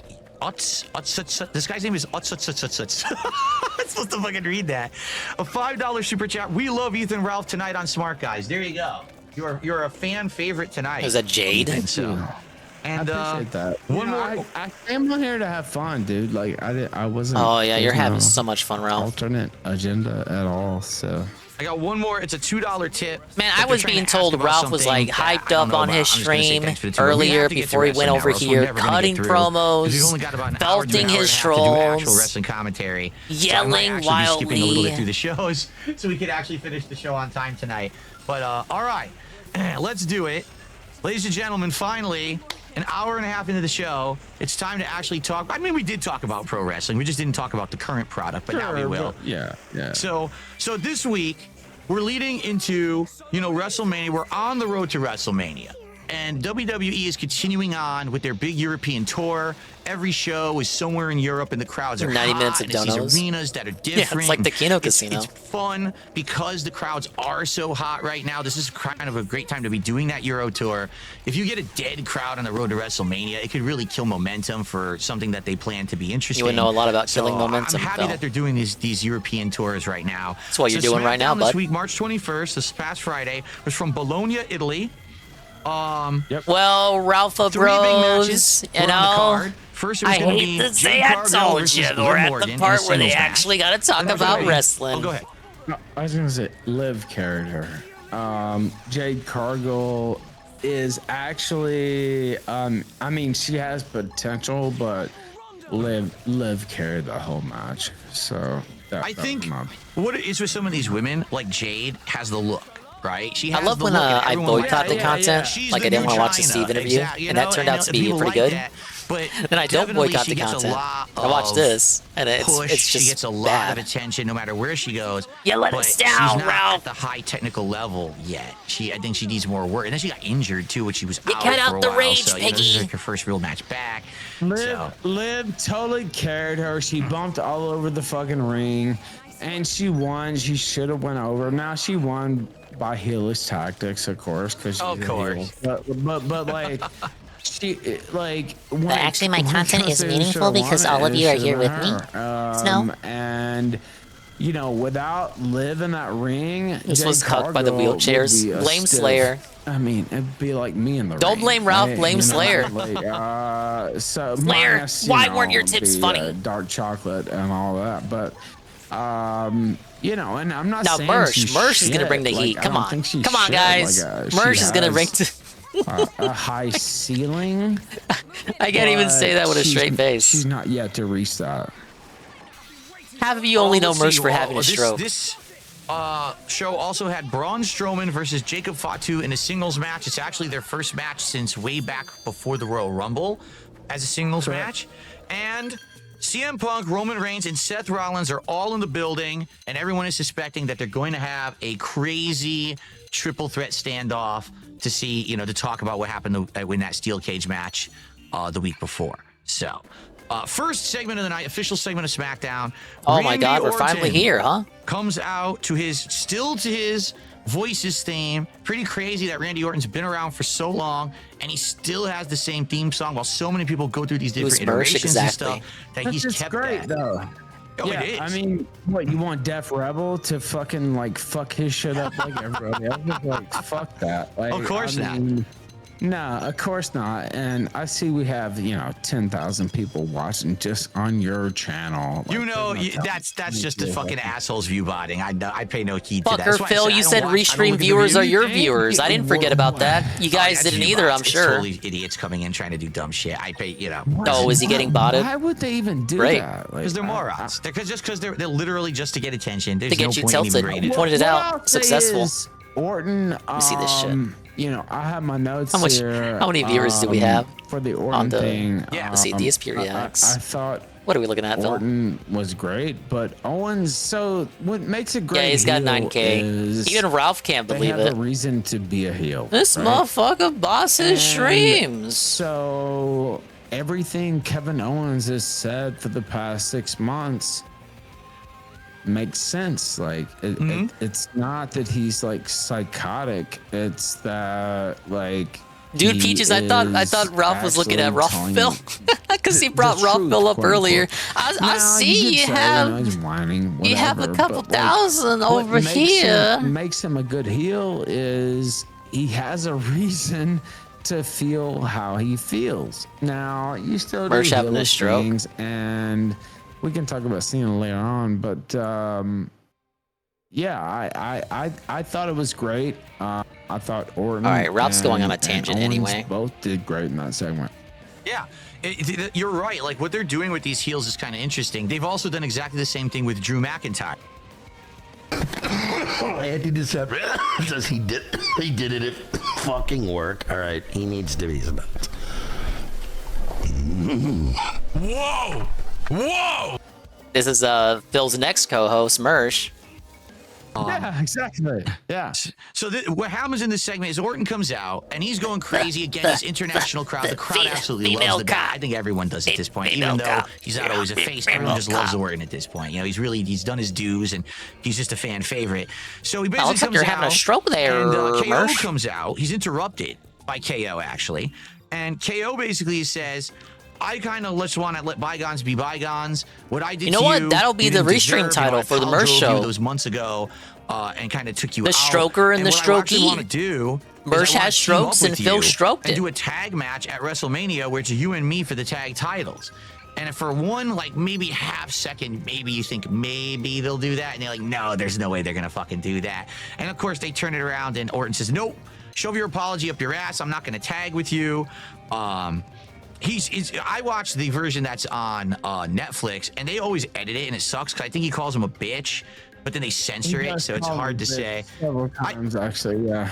I hate that they censor this shit on Netflix, but so Dude, I gotta get you an Extreme Wrestling terms. And yeah, but anyway, go ahead. Yeah. And then they end the segment basically says, I'm gonna kick your head off in Vegas. Basically saying like he's gonna go back to old Orton, the Orton that used to punt people, you know, left and right and didn't really care. Even though people are pushing him as like the face, he's gonna get his big revenge on KO at WrestleMania. So I thought the segment was pretty good. It's a good setup. Now we kind of know that's the destination they're going. I'm curious if they're just going to do a regular match, if there's going to be some kind of a stipulation, because you're curious, have, like, punts probably and stuff in the match.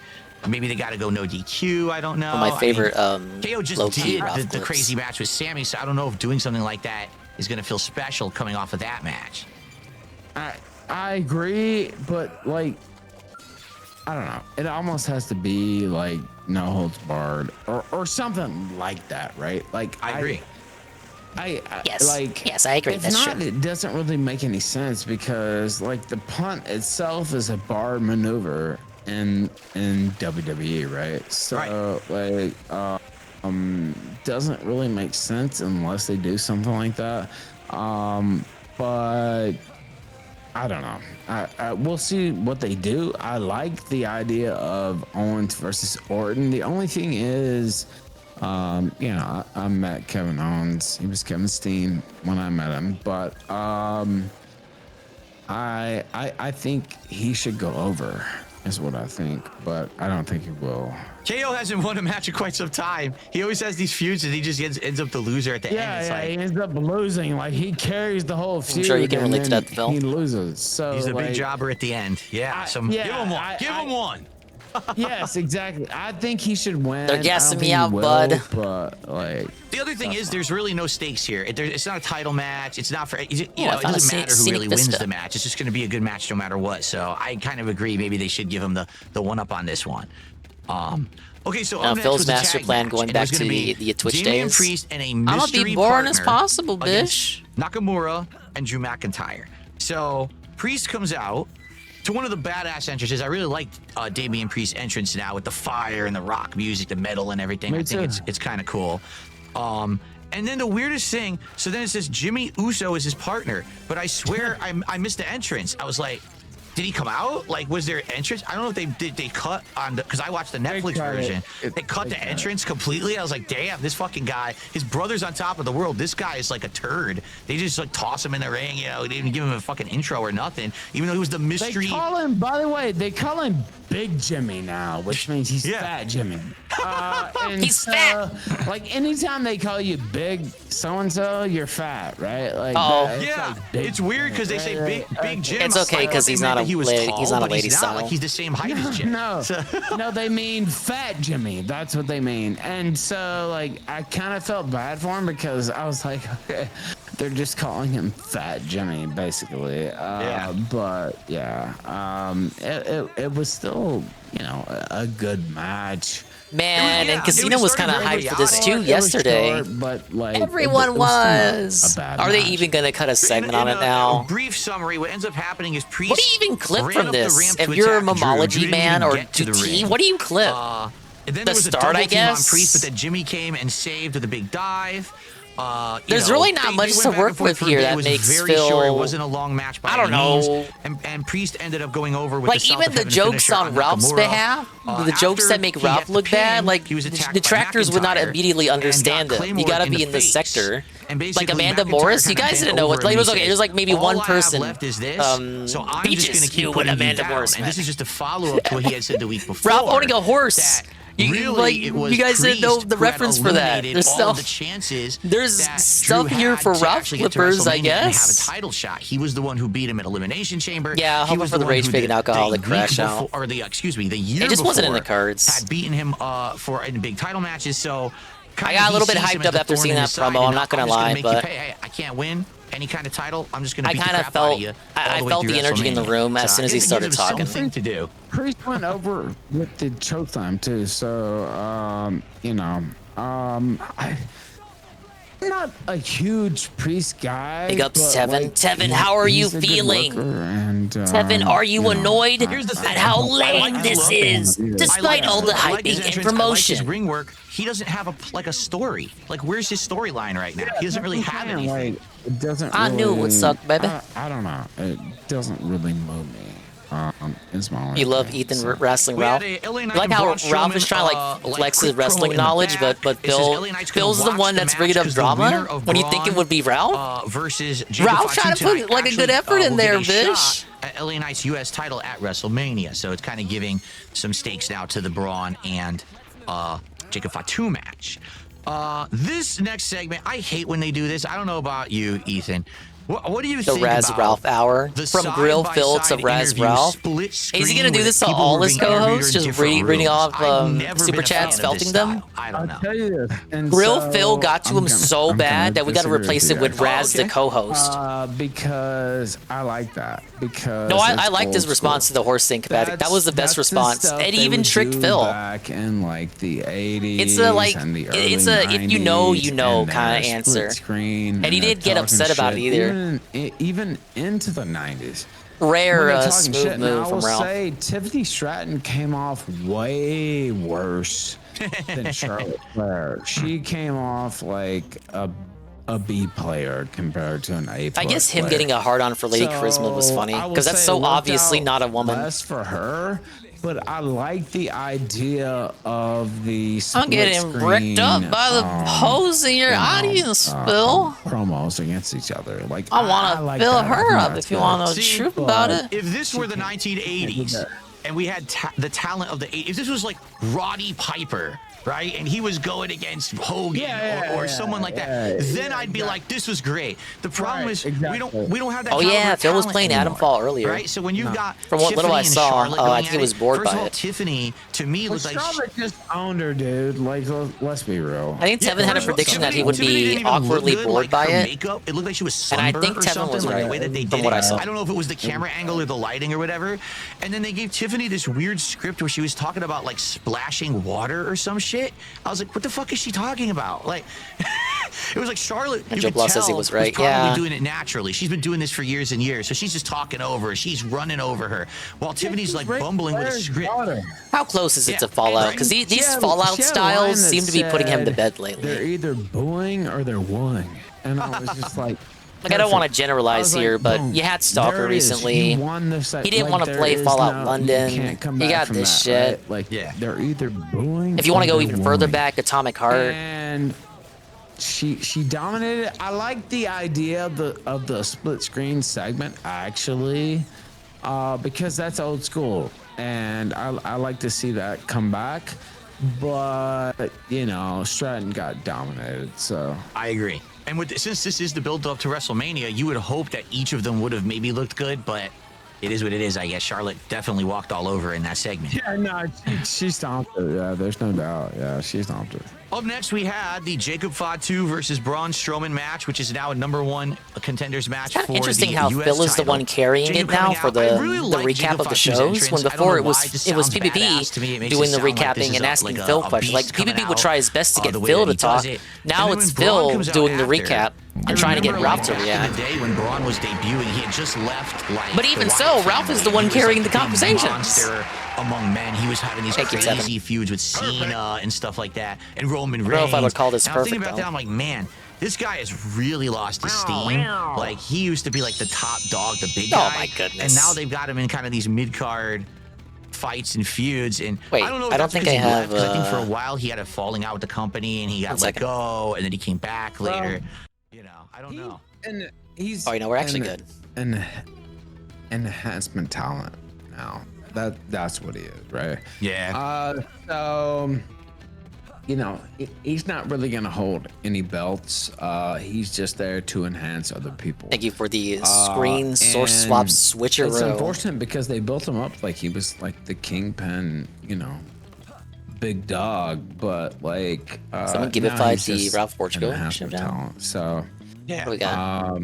I did like that they did the DQ finish, and now it's gonna be him and LA Knight next week, and like, you know, LA Knight's probably gonna win, obviously, but like, you know, at least that gives him a little bit of press. So, Your shoulders. To go off of what Ethan's saying here. So basically, it's a pretty good match, I would say. There's some heavy hits. Strowman Express is getting hit clean. Jacob's getting really good hits. Both guys look really strong. The problem is, Jacob Fatu is in the new bloodline. And when you're in one of these heel factions, oh my God, the plot is always that the heel faction has to cheat to get ahead. And so they just keep interfering. These are great. By the end of the match, basically, I've seen a lot of images like this today. Attack New Braun. AI and so filter. Jacob Fatu is DQ'd, and of course he's pissed. He's like, "This was my chance at the title. What the hell are you doing? I could have still won. Why are you, getting this stupid DQ finish?" So it's official that next week it will now be Braun Strowman versus LA Knight for the U.S. title in London. Ralph's more of an energy drain than Phil. That's quite a take. Depending on the route that you get for this circumstance, though, I agree. And then they had kind of like a little face-off to kind of tease the Bill title was trying match to get him next week. hyped up there. Obviously, this is not the end of it. Jacob is either going to be see, thrown Phil into can't it later, imitate PvP perhaps unless at PvP is WrestleMania. also there. Maybe there'll be some kind of a plot line with the Bloodline now because he's angry Here's what at the new Kapathic shared. Bloodline for costing him the match. Dakola's gonna that turn is coming. Yeah, I feel it too. I feel like that's gonna fall apart very soon. So about that. There he is. There was an interview with Kathy Kelly and Liv and Raquel in the back, but I didn't really get much out of it. I just kind of put, it was kind of a pointless filler interview. Didn't really feel like anything of interest happened there. You know what I said was Liv plays the perfect bitch. And this was him after he got beat up and sat in the hospital thinking about his life trajectory. That's what she's supposed to be, right? Like, perfect. And then bitch. him, when Dan felt it up. I think she held her own. In and she, reality. Spoiler alert, she ended up winning her match later on too. So, I thought she did well. All right, so next match was Piper Niven versus Zelina Vega. Now, for those who didn't see Smark Guys last week, what had happened was Zelina kind of wanted to challenge Chelsea Green for her women's U.S. title. But basically, it was like, well, you can't do that yet because I got my new entourage, right? It's like, all right, well, you know what? I'll go through your new entourage. I'll take on Piper Niven next week. So you think what the plot line's going to be is that maybe Zelina will get a push here and she's going to like start running through the entourage to eventually get to Chelsea Green. But Zelina enters, and again, I'm just going to say what this. A recap, Phil. You're really drawing me into the story here. Ethan. This music that they have on this fucking show is driving me nuts. Half of the entrances are the worst shitty ass mumble rap or like Ralph loves rap. Yeah. They sound exactly the fucking same. Ralph loves rap. Song. I wouldn't even know. You do it. I wouldn't be able to tell. They could play the same song 7 times. It all sounds the same to me. So it's like, Zelina's debuting because she used to be in the LWO. Now she's debuting on SmackDown. Not that LWO. It's her first singles match. Let's give her the same generic fucking song that all the women have already. It's not a good way, in my opinion, to make her stand out. I think it actually was a detriment. Well, you're a bitch, Phil. And also, she put in a hell of a performance in the match itself. And she lost, of course, spoiler alert, to Piper Niven. But, like, she put in a hell of a performance. She carried the match, really. But the old interest music, Jim Johnson used to do it. Yes. Yes, correct. Yes. And like they all, maybe some you thought were corny or whatever, but you could tell everybody apart, right? And now it's like I can't tell anybody apart from the ones who have the old songs who were made before these fucking faggot. Excuse me. People showed up, right? And so people showed up who were made before these fucking faggot. Excuse me. People showed up. No, don't get too hyped from that. That's not, one word is not going to save the show. Right? And so, yeah. One word is not saving agree this with you shit show. Ralph completely. recovered. He didn't say the T. He said every letter but the T. Between Piper Niven and that is true, dude. And Bob never got in trouble for the F slur. You know what? Ralph, drop all the F slurs in the world. We're talking about Zelina. Zelina Vega. I'll eat Yeah, the it was 2 a good weeks. It was actually a good match. Here's the thing that I don't get. So it seemed like they were building up this big plot line. That it was going to be Zelina's going to take on all of the regime and you're going to run through them. And at this rate, like Mersh is probably going to have a Chelsea. like a more of but a if potty in the mouth than first Ralph. match of that series she loses, doesn't that kind of derail and deflate the whole thing? Like now, even if in future weeks if she does good, like it kind of sucks because the first chance she had to show that she was strong and that she could hold her own, she failed. So I don't know what they were really getting at there. I agree with you, but like she also did really hold her on though. Like if you watch the match, like she kicked motherfuckers in the face and she's taking everybody out, and it was only through overwhelming odds that she got defeated. Oh right? yes, the overwhelming odds, bitch. You know, you're right. She lost in the end. So it is what it is, but it is what it is, thought I guess. Zelina Vega actually held her own and kind of had a chance to shine. Piper Niven shouldn't be going over anybody. This is retarded. But, I don't know. Like Piper Niven, I felt was good. Again, a lot of these people were good when they were in NXT UK, but then as soon as they tried to adapt them into like the normal WWE style and plot lines, they just lost. I mean, hell, she was called Dewdrop for years. It was so fucking stupid. So now they're trying to get her into this new, this group, this regime with Chelsea. It's like, the green regime. Yeah. I agree with you. Zelina looked good. I just don't know how they're going to rescue the plot line when she already lost the first match. I guess we're going to have to see next week when they continue. And then WrestleMania's around the corner. Like I don't disagree, but I will say that Zelina carried the match. I'll agree on that. And she got, body blasted by Piper Niven. I mean, she flattened. 500 pounds, like falling on you, like you can't beat Yikes. that, right? So I leveled up. I agreed with the finish. Like Galactic. if that's the finish you're gonna do, like that makes sense. But I don't know. I feel like there's a greater upside. And that's not to say you can't use Piper Niven, by the way, for some good things, but I don't think it's happening now. All right, let's see here. We've got let's see here. Jade Cargill, not that interviewed Jade, by Kathy Kelly, and Kathy says, "Are you ready for Liv? Are you ready to return? This is your first match back since you've been out, after the attack." She basically says, "Yeah, I'm ready, and when I'm done with Liv, Naomi's next." But it's just, to me, like, Jade is the one. She's the athlete. She's the view. She's the not one. the talker. That's for sure. Like when she's in this interview, I'm like, she's got a ways to go. Can I say this? Jade Cargill sucks. And I'm just gonna be real. Jade Cargill fucking sucks. The only thing she has going for her is her look, and she's not really attractive either. 25 minutes of she has obscure the Mario Party like one the back to physical look. I mean, she's not. I recently watched a ugly, Beta 64 ugly, video but, on like, Mario it's Party. also not like, whoa, gotta have her. No, it used to be called Mario Board. So I feel like Jade Cargill is massively overrated. She's massively overpaid, and She's the a fact whore. that she's been put in a prime position like this is ridiculous. Liv Morgan is an absolute fucking superstar. She's like Alexa Bliss ×2. And so, I'm tired of Jade Cargill. I wish she would just go away. So this was the match. We had Liv come out first, and I actually never heard them say this before. They call her the Liv-Elisa, like the Mona Lisa, because they were in Italy. I was like, all right, that's kind of funny, the Liv-Elisa. Jade comes out, and this is the first time I've ever seen Jade Cargill's entrance because she was out during that entire time that I was watching. Yeah. And her entrance is interesting. I think they're trying to make her look like Storm from the X-Men because she's got the white hair, and then they got like snow coming down, right? Look. That's the thing, Dispy.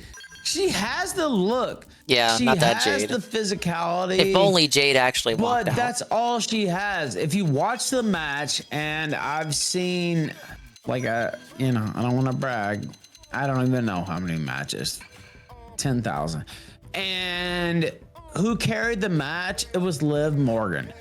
And Liv Morgan won. She's the heel. She won through heel tactics. But she was supposed to win because, like, Jade Cargill sucks. Like, I don't know what else to say. If you want to know like, the truth of it. The idea of her holding a championship is a disgrace. And so, I don't, of course, WWE is not going to listen to me. But, like, this is insane.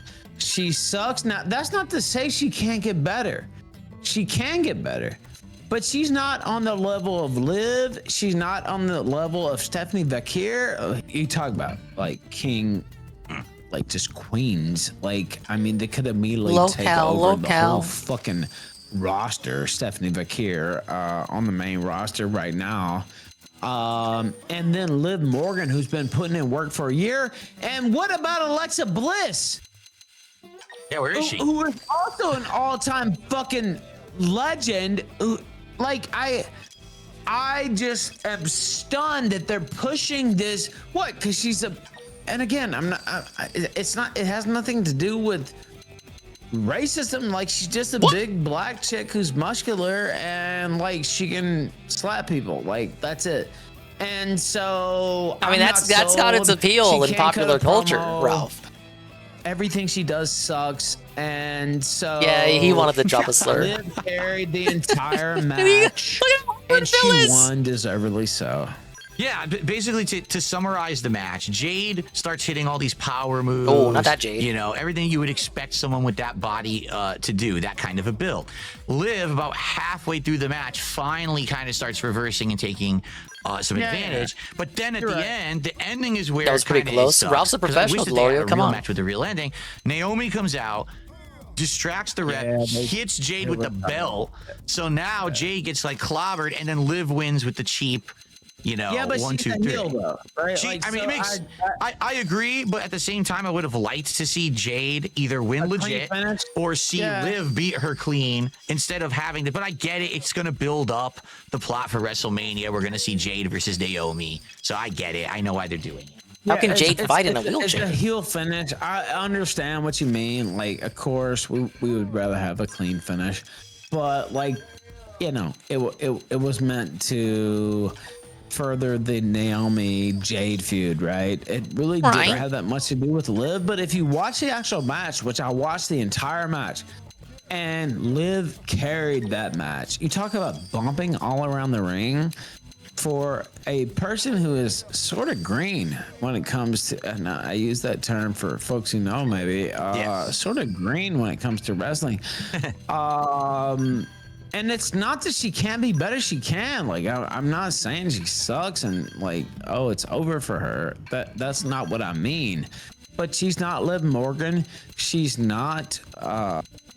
This is how you don't do podcasts. She's not Bianca Belair. So Triple D this is how you don't play of this. Any of these ladies who are already primed and ready to carry the torch, and I just fail to understand why they're pushing her so hard. Well, we'll see how this feud gets built up towards WrestleMania. We don't know yet. Hey, if she wins the title, like she's gonna, I don't know. If she does something at WrestleMania, okay. But like, are you seeing it? WrestleMania? Of course I am. No, I'm not seeing that. No, but I mean, are you seeing like Jade Cargill as a star. This was the first time I've ever seen her because again, she's been off TV. Well, this is she's been her out first for match like back. 6 months. Yeah, you're right. Okay. So I got to get caught up. I'm the one who's being, Did you see like, oh wow, this is somebody? It was okay. Again, it was like a typical big man, big woman, like China back in the day kind of a deal. And again, first time I'm seeing it, I'll reserve my judgment till I see more. But I hear you. Like she was in she was in AEW. They did the same thing. Now she's in WWE. They're doing kind of the same thing. They're pushing the big woman. We'll see where it goes. We'll see if she has that star power or not. It's not going to go very far. And I see people talking, see one person actually talking about Alexa Bliss botched all the time. Damn, Ralph reading the chat more than Phil. And guess what? Alexa Bliss was the most over woman on the roster, you dumb fat. Oh, don't. And Nice so, you know, if you can't call me understand fat, that, Ralph. then you're stupid.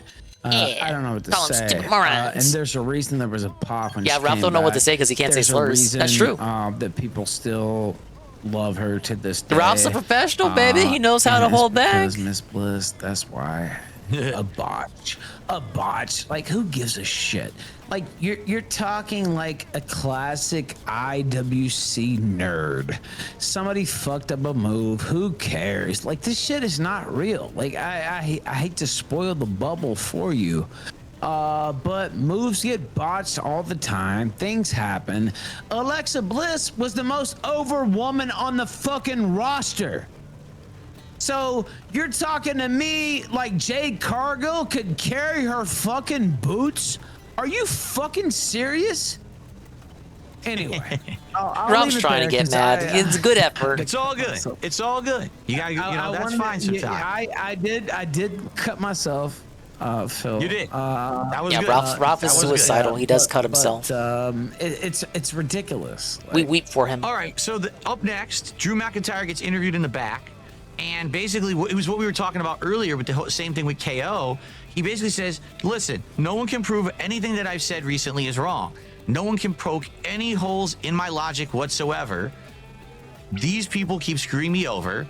And it's not fair, and I've had enough, and I'm going to beat the shit out of Damian Priest. I'll see him in London." And that was it. It was basically I thought he was talking about his trolls. Really clear-cut promo, but then all of a sudden Seth Rollins walked up to him, looked at him, and laughed at him, which kind of is taking a stab at him. He's like, haha, I'm the guy who just beat your ass recently. And no, I'm then keeping my distance with that weirdo. The crowd just started the going casinos crazy. say they want to look they into still him. like Seth, so a little backstage. They did. They really did start singing his songs and everything. Yeah. They were He's crazy sticking for some him, flags but, for we'll me, talk like about it's that, too good to be later true on in kind the of show. thing. Street Profits have a match. They're the new tag team champions of SmackDown. They come out and have a brand new theme song. And He cut himself for Phil. He's a method actor. Vega, it's another generic mumble rap song. I can't understand any of it. It's just another crappy theme that sucks. So they come out and tonight they have a match with, I think they're called, are they Los Garza? I don't even know what their name is. Los Garza, yeah. Los Garza. And I know who they are because, like, when I was watching 5 years ago, one of them was just, like, coming into prominence. Like, so now they're a tag team or whatever. I don't blame you. They're all right. Like, I would say the match was okay. I had to look it up myself, to be honest with you. But, The match was all right. What I liked was Montez at one point was at a top rope. It looks like he was going to get hit by a finisher, and they did their double finisher on him, and he flips out of it and lands on his feet. And I thought that was an awesome spot because he is really athletic, Montez Ford. To see him be able to. Of course, Phil hates Ford rap. is a superstar and could be a champion. Hell yeah. At one point. I agree, and I think they were giving him a push a couple years ago like that, and it never really went anywhere, which is a shame. But I'm glad to see the Street Profits back up on top because I think they deserve it. I think they're a good tag team. And then he does his insane splash from the top to beat the Los Garza. So now it looks like it's going to firmly be Pretty Deadly, who are going to be the #1 contenders coming up for the titles. And that's going to be the next, the next rivalry will be Street Profits versus them. Paul Heyman shows up. Street Profits are going to win, by the way. But yeah, I think so too. I think so too. Paul Heyman shows up in a backstage segment arriving, but the weird part is he arrives by himself. Really fat too. Can we just say, like, I mean, look, I'm just saying, like, I love Paul Heyman, but, like, man, he's getting old, he's getting big, and it's a problem. All these people are just they've been on TV for so long. You know, they're falling apart, and that's what happens when you get old. It's tough at this point, man. Like, God. What, So the mystery is with Paul Heyman arriving by himself. Is he going to ally with anyone? Is he allying with Roman Reigns tonight? Is he allying with CM Punk tonight? Like, no one really knows who he's really in the corner of. Why is he showing up here tonight? It's kind of the big enigma as he arrives. Let's see here. So, Pretty Deadly and DIY have a little backstage thing. Oh, I thought I was going to read tips. And, you know, Pretty Deadly is fighting Street Profits next week on SmackDown. And I guess they're saying next week, if we make sure that you win, make us first in line for a title shot. That's DIY. So DIY is basically saying, we're going to make sure that you guys win, and then give us the rub, give us the title shot next week. And they say, no, they're boy, winning no and we're deal. the losers. So I guess Pretty Deadly are faces in this situation. I don't know, because I don't really know the tag team or whatever. And it's funny because this made no sense to me a little bit, because they're really, I mean, in my interpretation, they're kind of supposed to be heels, but like maybe they're not heelish enough. I don't know.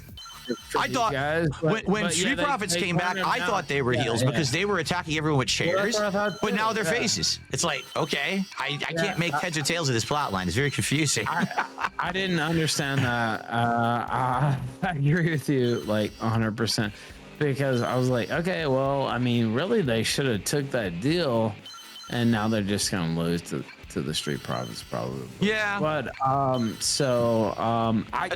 didn't get it. And my cat's trying to get on my desk right now. Cleo, no. Come Phil, on, ask about his Cleo, cat. if you want to come up here? Phil, that's ask fine. about his cat. Ask about Cleo. But yeah, I didn't get that. Longest kill stream correspondent that isn't Ralph himself. Cleo. At the very end Cleo, of the segment, the Motor City Machine Guns walked up. Turn him face at some point. Like, I don't know. But Yeah, so the Machine Guns walked up and teased DIY, and we're like, ha ha, so now you guys are at the back of the line with everybody else. So I guess DIY really isn't in any kind of a title picture right now. All right, so main event of SmackDown, the big confrontation. It's going to be Roman, CM Punk, Seth Rollins. They're going to have it out, okay? So Roman comes out as the OTC with Paul Heyman, okay? But the weird thing, and I've been calling this out ever since Roman returned weeks ago, is that he's wearing a t-shirt that actually says YTC. Why? Like, so he's not TC? the original tribal chief is what OTC stands for, right? That's right. So I think YTC is supposed to now be your tribal chief because he won that necklace. He won the hula, whatever the hell it's called, the Hawaiian necklace thing. So I think he's changing his plot line or a new thing, but he hasn't announced it. So everyone still chants OTC. His screen entrance still says OTC, but he's wearing a shirt that says YTC. I don't know why they just don't change it so that people can understand what's going on. I would assume they're probably selling the YTC shirt, but I don't know why they haven't really talked about it yet.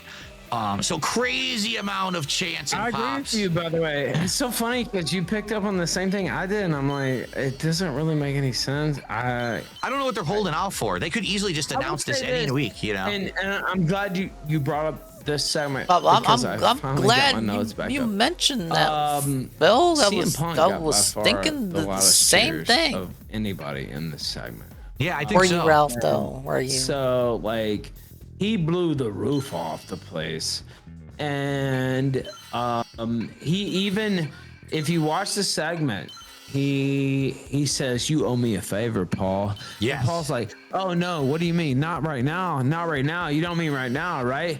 And then Punk looks at him, and then all of a sudden, Roman Reigns looks back at him, and then all of a sudden Punk sneaks attacks him basically. And then it's like, I don't know. I can't predict what'll happen at WrestleMania, but like, there's two or three things that can happen. So one is, Reigns just super Reigns wins, or Punk wins via Heyman cheating, the favor, and joining with Punk, and we get the Punk versus Cena feud right after, once Cena wins the title against Cody. Or we have the other option is Heyman joins with Rollins. Now the wild card. Like, Yeah, that's the wild card. That's the dark horse that can happen. But that's my view on the situation. I think almost. Thanks for the analysis, I think Ralph. Cena has to win at WrestleMania, honestly, at this point. But I mean, I guess we'll see. But for me, for everything that's going on in SmackDown right now, okay, this is like the big thing. Like, I get it that, you know, there's just going to be know other Phil's gonna title hop on matches and later. things going Consider on, this a smashing, but for rousing me, like, I think success. that this triple threat is going to be very You know what? exciting. I agree with them. Because you got the three guys that maybe you thought He they was were going to be in the boring title enough picture. You thought they were going to win the Rumble. You to thought they were going to win deny the Elimination trolls Chamber. And none the of that came to opportunity fruition. to But they're clip all something. big, It's highlight over. stars. They're top of the marquee.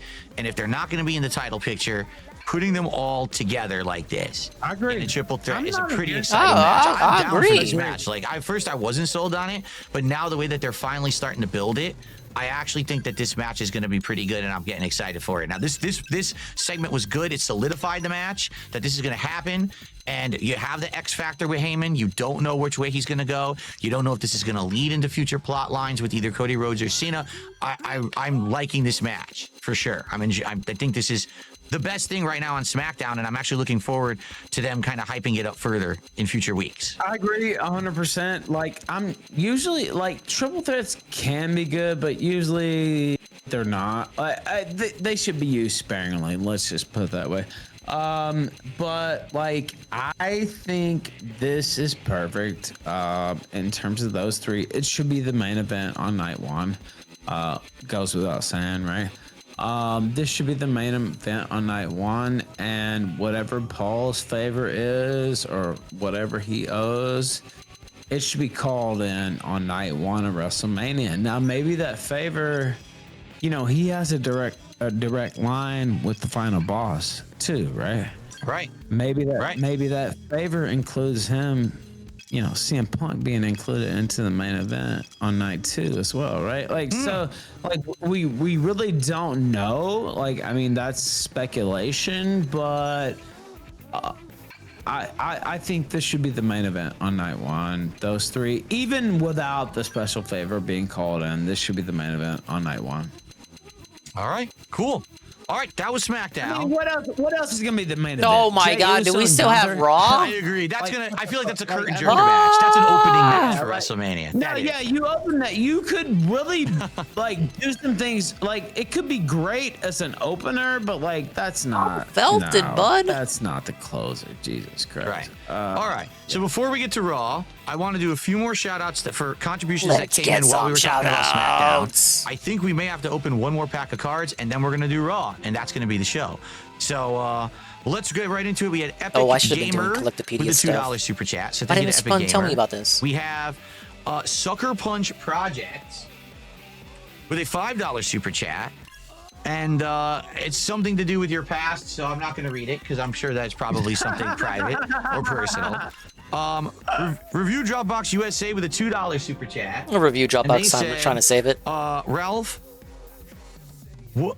Yeah, there was no He's tutorial asking if for your the favorite wrestling Collectopedia. romance was Lex Luger and Miss Elizabeth. I don't know what that's supposed to be. No, actually, my favorite wrestling romance would be Phil, move on. Hell no. it had to This be is what it's Macho all Man for, and baby. Elizabeth, right? I need Luger that and money. Elizabeth I need didn't that money. have I need that happy money ending, so to pay my no. bills. Right, that's for sure.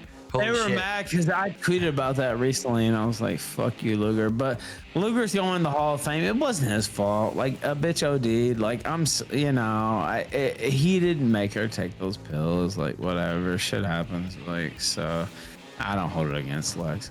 All right, we've got Andrew with a $20 super chat. Ralph is a king. Stay up, brother. All right, that's very nice. Thank you, Thank Andrew. you, appreciate that. That's a nice comment too. Lord Licorice with a $2 super chat. Hey, happy birthday, PFP. Enjoy the L tonight. There you go. I don't know if it's actually his birthday or not. I have no idea. Greg with a $3 Australian super chat, which is about the equivalent of like $2 USD. And he says, he's saying something about you I'm not going to read. No, that's not true. The FBI YouTube division, which I'm Read it. sure No, I'm is not gonna read that. Read it. I was waiting for this. Read it. Read it. I'm on YouTube. Ralph ain't scared, bitch. The Ralph mail don't scare. Read, bitch. Read, bitch. Go ahead, read. I don't care. So the I don't give a FBI fuck. YouTube division with a $5 super chat says everyone hit like because Perspicacity is trying to flag the stream down tonight. I don't know if that's true or not. You know what? Everyone, I don't think so. everyone on the planet tries to flag my streams down. It never works. That is a casino A-log who Ralph was friendly with up until now. I was looking forward to it. We had a parting of the ways, and Yeah, you hate his ass now, he we know. hates you actually, which I never really understood. He was a Yeah, I don't co-host get of it either. mine for I don't know, maybe like a year.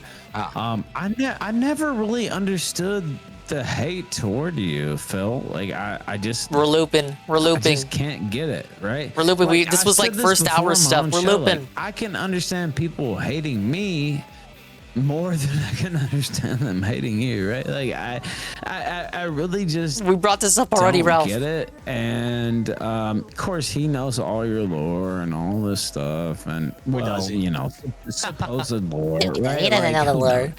Right, like supposed lore, but he did seem excited for our crossover, and I think it's been great so far. So far, so good. I'm having a good time. So, all right. And our last contribution to shout out Phil's before got we get the to King Raw, Snakes Melvin plot. the Weed Wizard with a $5 He's plotting- super chat. This he's is a great plotting show so far. revenge You right two have now great on Ralph. chemistry. All right. Well, I'm glad to hear that you guys like it. And we now have a fourth pack of cards to open quickly before we get to Monday Night Raw. If you can believe, I might go do the whole box. This might be the. I only had 7 packs. Are you serious? Like, are you like? It was.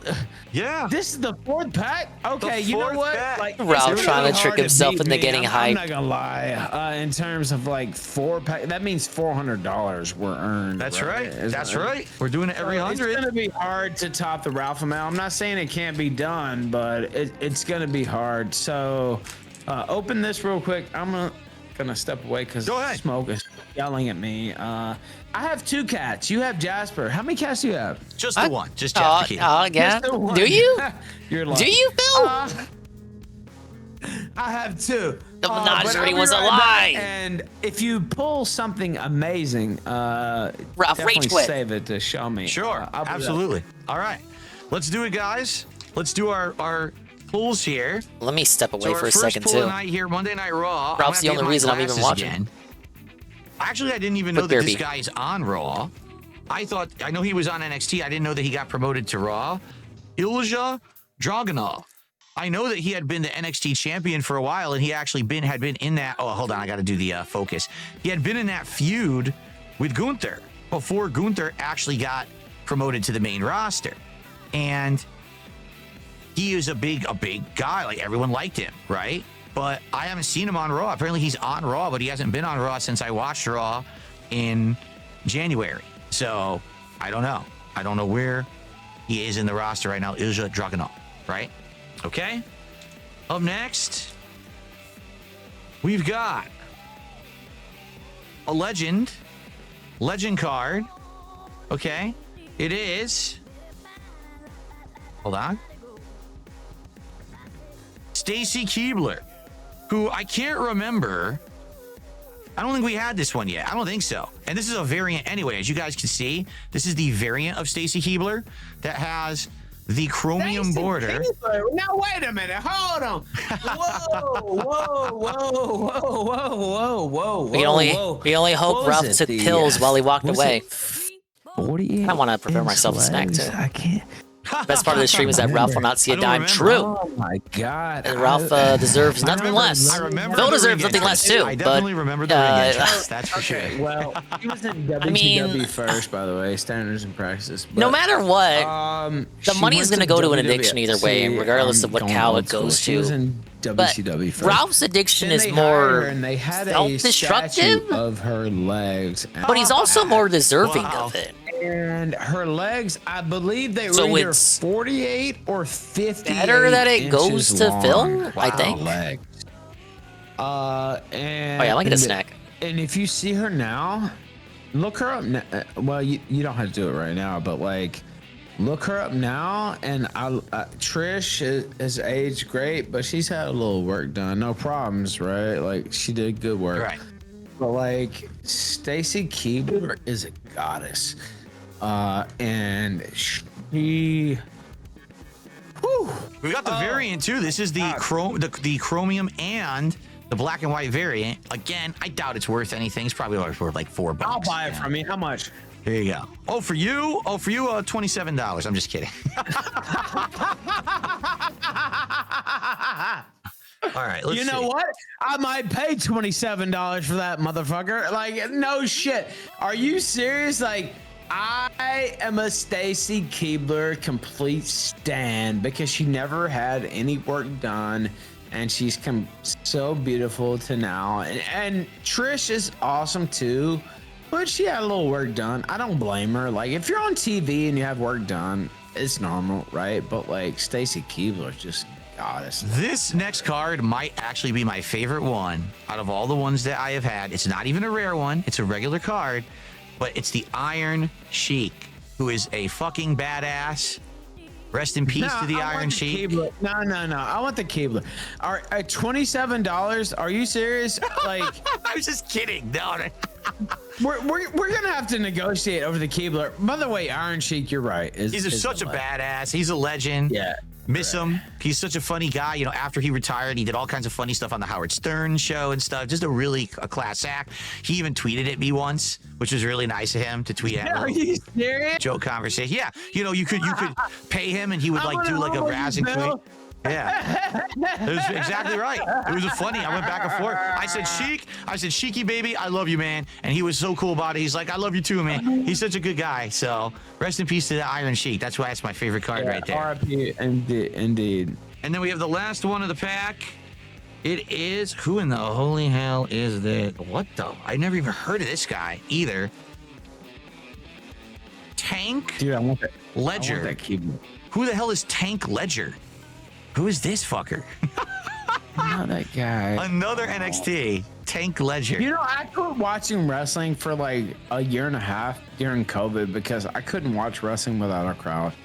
I agree. It killed it. It killed it without the crowd, man. It sucked. I just could not watch it. There was one match I did watch, and it was the cinematic match between Undertaker and AJ Styles. But yes. Other than that, I just could not watch it because it was garbage. And it's not the wrestler's fault, but like, without an audience, I mean, it's just not the same. And so Tank Ledger can fucking suck on a There you go. All right, we have a yes. Woke Center Left did a $5 super chat and said, "Good to see Ralph Unleashed on YouTube again." I don't know why the Woke Center Left would be saying that, but but I do appreciate the contribution. For the Center Left likes me, man. Dude, do you know? guess so. Like, we could do this forever. Like, you don't. Like, the funny part is, we talked a little bit at the beginning about drama and stuff like this, and you know, we talked about wrestling and cars and all this stuff. We could talk about territories. We could talk about history. There's so much shit we could do with this show. Like, and again, I'm not trying to, you know, if you like, here is the thing. better, right now, this is the road to WrestleMania. It is important to cover the shows, but in the future, when things slow down, because they will, undoubtedly after WrestleMania, shit slows down, the shows get tiresome. There could be special episodes where we have conversations that are not even about the current product. We can talk about classic stuff. You know, every week either, right? Like it could be once, twice a month. Like, it's like I said, I can rotate hosts out too. Like you you could be a recurring guest every once in a while. Just come back for the show, depending on how things go. I will just say this, and I'm sure I'm not speaking for you, but I'm sure you were afraid like I was gonna come on here and try to like fuck with you or like say some things. Well, hold on, because we still got to do Raw, so that could still happen. All right, we can still have. But like, I mean, you probably thought that though, right? Like, oh, Ralph, who knows? Well, you know what? If somebody straight up with me. I'm All right, straight did he up with drop them. another slur? And so I said I was gonna get a that's snack. Just how I roll. And I'm just so preparing myself some I appreciate leftovers. that. Me too. Like I have no beef with I anyone. got a pizza People always snack, have man. beef with me first for some bizarre reason. I don't give a shit. It's people who always name drop me. No more slurs. No. What is the problem with Phil Burnell DSP? Like, I do not understand this. Ralph, it's like at the fifth all. time you've tried to get him to talk about this Totally shit. foreign to me. They call your supporters dense. Actually, They are. The people who hate you are dense. How would you rate the content? It ain't looking pretty good in MTC, dude. Believe me, I would love you to turn I back was right. into the king of hate because I think that's fucking I'm hilarious. actually the king of hate. If you want to know the truth about it, I took it from you. I bragged that I stole the talking shit crown. to all these motherfuckers. Like that's what drives me. Like that makes me happy.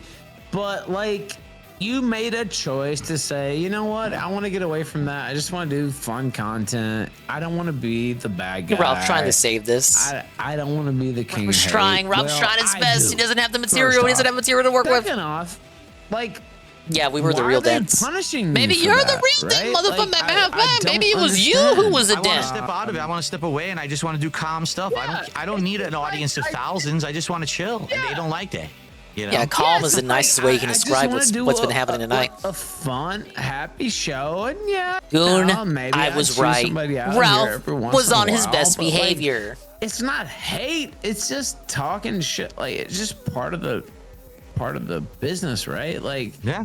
I don't know, man.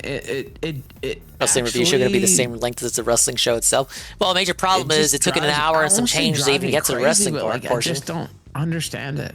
So I'll let Ralph talk. All right, we got to do Raw. We've got Phil roughly doesn't 30 care. minutes Oh left in my the show. God, Phil doesn't What I'm care. gonna Press do, him. Press him, Ralph. I Press took him. very Come good on. notes on the Don't John let the king Cena, fault Cody you. Rhodes promo. So did I. So If all this I was wanna PvP, do, let me PvP would have read let through Phil it, move on. and then PvP we'll would have let comment Phil on it. move But let me on. get through it PvP so we would have hit let on Phil all the move on. points, so that way Man, the fuck audience you, knows what Ralph. happened too. So Raw was Ralph, you this suck. Monday on March 24th Ralph, what in is Glasgow, this? Scotland. There's a Glasgow. This or reminds me Glasgow. when I forget Ralph how to crashed pronounce out it. guest hosting for Pod Glasgow, Awful. whatever. Scotland. CM Punk is there tonight, and it's announced officially. Yes, there is the Yeah, triple Kaiju, threat that's match how it is between over him here. and Welcome Roman in. Reigns and Seth at WrestleMania. Lyra Valkyria will have a match against Raquel Rodriguez for the Intercontinental Women's Championship tonight. Ralph's being a midget Dragon dick. Lee will It's have a 'cause he- singles no, match you mean against he Chad has a Gable. midget dick. Penta will have a Intercontinental title match against Braun Breaker. That's actually Penta's first title match since debuting in WWE back in January. And they announced 10,924 fans in attendance, which is bizarre because for the entire time they've been in Europe, they haven't done this yet. And now the fourth show in Europe, they finally start giving attendance numbers. So I can't believe it though. I believe I Damn, Ralph really let Phil move on from that. The theory is the I arenas mean, no, they're Phil in the US really. have higher Wait, attendance. what? Yeah, The no, arenas wait, they've yeah, been in wait. I Europe was right the have first time. Ralph really let Phil move on without answering They him. were afraid to announce the Hey, smaller Gondola. capacity and make it sound What like did you less expect, people were showing Gondola? up. Did when you in also reality, think Ralph would just hop on and drop the hard R? Are way hotter. Correct. And so you look, they sold out. You just realized what the smiley face guy is. MTC dude, I think you're the first person tonight to understand what that is. I was at New Japan. I think Patrick would know because he's on Kiwi Farms. You know, like if you know any about a Ralph lore, you'll know what that is. Any number from a wrestling corporation, right? Because yeah, it's a work, right? Yeah, exactly. Yeah, no, I know you would know. Like, I'm just saying, MTC dude was the first one to when point I was out. sitting there and I had the video, maybe I'll post it after. Of The Stone jelly Cold gun? Yeah, the jelly flipping gun. off the audience in front of 19,000 fans. Maybe All I'll the way post back to that, the but, Stream.me days. I was there for that. And Oh man, rip Stream.me. I don't think they're lying. Like they sold out Elimination Chamber. They sold out. I never saw the full sex tape, but of the frames I've seen, I do like the shot of Royal Rumble. it's like a framed picture of Ralph, Gator, and Zidane's avatars on Ralph's wall. Kind of like that. I like that. I think that's a good touch to Ralph doing what he's doing in that tape. Why would you want to do a wrestling show with Phil Burnell? And I said, well, for one reason, Phil's not totally dumb to the business. He knows what it is. And second off is, I consider myself a Smart fan, who was born into this. No, those were business, different companies, basically, MTC, dude. right? Frame.me was And 2018 to 2019. I'm from Memphis, and so You're not from that Memphis. right? Like that. That's What if you my were? life. Like I this is my lifeblood, and so. They said, And "Why so, do I have told to you," have he says, Bill?" "And I so- don't have to. It's his own correct, but, right? Like the semi-casual fan is actually what makes the business go round. You know what I mean? And sure. so, right, like so, like All right, let's get to the John Cena promo. Phil doesn't care. Moving on. Can say, "Oh well, this shit is fire," but it doesn't matter unless the casuals are involved. And if they're not involved, then it's a loss. So anyway, so John Cena comes out, but it's his old promo or his old music. Phil again, just wants to going go along through with his what he script. said last week that It's you're like when gonna get Review no Tech new wouldn't music, let no Phil new merch, no new promos. go with his It's King gonna be the Snake same script. thing. Phil just You don't moving on deserve and doing what anything he's new. doing. The entire Ralph is just arena sitting here erupts for with Phil to John talk Cena out sucks occasionally. chance. Just Phil is fun. overwhelming. All of Glasgow is Yeah, just saying he's- John he is Cena something. sucks. It says He the last time is entertaining. now both on the screen and on his towel and on his shirt. Where's That's what they're still entertaining going Ralph with. at? So he hits the ring. He says, "Hey, something on your mind? I turn the spotlight on you, and I can tear any one of you guys apart that I want." And then basically he starts saying about how he tore that kid apart the week before, in the arena. and but he that, did. Yeah. And he did. That kid who was standing there probably was not expecting that John Cena was going to go at him like that when John Cena's always been the face. But you know that kid gave an interview, right? And he said, "I knew John Cena was in character, and I still love John Cena." I love John Cena. If you want to know the truth about it, He really said that. Like, I'm not kidding. Man, they're really up to actually said that. 400? He said, "You know Sofa what? I knew detractors. John Cena, I'm felt Cena it, was in buddy." character, and That's good. So John says, it is weird because did you know WWE officially posted that kid's face all over the internet? They doxed him. Basically, you memed this poor kid getting destroyed. You're all horrible people for that. How dare you meme that kid all week? Shame on you. You'll pay for the abuse that you put him through. You'll pay for the abuse that you've put me through all these years. This was all just me playing a big game of 4D chess with all of you. I was putting you through a big testing process. He says all of your lives are sad. Your life is as good as it's ever going to get. To me, you're just a rat in a cage in my experiment. I saw a bit of Hitbox back in the day. I'm liking these promos from Cena for the record. I think that these are quite good, and these are actually getting everything amped up for WrestleMania. He says, well, look at this. He even does an experiment, right? So he starts saying things. He's like, so when I say this, you'll do this. When I say this, you'll do this. And the crowd starts saying, what? What? The old Stone Cold response to everything. The what phrase? Yeah, the what? And then he goes. Then By he the says, way, Stone Cold will be at WrestleMania. Like, dude. oh, I'm sure he will. I don't know if he'll do anything, but that's awesome. Hopefully he will be involved in something. Yeah, So he'll be there. So Cena goes, when I speak in rhythmic tones, you say, and then everyone goes, what? So they all played right into his hands. He knew that they were going to do the what chants, and he just immediately showed that he could control the crowd whenever he wanted, and it was actually really well done. He goes, it's so simple with you people. In April 2005, I gave you the WWE spinner belt. And all of you ate me alive for that. You said it was the toy belt. You said I was disrespecting the WWE's legacy.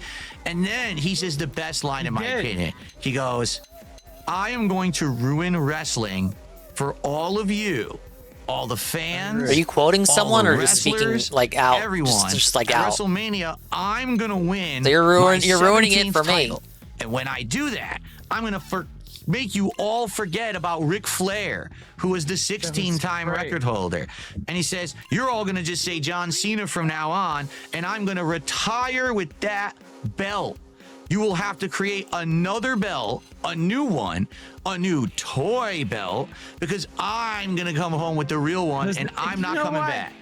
You know why this was so brilliant? Because it's Why like, was it? oh, I made the toy belt, okay, now you're gonna have to make the toy belt. Like it was so. And again, whether it happens or not, but like this was perfect. And so I think that Cena is going over at WrestleMania. I think Cena is going to win the title, and I think it's going to be a year-long chase against him and CM Punk and everybody else to get the title. I think the way I see it, by the way, just to tell you how it ended, and then I'll give you my take. So Cody Rhodes entered, and he says, "You think you're going to take this title away from me? Well, I made a mistake last week, but you did too," which you said when I was in the, I don't know, I wrote the wrong notes here, but basically he says, "I fought hard to hold this belt. The timeline hangs in the balance, but it's just because of your vanity. You want to take this belt?" He says, "What are we waiting for? Try to do it now." Basically, he's calling John Cena a bitch. He's like, you're talking all this big shit. You're just going to take the belt. Right. You're going to destroy wrestling. Just take it from me now, big boy. Right. And John's basically leaves. Says, "Nope, I'm just going to leave." And he walks out. And that's kind of cool because it's a slow, really gradual turn. How you doing so far, Sarah? Cena is flipping completely. Ooh, 80% so far. I don't want to cut you off, but no, go ahead. No, please do. We're here for you, Ralph. Because, like, people, like, I read you're in bed watching The Punisher. It's probably for the best. Cena was big dogging. It was big dog. Can you big dog Phil, Ralph? Like, what the fuck are we doing? He didn't respond to him and this and that. That's a classic heel response. Right. Just leaving, throwing the mic down, fuck you, and maybe I'll talk to you, maybe I won't, before WrestleMania. That's it. Like, the WrestleMania match is the match. Like, that's it. That's it. That's what people care about. Like, nobody cares. Like, I saw so many reviews and they're like, John Cena could cook Cody Rhodes on the mic and like he could do this and that, and maybe he could, to be honest with you, but that's not what it's about, right? And so yeah. Okay, so that was good. This is 2 weeks of pretty great promos from Cena. All right, and we done? Cody We Rhodes. good? Can we clock out? I like where this is going. Disaster. Let's do daily wrap. Come on. Let's go. Let's go. Series of shows Closing leading up to thoughts. Final WrestleMania words. to see where Count these the money. promos go. All right, so up next, Oh. Jey Uso will have a mystery partner tonight versus A-Town Down Under. And his mystery partner I get it, Jay of all Frosty. Take it people easy. is his brother Jimmy from Hard SmackDown. feelings. So the Usos have reformed I'll be here until he in does an the rap. one night only match on Monday Night Raw. To be fair, I think that the match was decent. Jimmy started first. There's a couple hot tags back and forth. At the end, there was a double team clean win, and then Gunther attacked, and then Jay, for like the third week in a row, did a botch where he tripped. But I actually think this week it was like done on purpose. It definitely was. They were trying to capitalize on the real botches that had happened the last couple of weeks, is what it was. I right? actually think the real botch like did happen, but you know, they made a storyline out of it, right? And so that's brilliant, right? Yeah. So it's like, okay. All right, so he slipped, and now like he's not confident. He can't hit the moves he usually could hit, right? Right. And so I thought it was great. I did too. I think I think the plot line is working, but I still don't think the match is going to be very good at WrestleMania. I still think Jay's just going to he's going to win easily. Well, I think you're a bitch, Phil, if you want to know the truth about it. Like, you know, this Gunther, is what Phil wanted. because, yeah. Like, He started out. He started out old nervous at the beginning. He was just and, like, you know, putting his like, feelers out there, he testing the really waters, should be dipping his toe in the pool, his the fucking gouty world toe. champion, right? Yeah. Like, But you can tell he got his groove back. He got his vibe back. He's a technical man. He's a technical master. He should have Realized Rob wasn't all that should bad. be the world It's like when you're scared of fucking the dark, and then you grow up and you go in there, you're like, oh, there's nothing in the dark. Oh, it's just there's no monster in the basement. Lose, right? Yeah. Or else all this was for nothing. The entire thing since Royal Rumble was for nothing if he wins. So that it sucks. This is the one match. It sucks. You know the outcome. You already know the outcome. It's not very exciting. If I was to book on like who I wanted to win and who I thought to win, it would be Gunther. Because he's the real world champion. He worked in Europe. People don't know the history. Like, go look it up, motherfuckers. If you don't know, this guy worked his ass off in Europe for years and years and years and years, and he deserves it. But also, it's like, okay, well, Jay's the guy. Yeah, right? Like, that's the guy that's selling the merch. That's the guy that's getting the chance. That's the guy that they want in that main event. And there's not much you can do about it when he's the one printing the money. They're going to put him in that spot. And Gunther's had a good run in NXT. He's had a good run on the main event or the main roster. I guess we'll see what happens after WrestleMania after he does the job, because I think he's going to curtain jerk and lose. What? So. If they shot me and Gunther wins, I would be laughing. That would be mind-numbingly weird, and it would be a shock. I won't be sad at all. Like, I'll just be laughing. So. Okay, the next segment was Judgment Day in the back. Finn blaming everyone for all of his problems recently. And he says, hey, why not talk to Penta before his match tonight, Dom? Because Penta has the Intercontinental title match tonight, if you remember. So they're still building towards, will Penta be recruited to the Judgment Day or not this week? That's kind of the ongoing plot that will be fleshed out later in the night. Yeah. There is a Adam Pearce segment where he's talking with Gable. Remember, Gable was supposed to wrestle tonight, but Chad Gable has a doctor's note saying that he's sick and cannot wrestle. But what a shocking coincidence that there's a new wrestler debuting tonight by the name of Grande Americano. Yeah. And he can take his place. And of course everyone's like, that's you. And he says, no, it's not. So this is what they're going for, that El Grande will face Dragon Lee. Yes. Do you know they called this racist? Well, I mean, EW fans called this racist. Then I guess Mr. America was racist when Hogan wore a luchador mask too, right?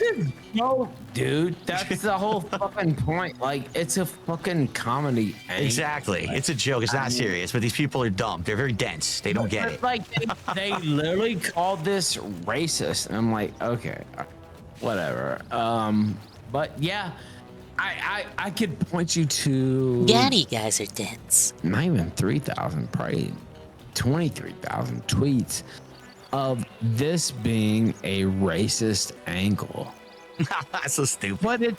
But it's not. It's just silly. It's just stupid. And he's gonna get his comeuppance. And Ray Phoenix, who...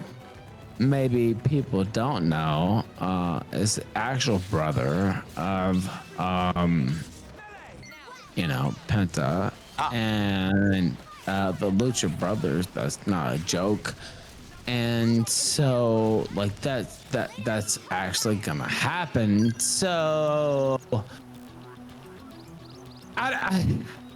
Didn't know Ralph dropped slur? I see these people on Twitter. I'm like, got the chat excited for like half a second. Then the show became boring again. But yes. Okay, continuing. And by the way, I do, just to apologize, Ethan, I have to kind of turbo through the rest of the show because I have to end in about 15 minutes, 20 minutes here. We're going late on time. So we're going to try to get through just the results and wrap it up. And by the way, everyone, you've been a great audience tonight. Thank you for the support, for the respect. We're $13 away from hitting my goal, my third goal of the night. If we hit 13 more bucks, that means that I'll be doing a big reward on Sunday. So if we hit 13 more bucks by the end of the night, that'd be great.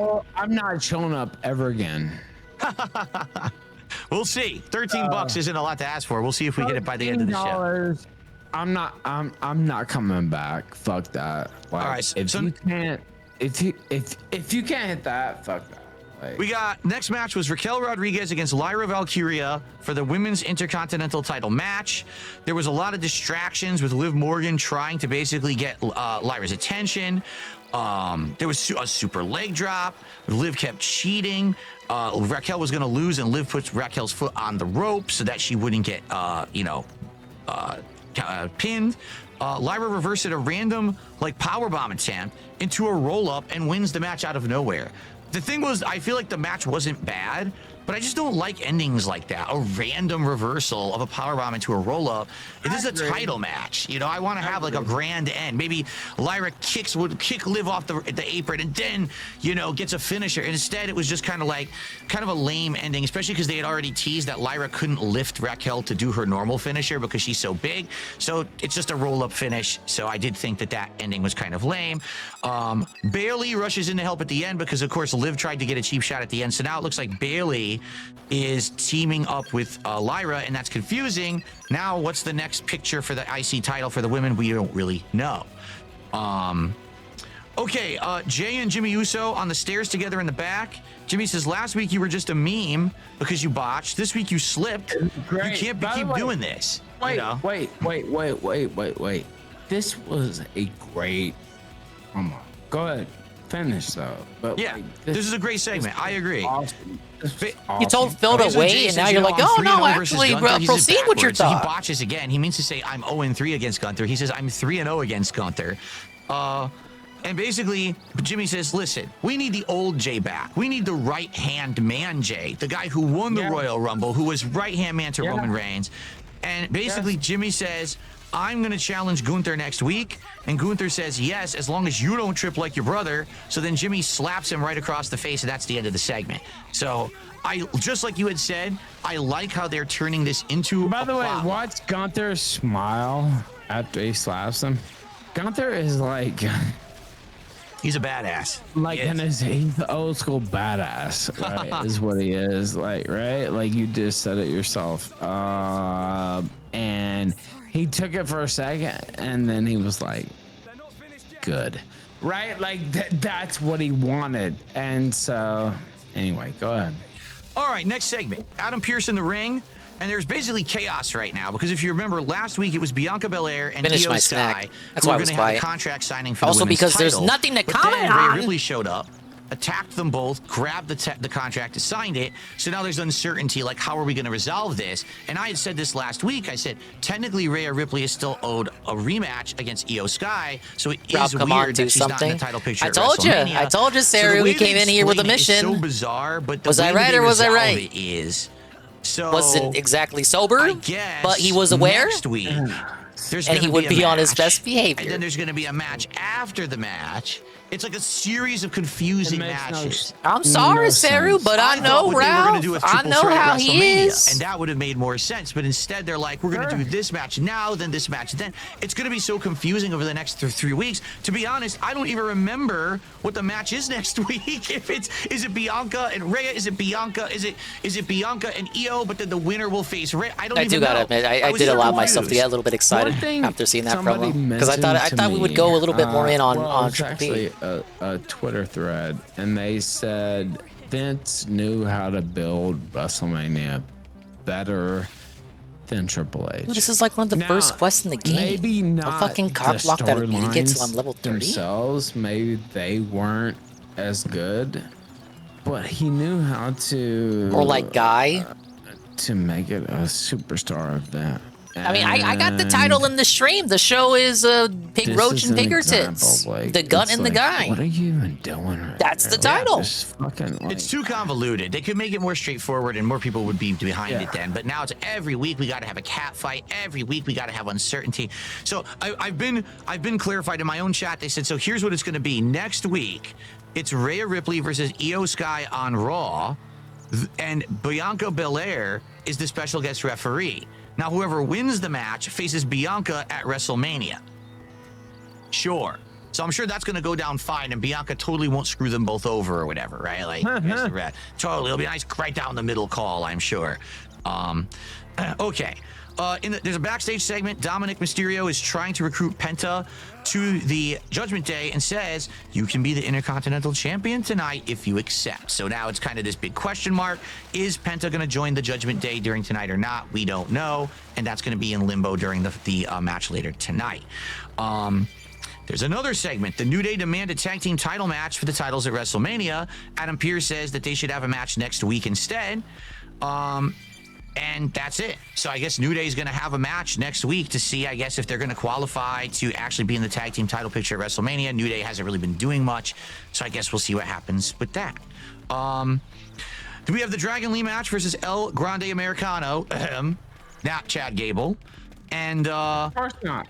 It was actually funny. The theme they played was the old theme song of Lex Luger when he was the American, guy who was on his American tour, going across the country, the Lex Express, when he was wrestling Yokozuna. Oh, it was like, his who theme, fucking- but can they we played just it get in like to a the Mexican ending, Phil? style. So it was like a Mexican parody of Let's Lex just- Luger's can we theme. cut I was to like, the what chase the hell here? is this? It was Where pretty is the darn chase? funny. And how can they I cut constantly to chanted it? Ole, Not the chase Ole cards. during the match, which The also was chase funny. of the show.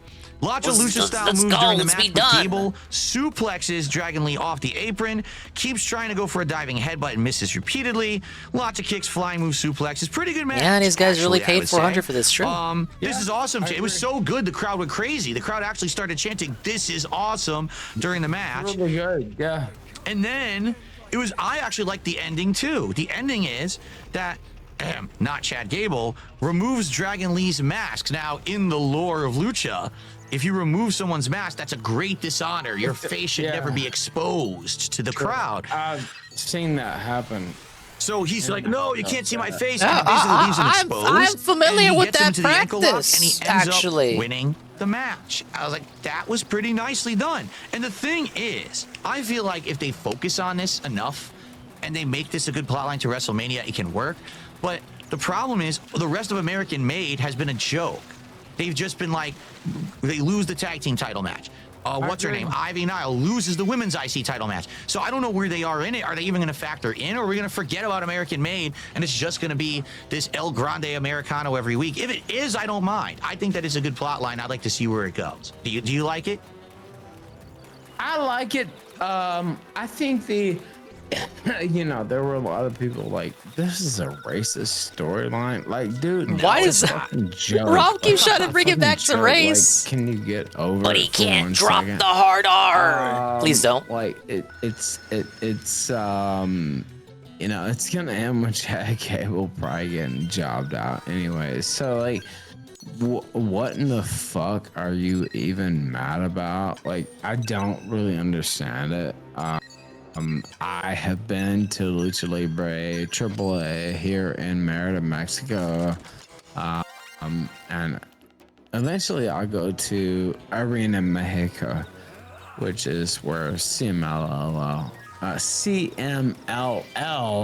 not If you AAA. don't recall, I It's the live only in arena Mexico. in the world that was built for wrestling. I just can't listen to this Rob talking for lengths and or so I talking really at wanna length. Go, and that's something I'm gonna do. But Yeah, like, eloquent as ever.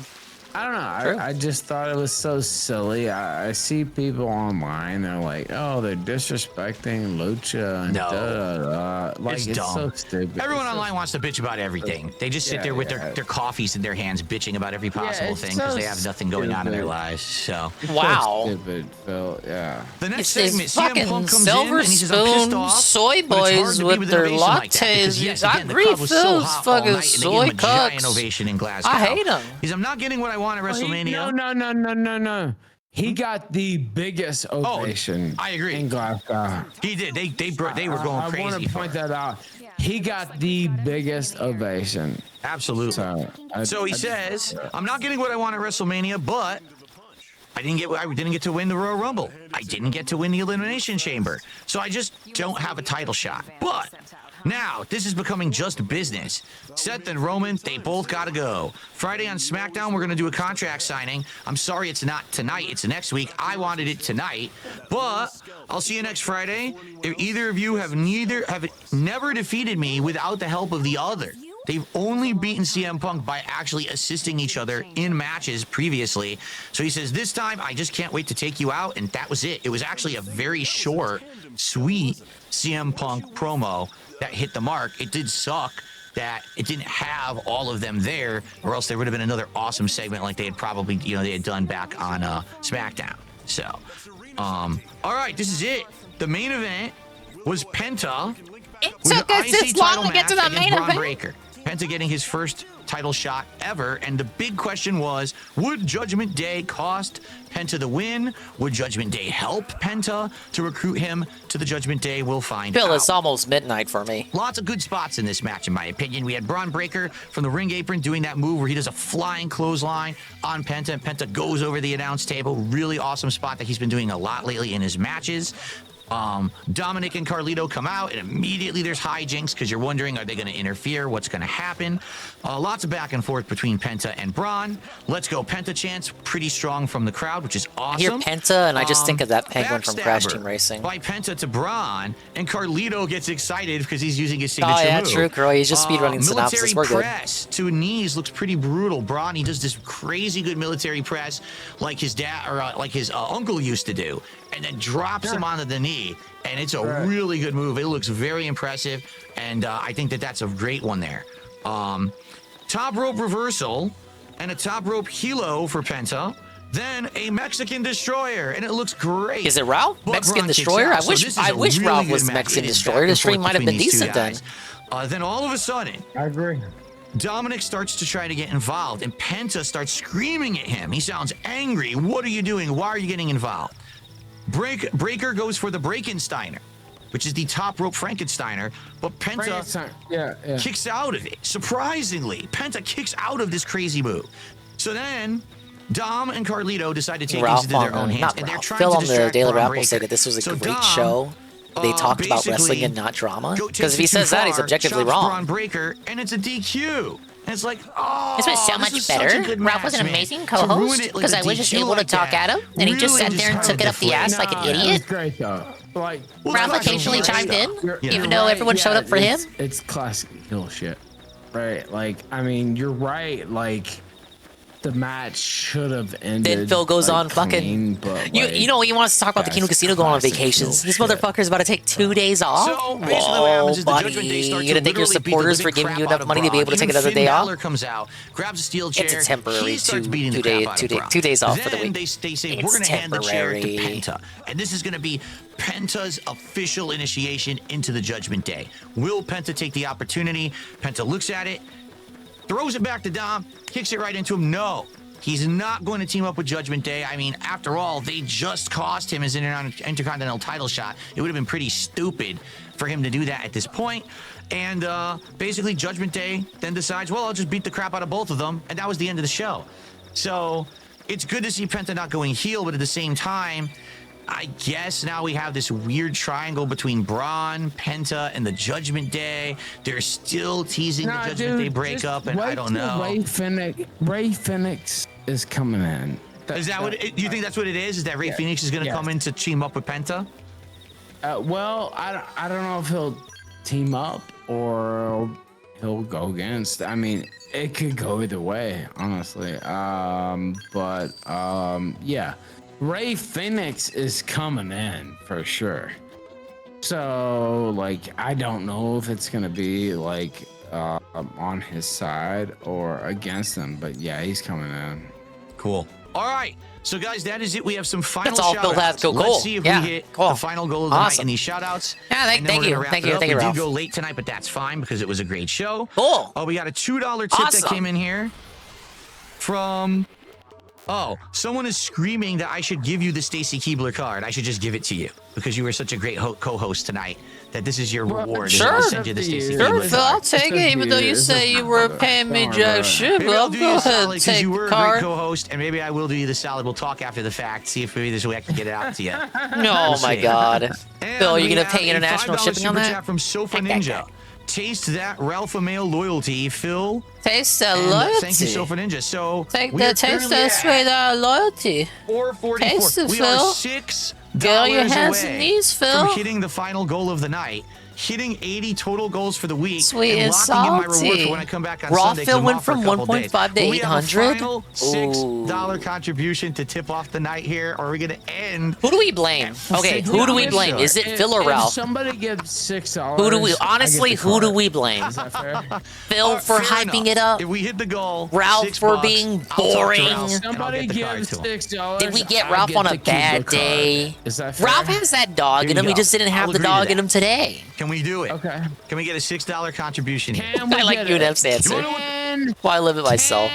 we hit it? Sarah says the The guest is funniest never part to about that blame. is, how much you want to bet for me to send you this card? Yeah, It's they're probably awkward gonna and have cost no like chemistry. $100. It's not worth. Yeah, It's been gonna like be this the whole night. It was fun. Seriously, I'll pack it something nice. No, you know. I'll have it sent. I'll have you sent. Has to Kino Casino Cali, been don't felted worry yet? about it. Oh, okay. That'll be better because I'm right next to Cali. That'll Maybe work. felted out of doing a good segment on this. Like, if this was really good, this could have been an hour Kino segment tomorrow. But all right, it'll probably be a we hit 5-minute $6, segment, like, and then laughing I'm at them gonna get- for what a like, failure either of a show card, it was. Tell them how many times I'll jack off to that. But Phil Are did you make kidding money, me? Like, so was Casino felted? We got But the money isn't forever. It's temporary. Boom. Merch won't make them this much money So next week. tonight we hit 3 freaking goals. One of the most successful Smart Guys episodes I've ever done by far. Because you're not I would splitting it with say Ralph. The show Fucker. went well. The chemistry was good. We did go a little long, but that's Yeah, okay. money doesn't I think matter what it is anyway. is when I don't you- even when know you why I start said with someone, you know, a new host. It or ain't gonna whatever, go anywhere. You gotta find the right balance. And It's not we gonna did go to off a Mexico, little that's bit for sure. Earlier about other tangents, but I think that the show went well. I want, first of all, Ethan, I want to thank you for your time tonight. You were gracious. You're welcome. Co-host. All right, give You us something did fit into good. the Give us product well, something I good. feel. We Save talked the a lot shit about show, Ralph. wrestling. Come You on. added a lot.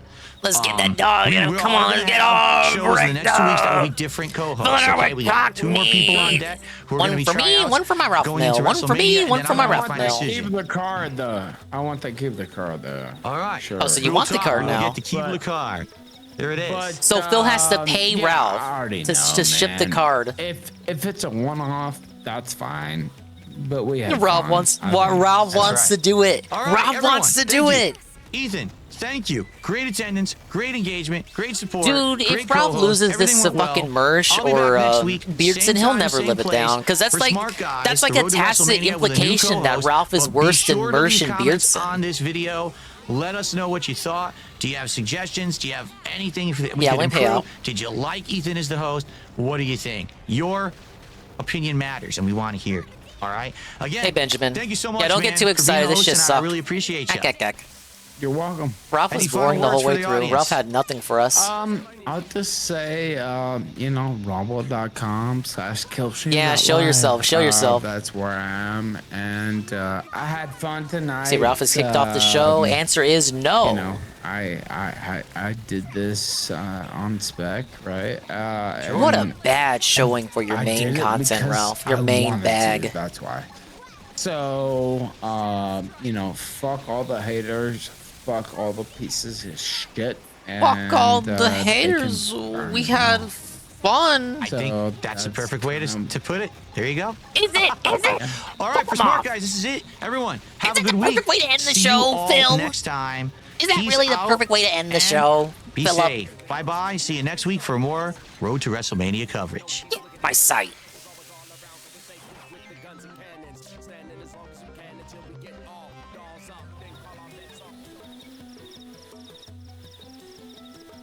Well, I hope you guys at least appreciated Gunt Vision. That was fun. It took like 5 minutes to put those funny images on there. Well, what'd you guys think? Well, there have been worse. There have been worse DSP restreams we've all had to endure, right? Any JRPG stream, right? At least we had the novelty of them interacting.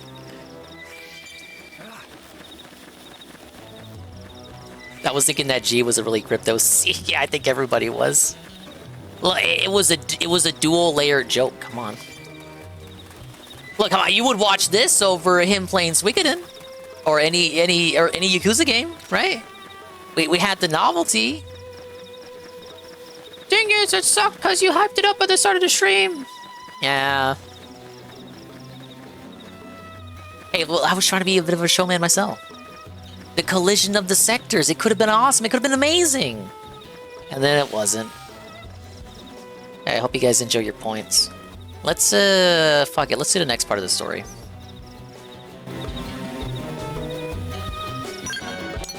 I've just been doing non-story related missions this whole time. So, progress has been non-existent outside of level ups. Didn't have to be like this. It's because you like Yakuza and Suikoden. I would lose my mind if he played another Fire Emblem game. I love that he had to have a whole pre-stream to explain why he wouldn't play Fire Emblem Engage. I hope that's not one of the pre-streams that's lost forever. Because I didn't clip it. But you can tell Three Houses' mind broke him.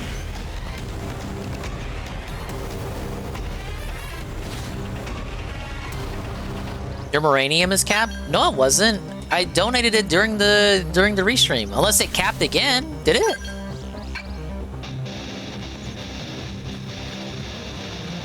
I did nothing wrong. This one's no joke. Reinforcements. Watch out. Dave will end up joining America first. No, he won't. Dave in America first.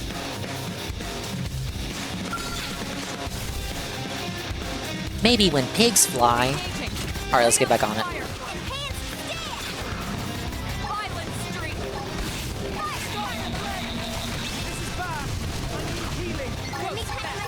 Maybe Beardson can introduce Phil to Fuentes?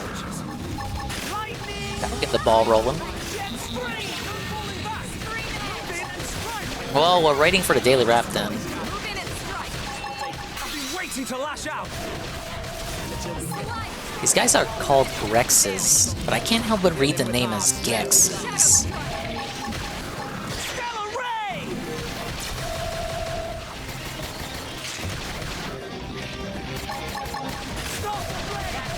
Is Beardson even still on Cozy? I think he streams on Rumble now too. No one's on Cozy. No one ever was on Cozy.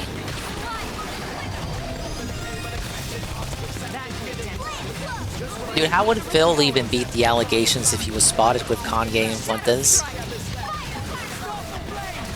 If this was a few years earlier, it would have been Fuentes, Kanye, and Trump. Yo, shout out to my boy DSP. Tried to do a Kanye, but that came off more, sounding more like Chester Cheeto. Shout out DSP.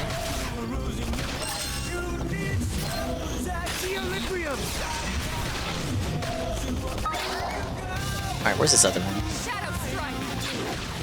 Fucking falafeling away on. Both allegations that he's gay and a white supremacist. I mean, but he calls himself a Polish Italian. Now, around those circles, they don't really consider Italians to be white.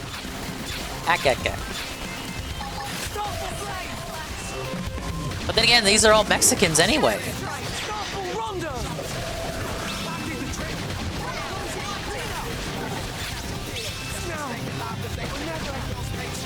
Okay, I was about to say that really took me out.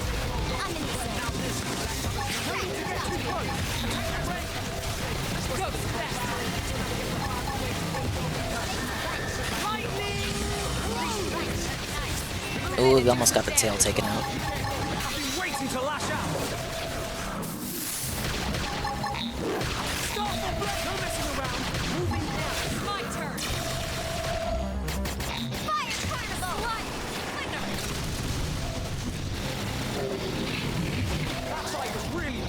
Excellent strategy.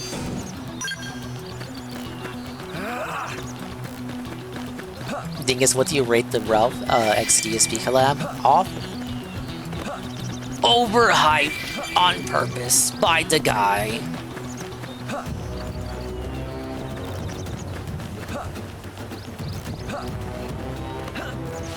I had Ralph's performance pinned down to a T up until he released that promo, and then he got me thinking that he would actually be a bit fire. And then people were telling me, a lot of people were saying, as they say, that Ralph was on his Rumble stream earlier, like, you know, going off, firing off on all cylinders, going crazy, going bananas. And he hops on DSP stream and he's nothing like that. Yeah, 2 days off from Phil. Oh, we got a cutscene. Big monkey? Arena's signal is coming from deeper inside. Looks like the only way to reach them is through here. Then we better get moving. Come on. Tatsu will protect rear flank.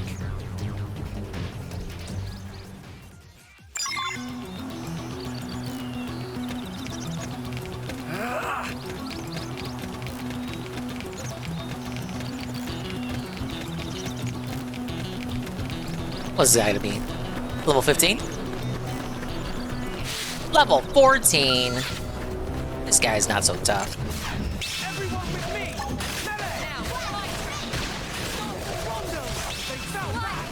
Now strike them again! Stellar Ray! Fire Carnival!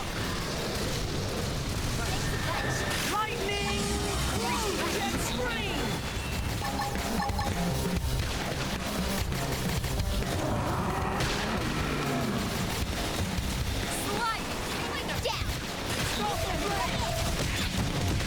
Oh, that did a lot of HP.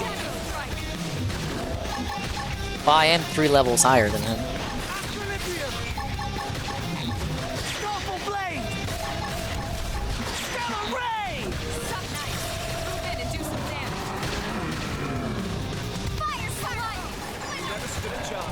Alright, he's done.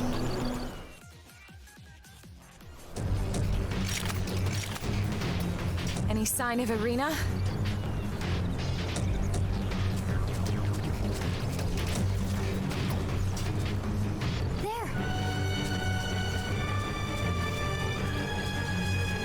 That's Arena's. She didn't fall off the cliff. Is that why I couldn't add her to my party? She scripted to die here?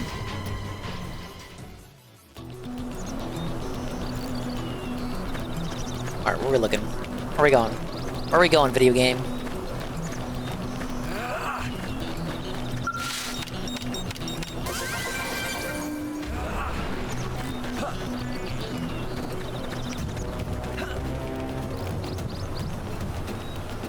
Whee! The whales really withheld tips for that shit show. They thought they could make the Ralphamel holla. The Ralphamel don't holla for free, motherfucker.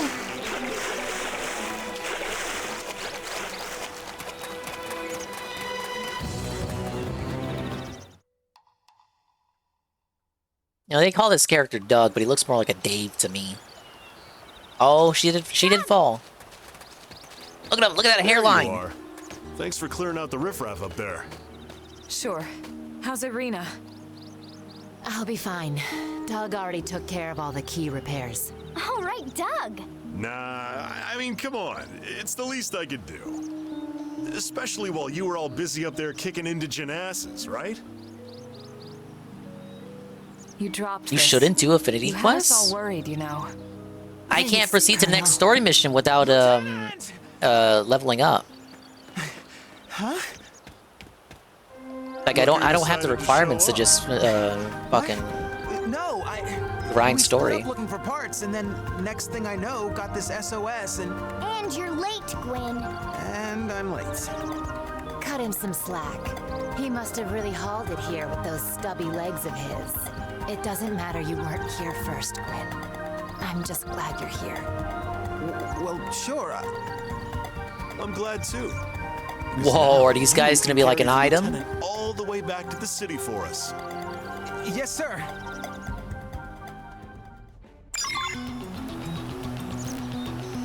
Oh hell no! I'm not running all the way back over there. We're fast traveling.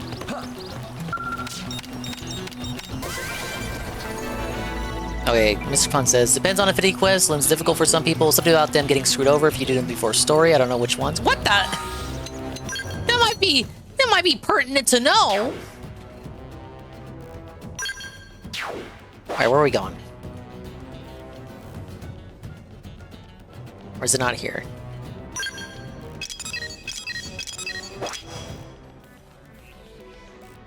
Am I blind?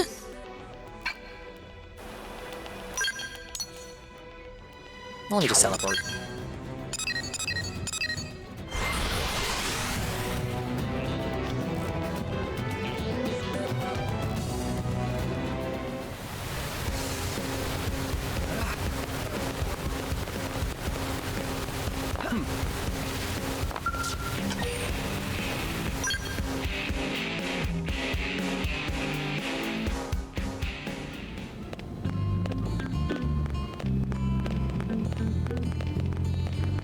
Hello, Span Dog. How you doing, dude?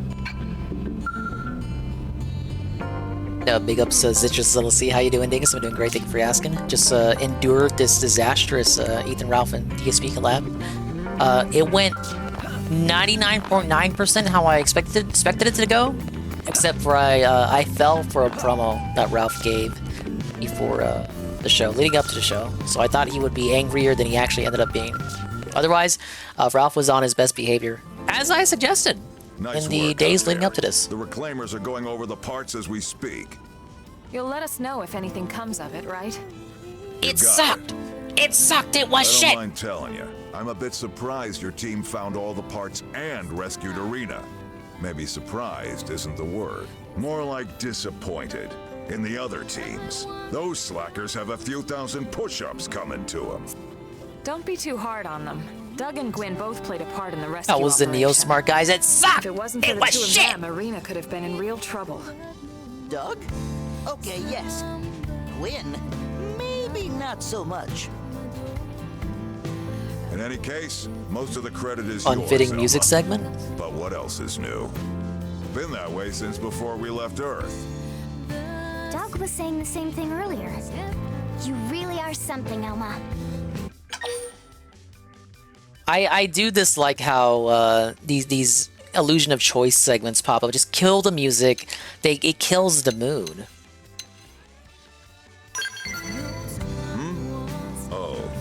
That. If you want to know a person's past, give them cause to tell you about it. What does Elma mean? It means Elma will tell us about it when she's good and ready. It's different now anyway. I don't have to charge in alone when I have a team like this. Besides, it's going to take more than just a handful of heroes to win the war and cultivate this planet. Ultimately, the responsibility and the accolades all go back to the commander who unifies and leads the entire operation. Well, that's true. Which reminds me, why aren't you Blade Commander, Elma? I don't want to be, yes. bish. Mustache Man can still have gainful employment as personal assistant to Tatsu. Ha! Not in this lifetime, potato skin.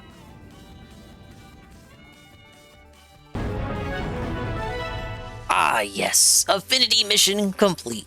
You collected all the debris and rescued Arena. Commander Vandam was very appreciative. You learned the dual sword art, Shadow Strike. Whoa, I can now proceed with the story mission. I got another one here too. But you guys just told me not to do them.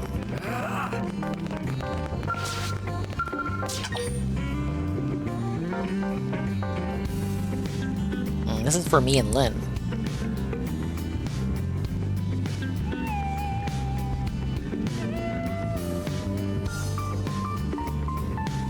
I saw there were music options. I don't mind the volume for the game right now.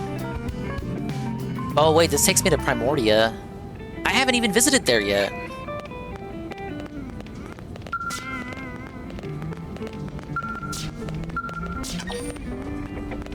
Let's see, survey 50% of Primordia, complete the professional mission. Wait, no, wait, I have been to Primordia. What am I saying? sorry, I know, Mr. But I know, that fucking memory brain fart. I thought, okay, I know, I was mixing up Primordia with Oblivia. Shut up.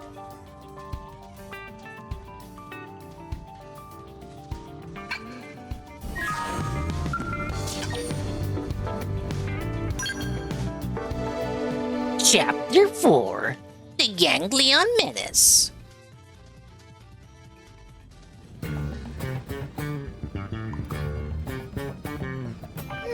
What should I whip up today? Well, I should have taken Lynn's helmet off.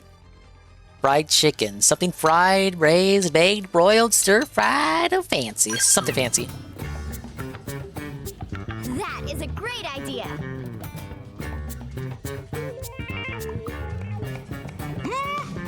Delicious. Thank you, Lindley.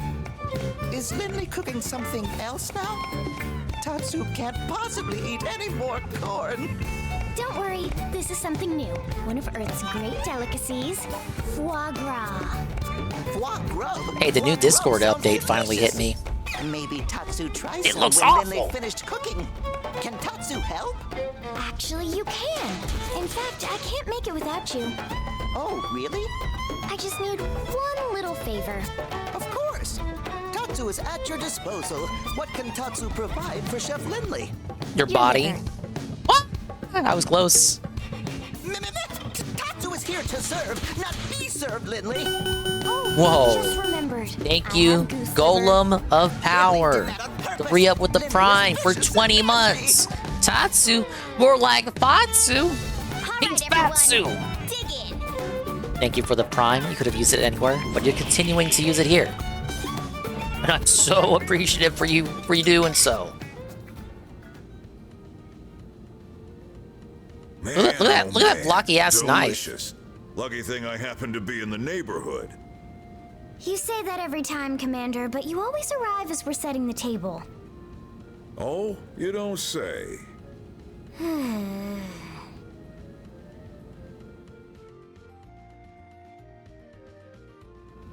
He just wants their listen food. up. We found something in Noctilum thanks to Frontier Nav. Whoa, I was already over there. West of here, Rook.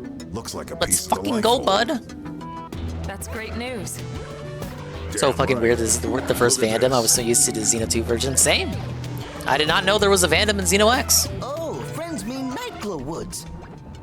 Is that what the Nopon call it? We didn't have names for anything here, so we've been using Noctilum for that whole region. Well, that's a silly name. And Nightglow Woods isn't? Moving on. Right, sorry. According to the Pathfinder's report, there's a large number of indigents in the area, but thankfully no sign of any intelligent life forms. Sounds like Renton. No, that's wrong. Nopon visit Nightglow Woods all the time. Yeah, well, like I said, no intelligent life forms have been reported, but it never hurts to be cautious. Friends patronize Tatsu. He's calling Nopon's dented. Brave people with rich history, you know. Pipe down, small fry, or I'll make that nickname come true. We'll have you check in with Lau's team first. They're already on assignment installing probes in the area. We don't have a fix on the Lifehold signal, just a general direction. See if they've got more info. Got it. Whoa, a piece of the Lifehold was detected in the Noctilum region to the west of New Henley. Head there and investigate. Recommended level 15. Oh shit, I'm over leveled. Suffer dingus. They don't have the hide helmet option. They actually do. I just forgot to take off their helmets for this cutscene. That's a shame because we had this silly little cooking cutscene. Alright, while we wait for the wrap, let me watch some stuff that will lose relevance if I don't watch it right now. Two of Nintendo's quirkiest series are getting new games. I'm gonna use this opportunity to take their helmets off and give them some good gear. Today's Nintendo Direct here on March 27, 2025, only 6 days before the April 2nd, 2025 Switch 2 presentation. I would have been satisfied. He made so many videos off this one Direct. Nothing new, like essentially nothing new. I went into this Direct being prepared for like no new game announcements whatsoever. That's not to say I was sure we wouldn't get any, but like if we didn't get any, if this was really just, you know, keeping us up to date on previously announced games, like that would not have surprised me in the slightest. But we ended up getting is that true, Mr. Pun? fresh game announcements for the original fucked it Switch, up. it seems, and both of them were very, very pleasant surprises, and I would like to talk about them both in this one video. What You get the? a 2-for-1 today. Elma's a furry. Save you a whole clip. He's a I'm going to talk furry. about Tomodachi Life first because I have less experience there. Unfortunately, I did not get to play the 3DS Tomodachi Life, but I saw a good amount. Wait, you didn't play 3DS Tomodachi Life? I believe He's a faker Nintendo fan than me. Oh shit! Did we put the hard glasses on Emma? Hold up. It does seem very funny. It really does seem very, very quirky. It's You want to give her the hard If it glasses? had come out just a little bit, I don't know, at a different time in my life, I think I would have been absolutely nuts for it. And I still don't quite know. I if knew it's my about thing. Tomodachi Life, but I just wasn't really interested. Appreciate what I've seen. It's a very, very funny idea. And of course, so many people have been looking forward to a new one. So many people, I see it all the time, every single time there's any kind of thing, especially now that I'm streaming and reading chat and stuff. Like, so many people have been waiting for this, and I'm so happy for them. He reached chat! I'm so happy for them. It's so cool they're getting a new one. And yeah, as I was saying in my full direct discussion video, I kept imagining if maybe we would just get a remaster or something. But now in retrospect, that doesn't make as much sense because wasn't a lot of it didn't it rely on the 3DS's unique hardware? Yeah, or it relies something? I don't heavily know. on your I could be wrong. imagination. But perhaps it makes sense that they would just give us a brand new one. Ooh la la. Because because why Take not? your It's top been off, long honey. enough. What they say, almost 10 years. Mamma It's mia. been long enough. Might as well give people a new one. What? So we can't really no. glean a whole Dinguses lot aren't from this supposed to look trailer. at this. It is fairly simplistic. It does mostly just kind of show me's just kind of lounging around I and exited out by whatnot. accident. I can't believe there's now a Nintendo trailer that just opens with someone farting. That's just at the absolute very, very, very beginning. I'm looking. I'm what is that? Is that an Animal Crossing character? Zooey All Mama. right, well, yeah, okay. Oh, I don't know. interesting. I don't know if I've ever seen Zooey an Animal Mama and Crossing me. character. Oh wow, Okay, look yeah, at there those. you go. Damn, look at the Yeah, back. they're Holy shit. Mii's. What the? So yeah, it Nintendo mostly game? just shows Holy shit. Mii's just kind of I thought you said this game was interacting censored. with each other. It doesn't really give a whole lot of details. However, we can I probably mean, she actually looks glean kinda a pretty cool. good amount from the title. And one thing they show in the trailer, it's called Living the Dream. And I'm, from that, it probably means a number of things. Obviously, if everybody's on an island, it seems like some sort of island giveaway. So in a way, it's, you're living the dream. You're living on vacation. It's that sort of thing. But then there's a chunk in the trailer. I really Zooey Mama. I really genuinely love this. Look at This that really, side boob. Holy this makes shit. me laugh every time I watch it. Where it shows It's rated the woman, T? she's running up, and she just gets bigger and bigger and bigger and bigger until she's huge. And then did you want to talk? I like that a lot. Let me just say, I really. I think that's funny. I know these games are weird, but that. This lets me change her genuinely outfit caught while me off keeping guard. the And then actual it shows, armor buffs. A character waking up and being oh, good thing that was just a dream. So I Nice don't little know way for them to enough get around about that the original in, to know exactly what this could mean, but it does seem that kind of dreams holds are back gonna other play RPGs. a part in it. You want Wasn't the there, cool a looking thing in the armor, original where you but could it's not always make the a little strongest. TV show or something like that? I want to say that there was. You kind of set up a scenario and you kind of create a little thing. Pulls these fits Could that off be pretty what's well. going on here? Except now it's going to be dreams, and maybe that means that the scope is going to expand by quite a lot, what you can accomplish and what you can do.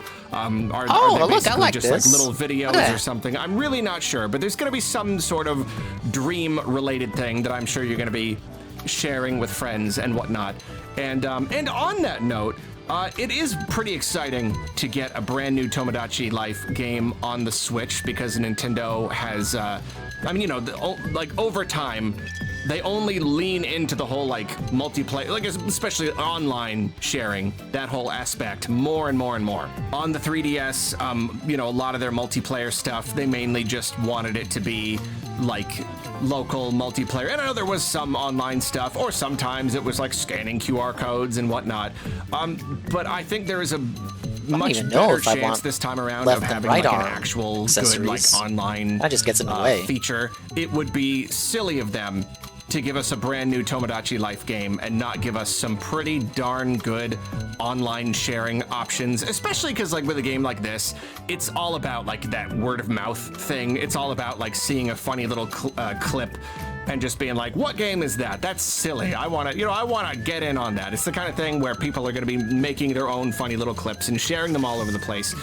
So I feel like Nintendo really does need to lean as hard into that as they can. And you know what? I think it's great because like Mii's have been kind of I don't know. We don't really know exactly where Nintendo is at with Switch Mii's. era is Mii's kind of were forgotten a about big part of the Mii's. Wii's identity, and then going to the Wii U. But then when the Wii U didn't work out, Switch came around, and it was like, okay, well you can, Mii's are like kind of still a thing. There's no like I don't know, I think the bracelets are okay on the Switch. Some games let you use them as avatars, but and then they I mean, we can't have her be Miitopia. barefoot, right? Like she's running around. It's not as like, much of a thing out in the wilderness. But right here, I don't want rocks this is on our probably, souls. I mean, it's funny coming at the very end of the Switch's life. In fact, coming. Oh, yeah, that works. We can give us. after Oh my Switch God! 2 Oh, comes out, whoa, basically, whoa! after the Switch's Yeah. life is effectively over. We're finally getting like the best Zooey use of Mii's that we have ever seen yay. on the platform. This will be the first time. If I play this game, this will be the first time in the history of the Switch in over 8 years where'd you pull that I will knife be from? like, ooh, I need to make a bunch of Mii's. Like I haven't done that yet. Not even one time have I been like, oh, I gotta get all my friends and get them on my system. And I don't know. I feel like Nintendo really should get back into that. As far as like most kind of like gimmicky Wii era stuff and motion controls, all that. As far as all that goes, I'm kind of done with it. But in retrospect, and after having a console generation where Mii's were not featured as prominently, I think it's really just hitting me. Oh, I think this is cute. A little goofy swimming trunks. Just how effective they were, especially in that kind of like word of mouth. Oh, we got the bell bottoms, brand baby. identity thing. You want someone to have their Switch and be like, hey, let me like take a picture of you and make a Mii of you, and like these jeans look go at that. pretty good. All of our friends are on this person's Switch. I want to have my own Switch with a bunch of Mii's of my friends on. I don't know. It's just a social thing. That would go good with it's just the a really tank top. fun social thing, and not to turn into a Holy huge tangent shit. about Mii's, but Nintendo kind of introduced that idea. They kind of pioneered that idea of the custom avatar, and then every other company jumped right on it to just Look at the rip super, off the idea like, wholesale. You only I'd ever say see rip these off, sandals obviously, in like custom anime. avatars. These It's been a sandals, thing to a nobody degree for a wears long these time, sandals but, in reality. I don't know, Nintendo making These are it like into a little Jesus digital time person, sandals. and then everybody else followed suit. And now, like, that's not quite as much of a thing anymore in not as many circles. So I don't know. Just I like the idea of seeing Nintendo return to it. Just kind of like re-adopt that part of their identity, at the very least for things Is the like whole video about Tomodachi Life? Okay, we're over halfway through. He's not talking about Rhythm Heaven. He's a fake fan. this. Maybe the Switch 2 isn't going to have its own Mii Plaza and all that, but whatever. That's a whole lot of words to say. I think it's cool that we're getting a new Tomodachi Life game.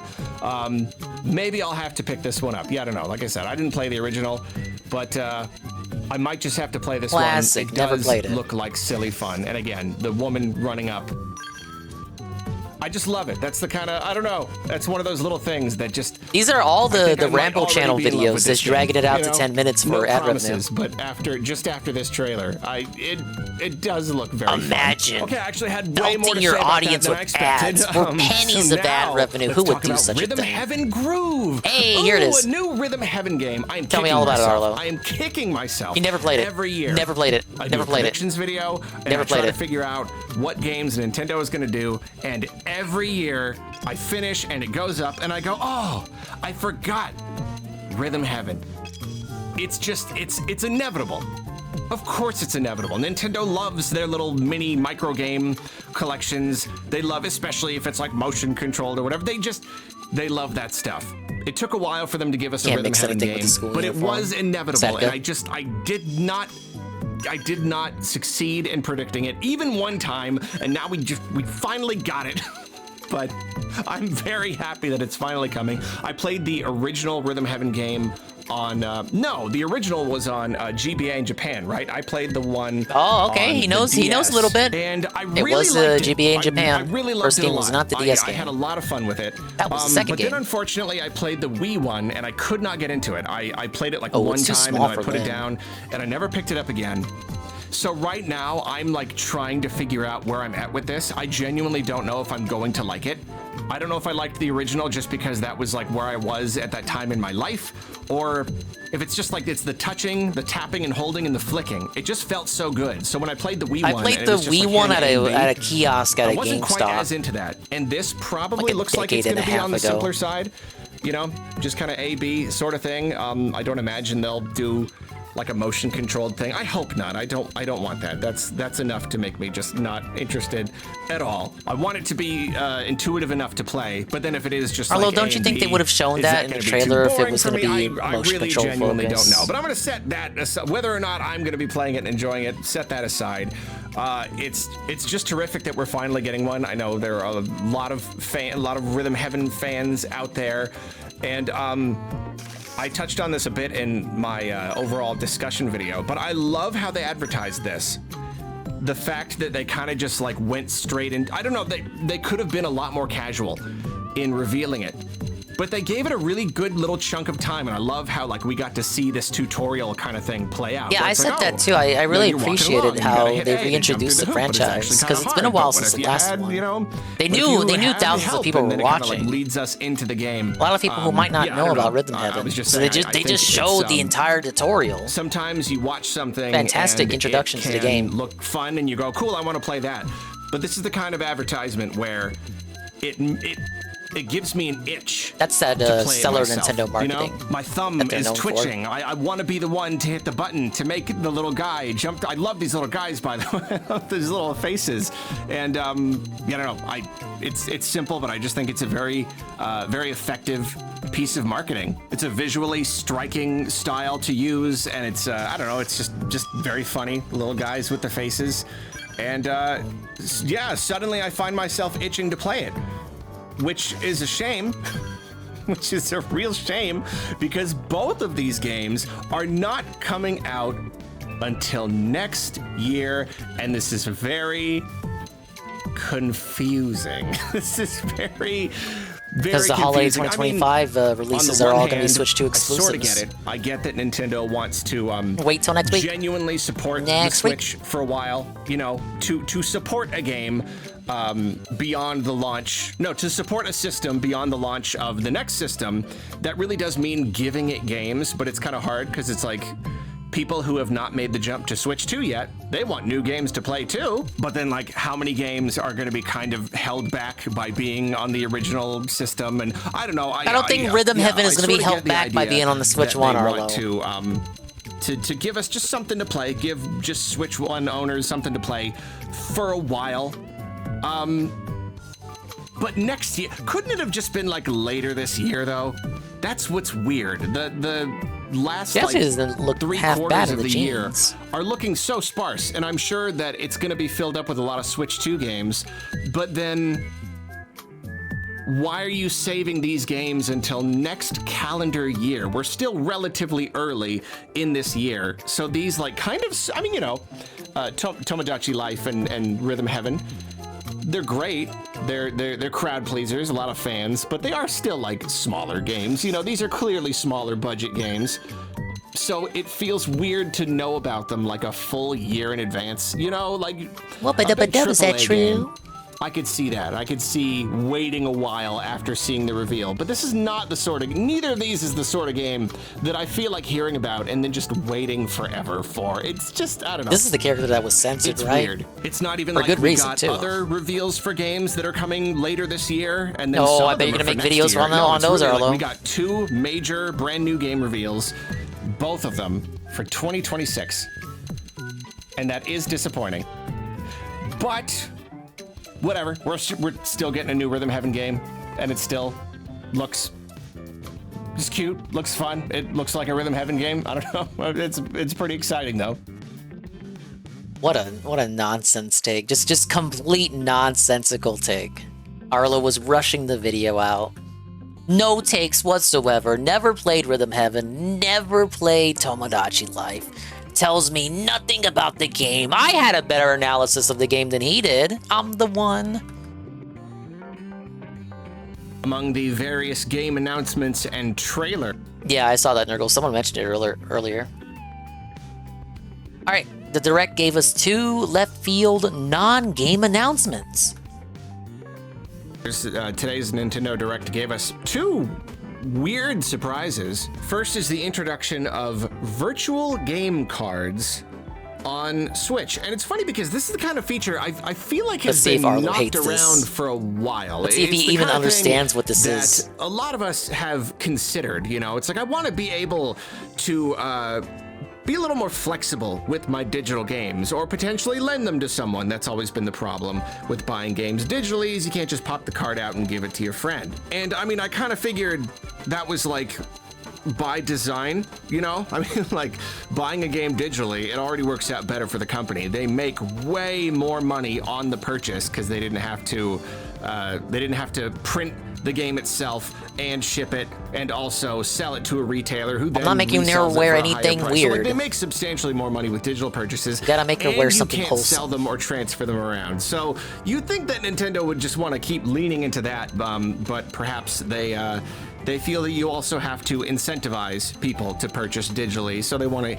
ease up a little bit on some of the restrictions. So they are introducing a feature where you can now kind of turn your digital purchase she looks good in this into too. a virtual game card that can then be given to other players and put on other Switches, and that's not to say that now it becomes this this thing that can be transferred permanently between people like a regular game card, which I can just sell to someone, and there it is. It is definitively theirs forever now. Like there are still a lot of censored outfit, I'm assuming. But basically, it works. You can't even tell what was ways. censored. You can convert your digital game into a virtual card, and you can then take that game and stick it on a second console, and this will be a second console with your the tank top or the logged bargain into your account. It is basically a secondary console for you, not a friend's console or anything. It's still like using a summer your account. vibe going.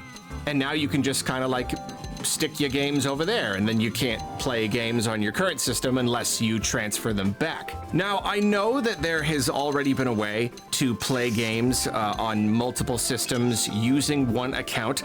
I have... What did I do to Elma? I know it's the sort of thing I should know about, I should look into. I mean, I even have friends like, yeah, we have the games spread across a few different systems, which was always surprising to me because I thought Nintendo would want to do anything they could to stop that from happening. But I do believe that when you do that, it requires an internet connection to make sure that nobody else getting his is views. Using the game. So it is still a limitation. It is still like... It's got to use the same profile. Most people are going to want to have their own profiles, I got a lot of points obviously, right now. and they can't play simultaneously. So it was still pretty limited, but it was still something that you could do. You could work with. I never liked the idea. Just, I don't know, something about like needing to be on the internet or like anticipating any potential problems or anything. I just want to buy my own version. No, I don't want to deal with all that. But yeah, now there is an official Nintendo sanctioned and approved way of doing this. And I am hearing mixed things about it. It sounds like some people are less than thrilled. Like anybody who like was most people don't even doing understand that it. kind of console sharing thing. It seems that this is actually. Some people are claiming it's actually more restrictive than that and may actually prevent that from happening. So in a way, it could be seen as kind of like rolling back a certain ability that people already had. Again, I'm not 100% sure because I never really got into that myself. But me personally, I can definitely see the benefit here because with the Switch 2 coming out, like my nephew uses my Switch a lot. And I'm like, okay, but when the Switch 2 comes out, I'm gonna have to just transfer I mean, that's usually how it works with Nintendo consoles. You transfer everything, the profile, all the save data, all the licenses for all the games. Not from Wii U to Switch. To the new system. And so now, like, I'm gonna have the Switch 2. I need it for work, obviously, but then, like, what is he playing? And I'm like, man, I wish I could just leave some games on the old system for him. And then that could be, like, he could use it, like, a lot more, even if I need the new one for work. So for me, that's kind of perfect. I can just leave a bunch of games on the old one, leave my profile on there for him to use, and then I can have the Switch 2 playing all of the newer games. So to me, that's great. Yeah, maybe it could be argued that I could have done that before, as long as I was willing to keep a constant internet connection or whatever. But I'm pretty excited about the ability to do this. I am not seeing anywhere if this is just first-party Nintendo games. That's all that you really see here, or is it just like, is it retail games that would otherwise have a physical version? I thought they were just using first-party games as an example. Games? I'm looking it up, and I cannot find anybody saying one way or another. I don't know why you would restrict third-party games and not games. Include them in this. I wouldn't be surprised if it didn't, just because, like, I don't know, I guess that's a lot of software to potentially manage. I really don't know.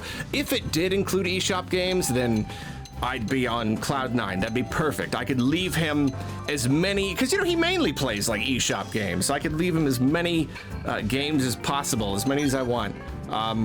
But I don't know. I guess we will see on that. But yeah, then the other thing that you can do is lend your games with these virtual game cards to your friends, people with Switches and other accounts that are not your account. You can create a virtual game card and transfer it to them, again, making it so that you are unable to play the game yourself, but then they can borrow the game. It is limited to 14 days, so they can't keep it forever.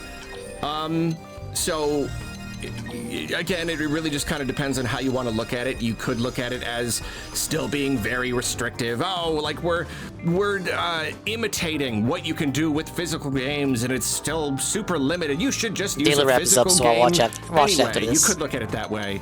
But at the same time, this is a feature that did not exist and now does. And in theory, I could lend my friend a game.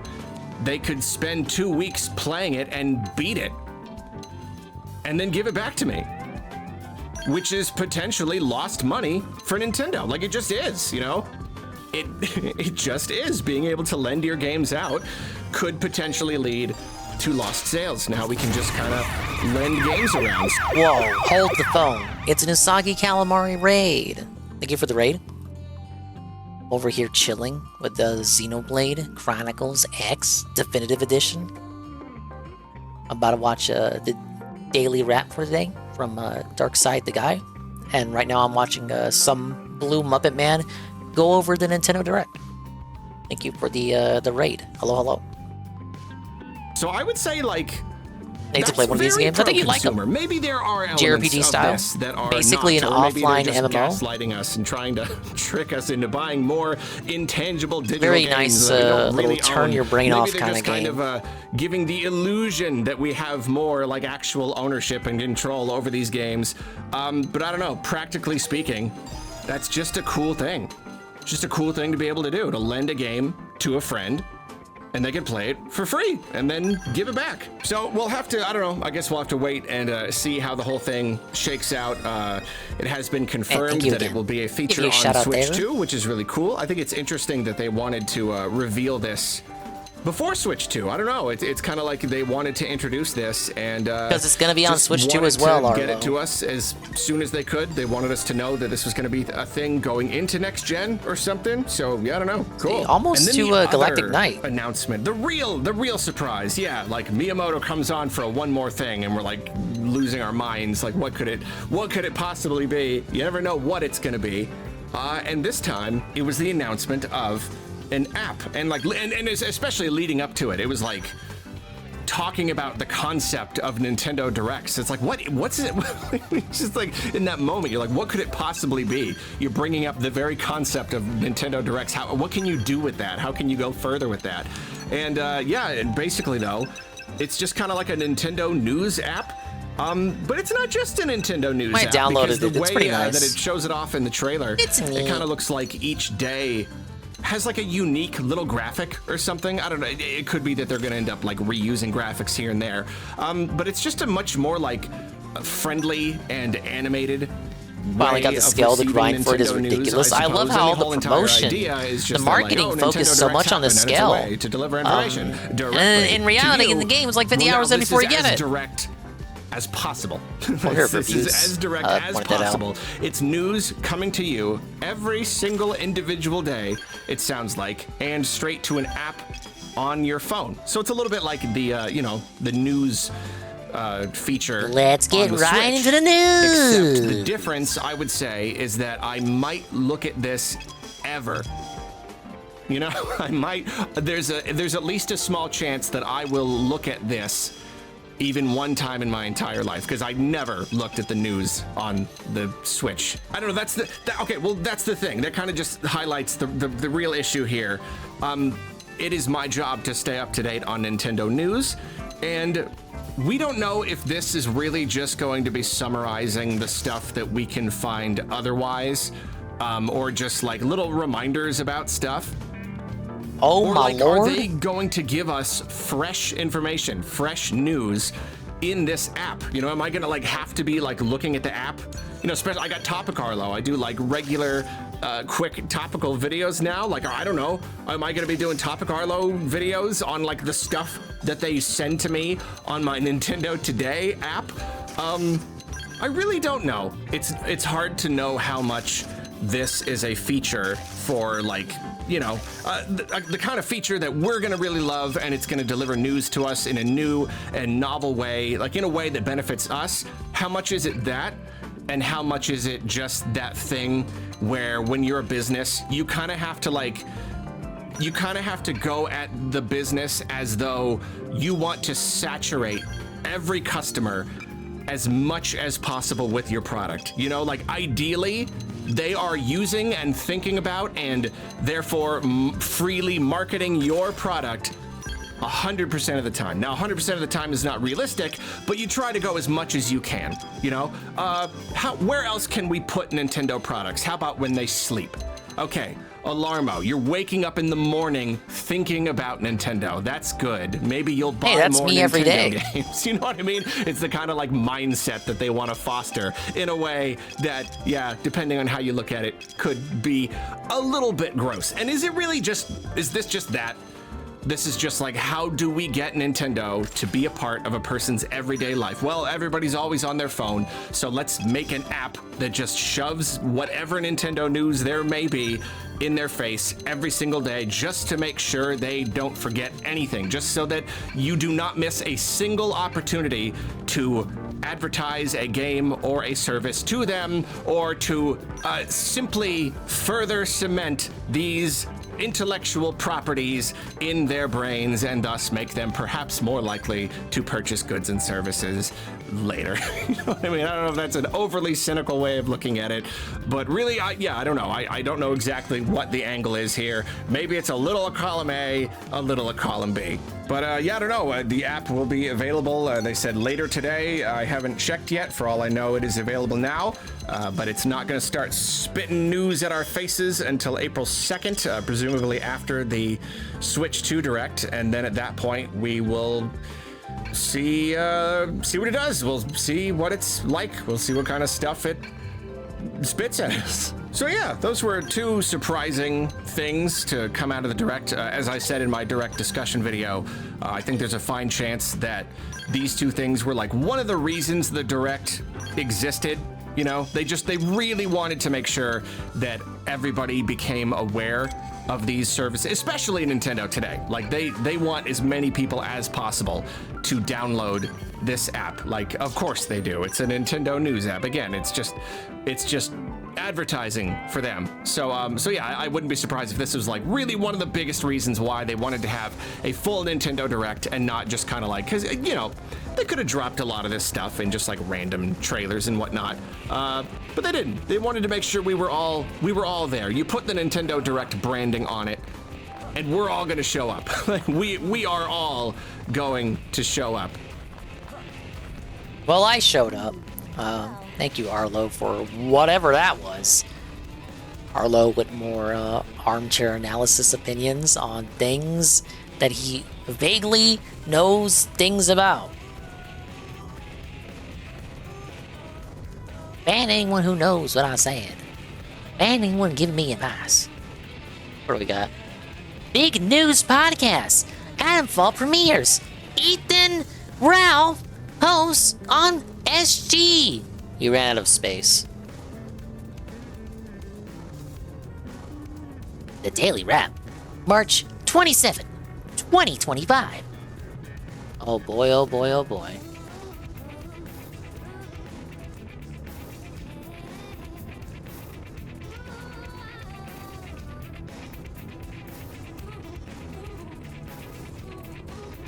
Good evening, everyone. Phil here, and There he welcome is. It's to the guy Daily right there. Wrap for Look, what was it's Thursday, him. the 27th of Holy March, shit. 2025. Is that really him? A full fun streaming day for me, a day of variety, and A day of variety? I'm curious about your thoughts. I'm going to want Dude, feedback I love for variety. Sure. So today we Oh opened my up with a God. very fun, variety-filled Level 1 podcast where I I'm covered a losing variety my of mind. topics, including Variety. game news. For example, there were big stories come out of the Nintendo Direct this morning, including Didn't talk about Metroid Rhythm Prime Heaven. 4 and others. So I covered all He of these didn't talk stories. about Rhythm Plus, Heaven. in addition to that, we also covered a big story about Ubisoft. There was also a nice chill Q&A session at the end of the show. So it was a really good podcast. I had a great time, and I hope that you all enjoyed the show. Now, after that, we started Atomfall. And in a nutshell, Atomfall feels like a hybrid between, I would say, Fallout and Stalker. It is nowhere near as tedious as Stalker, meaning you don't need to constantly be popping food and drink, but at the same time, it's not super easy. There's no VATS. The combat is a little bit more complicated than Fallout is. I do like that there's an aspect where you don't have to constantly be fighting. 3.5 out of 5. Sneak around Direct. stuff, and that's a major part of the game is sneaking around areas and not getting detected or aggroing the I don't enemies. see myself playing so Tomodachi far, Life. So good. Like I would but say, for the first two want and a half to hours see that we if played I today, can I'm get enjoying into it. The Rhythm Heaven. graphics are good on PC. There And, was one of course thing I'll I play had an issue Metroid. with. It was my capture device, though, and once I restarted it, I think everything worked 3.5 fine. out of 5 is so, pretty fair. in general, For I me. had a great time with it, and I hope that everyone enjoyed it. Let me know your thoughts on the game. The first two parts are live on the channel already. We did hit the support goal during that gameplay session, by the way. Then on the late stream, it was Smark Guy's pro wrestling commentary covering SmackDown and Raw with our first of 3 special guest hosts that'll be coming up for the next 3 weeks. The first guest host was Ethan Ralph. Ethan Ralph, he's the infamous. Gunt. Yes, a lot of people have issue with him. So how did the show go?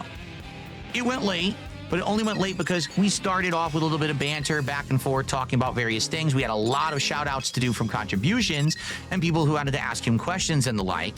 In general, I feel like the consensus was, at least from those who were there, they liked the appearance. I would definitely say that after around the 2-hour mark, he started to get tired. You could tell. He was getting tired on the show, but he still remained on topic. He still had a lot to add. He had a lot to say about pro wrestling while we were doing the commentary parts. And there was some drama and funny parts too. In general, I think the appearance was a successful one. I think people really liked it. Some funny parts like Phil laughing at the idea of an aborted child. 4 packs of Topps cards. Sorry, I I'm only moral have thinking. 3 left. All right. So likely what I'll have to do is in the next month find another way Yeah, to did get Phil them notice because the it Gunt looks didn't like want to be there? they're 'Cause he gonna be wasn't hard getting to his get. payday, The ones that bitch. I bought actually were quite hard to buy. I'll see if maybe I can Carl, buy what are your another thoughts one on now. Phil laughing at Abortsky's dead To prepare child? for future shows because we are going to have 2 more weeks. What's of wrong special with this guest man? hosts He's on Smark insane. Guys, all right. Now the show's live over on Fuck DSP you, Reacts. Borsky. It's already there, live and archived. You can check it out. That's at DSP Reacts on YouTube. I want your feedback. I want to know what you thought about the show. Did you like it? Could it be improved? Did you like Ethan Ralph as a host? Should I consider him for future shows? Give us your feedback in the comments. Your comments will be critical to that show to know what you thought and how I should move forward. All right, but FYI, Smart Guys will continue on Thursday nights for the next 2 weeks, each with a different guest host. And no one knows who the guest hosts are. It's complete bullshit if someone claims they do. It's not anyone who anyone is thinking, okay? Good. All right, that was my day. A crazy good day. Guess what? We hit If it ain't Mercer Beardson, if he's really not kayfabing and it's not Mercer Beardson, and it's someone I don't give a fuck about, I ain't gonna watch. 76 to It's awful 80 me. goals hit. We did it. We hit the goal. That means it's time for DSP tries it or does it. Because folks, I have some bad news for you. I'm off tomorrow and I'm off Saturday. I return to streaming on Sunday, and it's going to be a full day of gameplay. The first stream is going to be Fatal Fury City. So of are the you gonna Wolves do it or Beta 2, not? and I Are you am gonna do it or try not? different characters. Are you I'm gonna do it or sure new not? And purposely going to try various different characters in the 3 hours that I play to see how they play. Okay. The late stream with the continuation of Disco Elysium. So it's going to be a great day of gameplay. But there's a problem. What is our reward? Well, it's DSP tries it, the Chick-fil-A barbecue smokehouse sandwich and the new dragon fruit drinks. But it's Sunday. Chick-fil-A is closed on Sundays. Shit. So obviously I didn't foresee hitting 4 goals today, and there's no way I can give you Chick-fil-A on Sunday. Sadly, this means by default, the reward for DSP Tries It will be Monday. All right? We will do it on Monday after the first stream. I'll order the Chick-fil-A, we'll do it then. But the good news is, this means now we get a head start on the next DSP Tries It, which is one that everyone's excited for, the new Minecraft meals at McDonald's. That's cool. So I hope that you guys are interested in the Minecraft meals. Basically what they are adult meals that have a whole Minecraft themed packaging and a Minecraft collectible, which honestly is a toy. Let's face it, it's basically just a kid's meal for adults with real food like the Big Mac or the McNuggets or whatever. So you guys said do it, and the tie-in starts April 1st. Well, guess what? Like when he wants to buy adult Sunday's Legos. the 30th. He hasn't given me much to work with this rep so far. But can we talk about how he bought the adult Legos and now he's buying the adult Happy Meal? What does this say about him? How did it go? Did I get felted? I was right. I was right, Ann. He was on his best behavior and he didn't rage at all. Phil did not kick him. They had a great time. Phil laughed. Phil laughed when Ralph brought up Worski aborting his only child. Not Worski's partner, not Worski himself. The chat hated it, but I was correct. I said, you know what? Ralph has a plan. Ralph has nothing against Phil. Ralph has no reason to drop slurs on Phil's stream to get him banned. It's about felting Triple P, and he did exactly that. Except he was very, he wasn't completely sober. I was wrong about being completely sober. But he was aware enough to carry himself as best he could, to the best of his ability. But yeah, Ralph brought up wrestling at odd intervals, trying to actually talk about wrestling, while Phil was more content to actually be the one bringing up drama, being a muckraker, when everybody thought Ralph was going to be the one bringing up drama and being a muckraker. Ralph actually wanted to talk about wrestling, if you want to know the truth about it. Is the 31st. If we start hitting goals early in the week, we could do it as early as mid to late Sorry next to be week. right, We may even be able to do that DSP Tries It by the end watched of Ralph next week, long enough. which would be awesome. All right? I know his upset. On Sunday when I come back, we can't do DSP Tries It, but on Monday it will be DSP Tries It, Chick-fil-A barbecue smokehouse sandwich, and the new drink. And then as we hit goals over the week, it'll be the Minecraft meal later on in the week when it actually unlocks and is available here in the United States. Okay? Cool.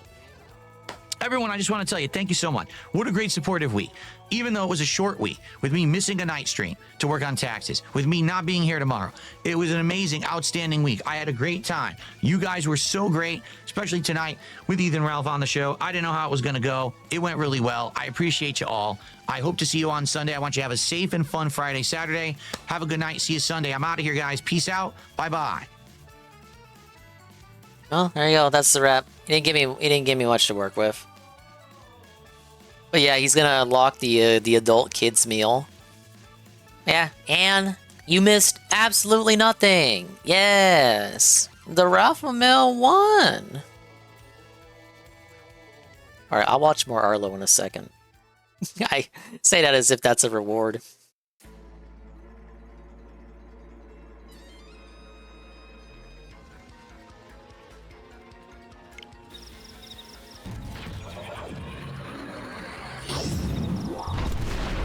I gotta find out his worthless opinions, Nurgle.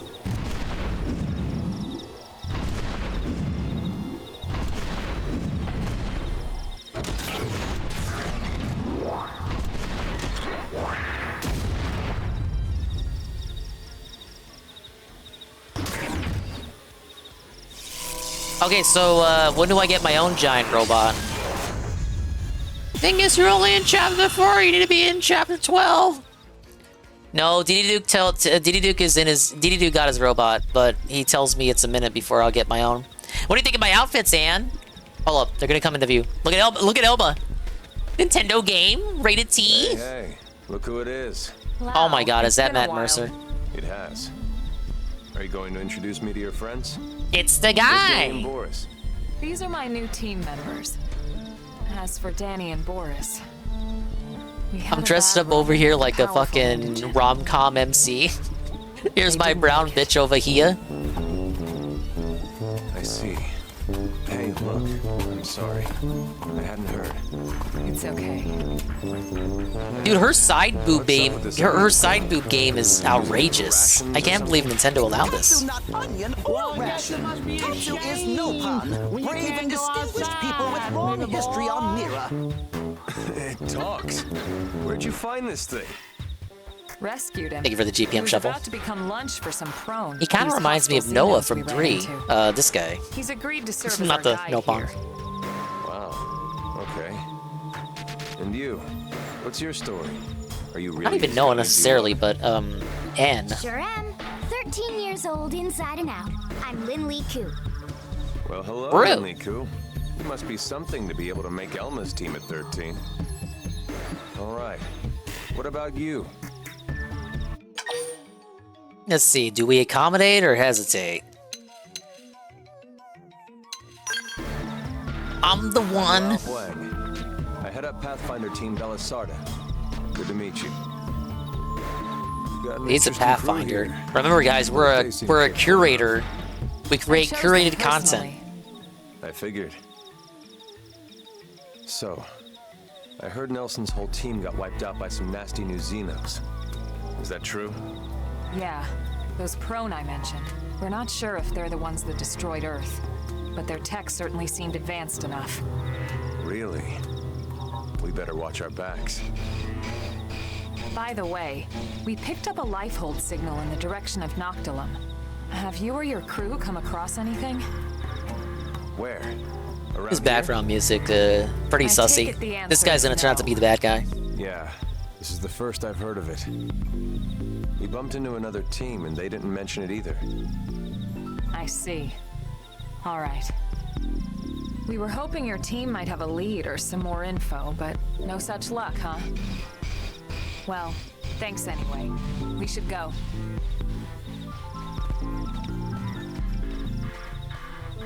Hey, hold up. Mind if I tag along? Your assignment. We're more or less done here. We just need to report back. Well, until you do, you're not done here. Oh, give me a break, Elma. The rest of my crew can handle the paperwork. We're talking about a piece of the life hold here. I've never even seen one. That's way more important. And besides, you might need the help. Finding it or handling the indigents that get in your way. Now, come on. New party member?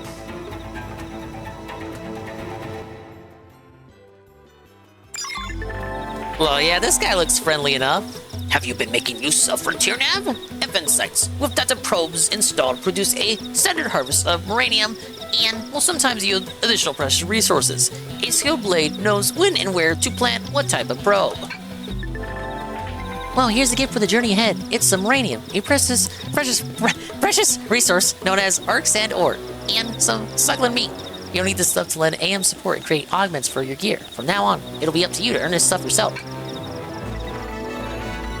Whoa, it's the guy. Though outwardly calm and collected, conflicting emotions burn in Lau's heart. Hailed as Blade's best marksman, he possesses even Elma's respect. He and Doug are war buddies with a lengthy history.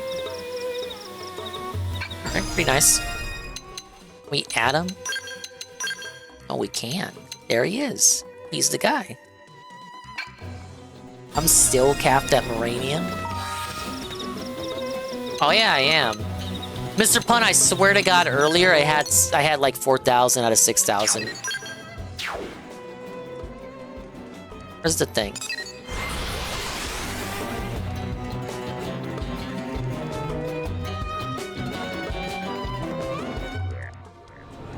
I did nothing wrong.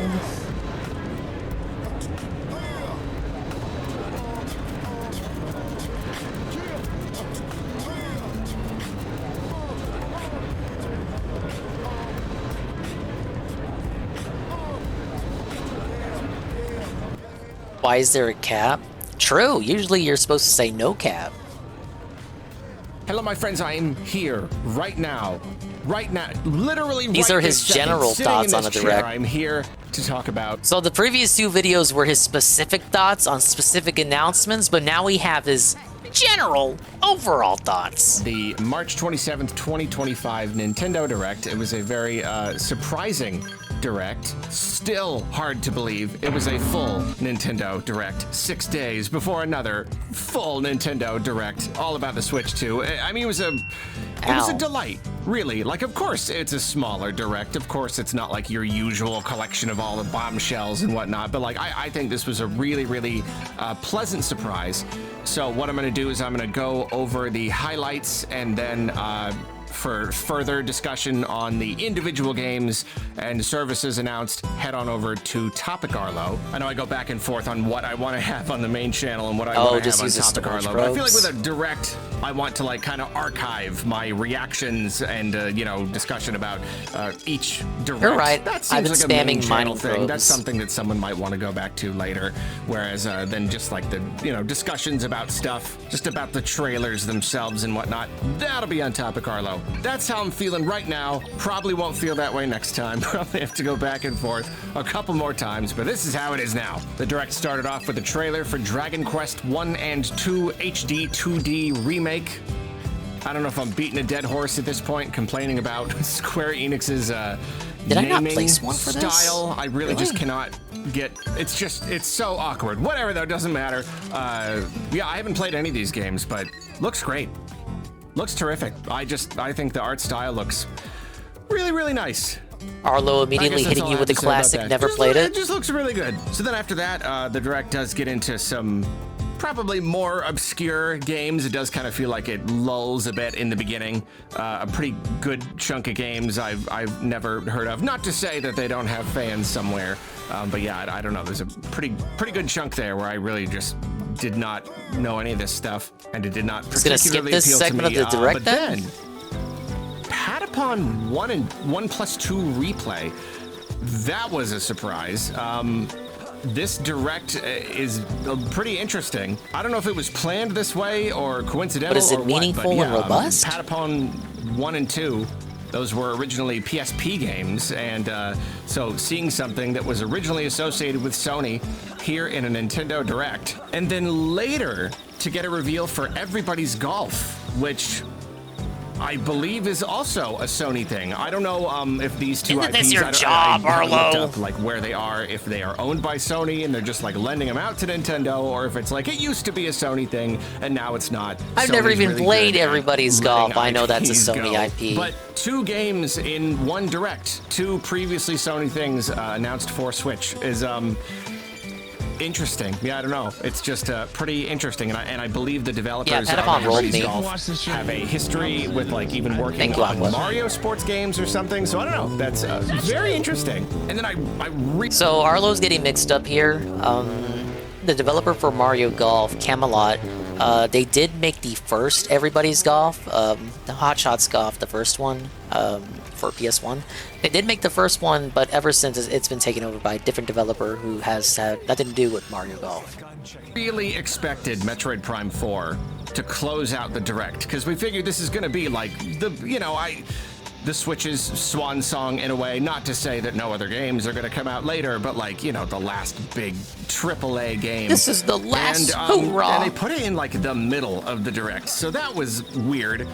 We were all just like absolutely baffled. We were wondering, like, if you're gonna put this in the middle, like, what could you possibly end the Direct with? But yeah, and obviously, yeah, over on Topic Arlo, I'll do a full discussion video for the trailer. But I will say, it was still like surprisingly small. You know, like it was surprising how little of the Direct it took up. I really thought it was going to be like the last third of it or something, but no, it was just kind of dropped in the middle, and it was still not a very big trailer. So yeah, I don't know. I'm still seeing big things for this game in the future, but again, talk about all that later. But it sure was nice. It sure was nice to get a new trailer for Metroid Prime 4 in this Direct. That's enough to make it a winner in my eyes. Then Witchbrook.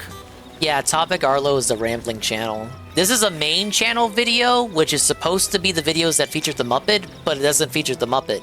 It's a topic Arlo video that's on the main Arlo channel. Looking at the gameplay, I'm not sure if it's my kind of game. I just want to point out, I think it looks lovely. Just the art style, the pixel art, and the way you're like flying around, the isometric angle. I just think it visually looks really, really incredible. Then it was really interesting. I don't know where the world is at with Tamagotchi. I always called it Tamagotchi as a kid. And loves Tamagotchi.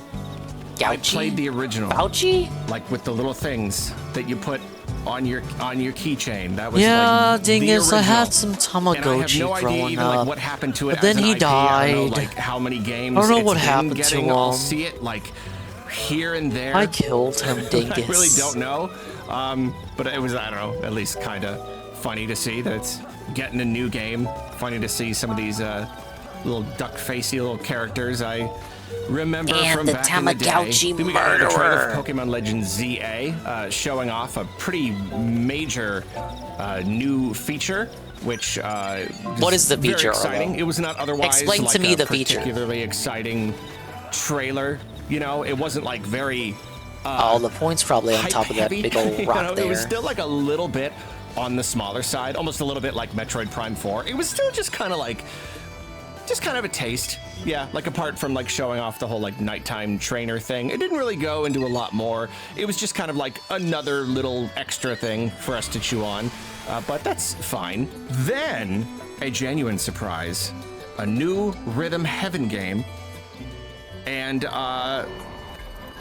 looks great. Yeah, I don't know, like what else can you say? It's a Rhythm Heaven game. I will have more. I don't know to why. say about I that figured later, I'd pick but him for more of a Rhythm Heaven guy, but he really is didn't enough to care. make- you know, that's another one of those announcements that, like, sure, a lot of people will just be like, whatever. In the same way that, like, we all have our whatevers. You know, He we hates all it. have those. He's lame. Plenty of my whatevers. You know, someone else would be like, "What are you talking about? This is huge." So yeah, you know, anyone coming away from the direct feeling kind of disappointed, just know that for plenty of people, the announcement of a new Rhythm Heaven game, that's big. That's one of those big old bombshells. And you know, I really love the way that they did it. It could have just been like a quick little headline, but they actually gave it a little spot. You know, a little character comes up and talks, and then it just It's a kind of goes first-party game. straight into Why would it not get what a may little even be spot? like the tutorial in like the first game that you play. It's kind of like leading the player / viewer into the idea a little bit. Slowly and naturally, which is cool. I don't know. It exposes all of the people who saw this Nintendo Direct. It's more than just a trailer. It kind of it's enticing in its own way. I found myself like I found my thumb kind of. You know, he never played WarioWare before the suddenly Switch now one? I'm interested. I want to be that little guy jumping through the hoop. I don't know. I just think it was simple, but it was a very smart way to advertise this game. There were a lot of other little announcements. You know, had your usual. He's not like, even really sizzle into reel Mario kind of Party thing. either. I don't have He much didn't to play say Jamboree. about the new Fantasy I'm not Life into other it. than I unfortunately what's skipped Jamboree. wrong with it. Right. Like, what is wrong? The things you would think this guy would with like, he doesn't like. Fantasy Life, the only little bits that I could pick out, like from the trailer, it's running at like 10 frames a second. He hates Fantasy Life. Suffer. It looks. What is it like? Like, Paper I Mario, would not Pikmin, and want the Metroid. That's public literally to it. see Everything it. else he fake fans for. So I don't know what's going on there. I don't know if that's the whole game or just a couple clips, but like you're supposed to put the best stuff in the trailer. You're No, supposed he to hates best Kirby. He represent the fucking game. despises so if the Kirby. trailer has footage where it is that choppy, Yeah, that old Paper Mario, is, not new Paper weird, Mario. and I think cause for really great concern. But anyway, the final big game announcement, Tomodachi Life. We didn't see They anything did from it. the new Layton. In retrospect, it realize feels that. perfect for now. You know, the end of the Switch's life. A couple little more, like, you know, just like quirky, small-ish, but still like plenty popular games like Rhythm Heaven and Tomodachi Life. You know, while the big teams are working on the big AAA stuff for the Switch too. This is perfect. These kinds of games are just, I don't know, just perfect for filling out the schedule. And after all these years, it happened. People were begging for Tomodachi Life for a long time. And you know what? They did that remaster of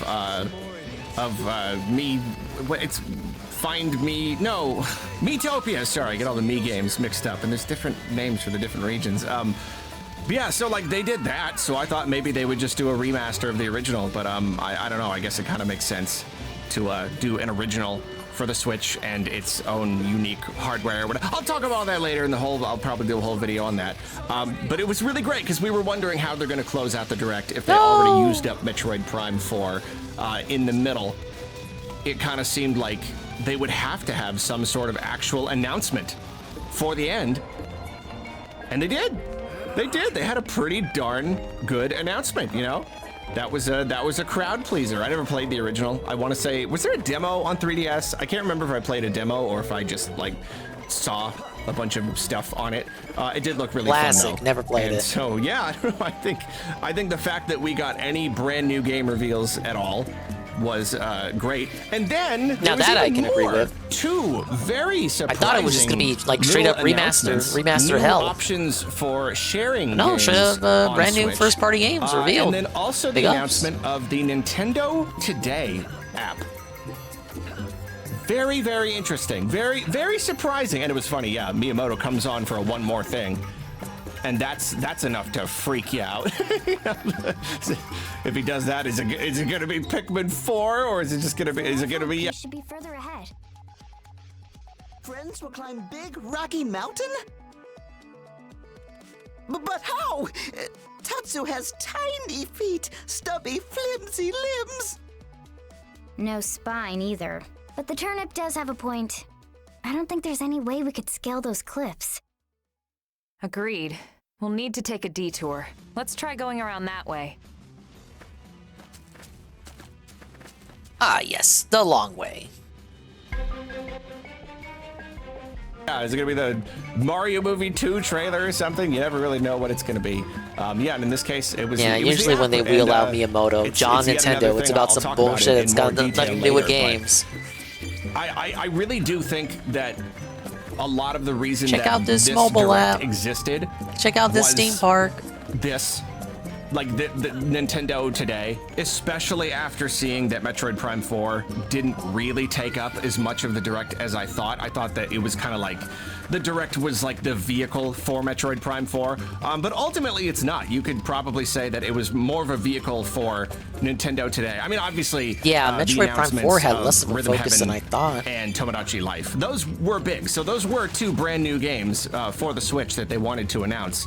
But then I think they just really want to, because we can download the app later today, but then it's going to start actually giving us news on April 2nd when the Switch 2 Direct happens. So I think it makes sense. They wanted to do some sort of presentation. They didn't just want to like drop it on social media. They wanted to make sure that everybody was tuned in and everybody was exposed to the idea of the Nintendo Today app, so we could all get it loaded up on our phones so that when April 2nd comes around, then it's all there. It is installed in the whole Nintendo playing population. Ultimately, I would say it was a fine Direct. You know, obviously you look at it all by itself and it's not the most exciting Direct in the whole world. You know, we've had Directs Yeah, that there's no announce Fire Emblem. Zelda games and whatnot. You know, it was smaller, just a few smaller Switch 1 titles, update on Metroid Prime 4, and then, you know, the Nintendo Today, and the game sharing thing. Yeah, like it was small, sure, but like I mean, no matter what, there's always going to be people who are disappointed with the Direct. I'm particularly surprised by how much I've seen with this one. You know, like I try not to point it out normally because like it's just the way of things, but like here, we didn't even know this. Like we're getting a Switch 2 Direct with a bunch of like next gen Nintendo announcements in less than a week. We didn't even know this was happening. This was literally just a bonus. This is just the cherry on top. This was the appetizer. So I don't know, to be like disappointed that the appetizer didn't fill you up. You know what I mean? Like, I don't know. It really does feel that way. It's just like the appetizer. I'm finished and I'm not full. I'm not satisfied. You got, yeah, but like this, it was the appetizer. We're like the whole thing is coming next week. Anyway, yeah. All things considered, I thought it was a better presentation than we could have hoped for. I mean, yeah. Again, just the fact that it had new game reveals at all, and two of those were for like cult classic games, you know, these relatively niche yet absolutely beloved games where people have just like been waiting for a new entry for years. We got 2 of those. That's awesome. Sure, they're not coming till next year. It's a whole discussion for a little bit later. But I don't know. That's still really great. We got new features. We got new games. It was good. It was fine for what it is. It was a perfectly entertaining direct. So He that's thought it. it was now mid. I'm gonna go and record a bunch of He videos thought it was mid. for Top Carlo. So yeah, maybe I'll see you over there, or maybe I will catch you for the main course. Oh, and here on the main channel, I will be uploading, if I haven't already, my live reaction and commentary. But if you want to see the entire stream, I streamed the whole thing. You can go check that out when it is up on Arlo Plays. Thank you. I'm probably not gonna say you're welcome, Arlo. But good attempt, good attempt. Wow, hey, my guy died.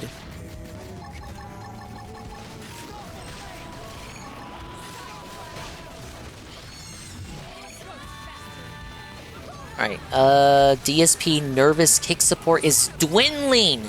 Wants to convert remaining Kino Casino fans out of drama. Let's see how his day stream went. Because I don't know what happened.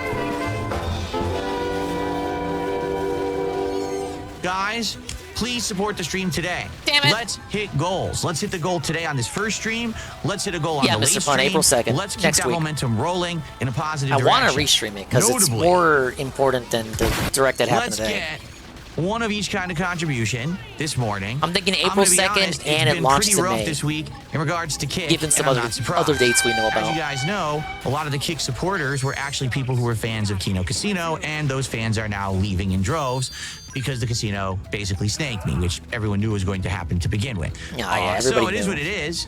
I'm moving on positively. We got Kickbot in there helping out with commands and stuff, and hopefully you'll still stick around if you're a viewer on Kick. And for those who have, thank you.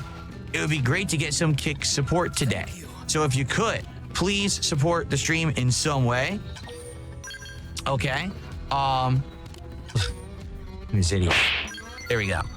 Notably, gifted subs would be great over on Kick. Like I said, we had only a few people who've actually even gifted subs this week, and it's the end of the streaming week. I'm looking far and wide, and I don't see Dr. Lexus here to gift another 44 subs to Feltney. Dr. Lexus he really with felted the me last week gift when he did that, but I don't subs. see him anymore.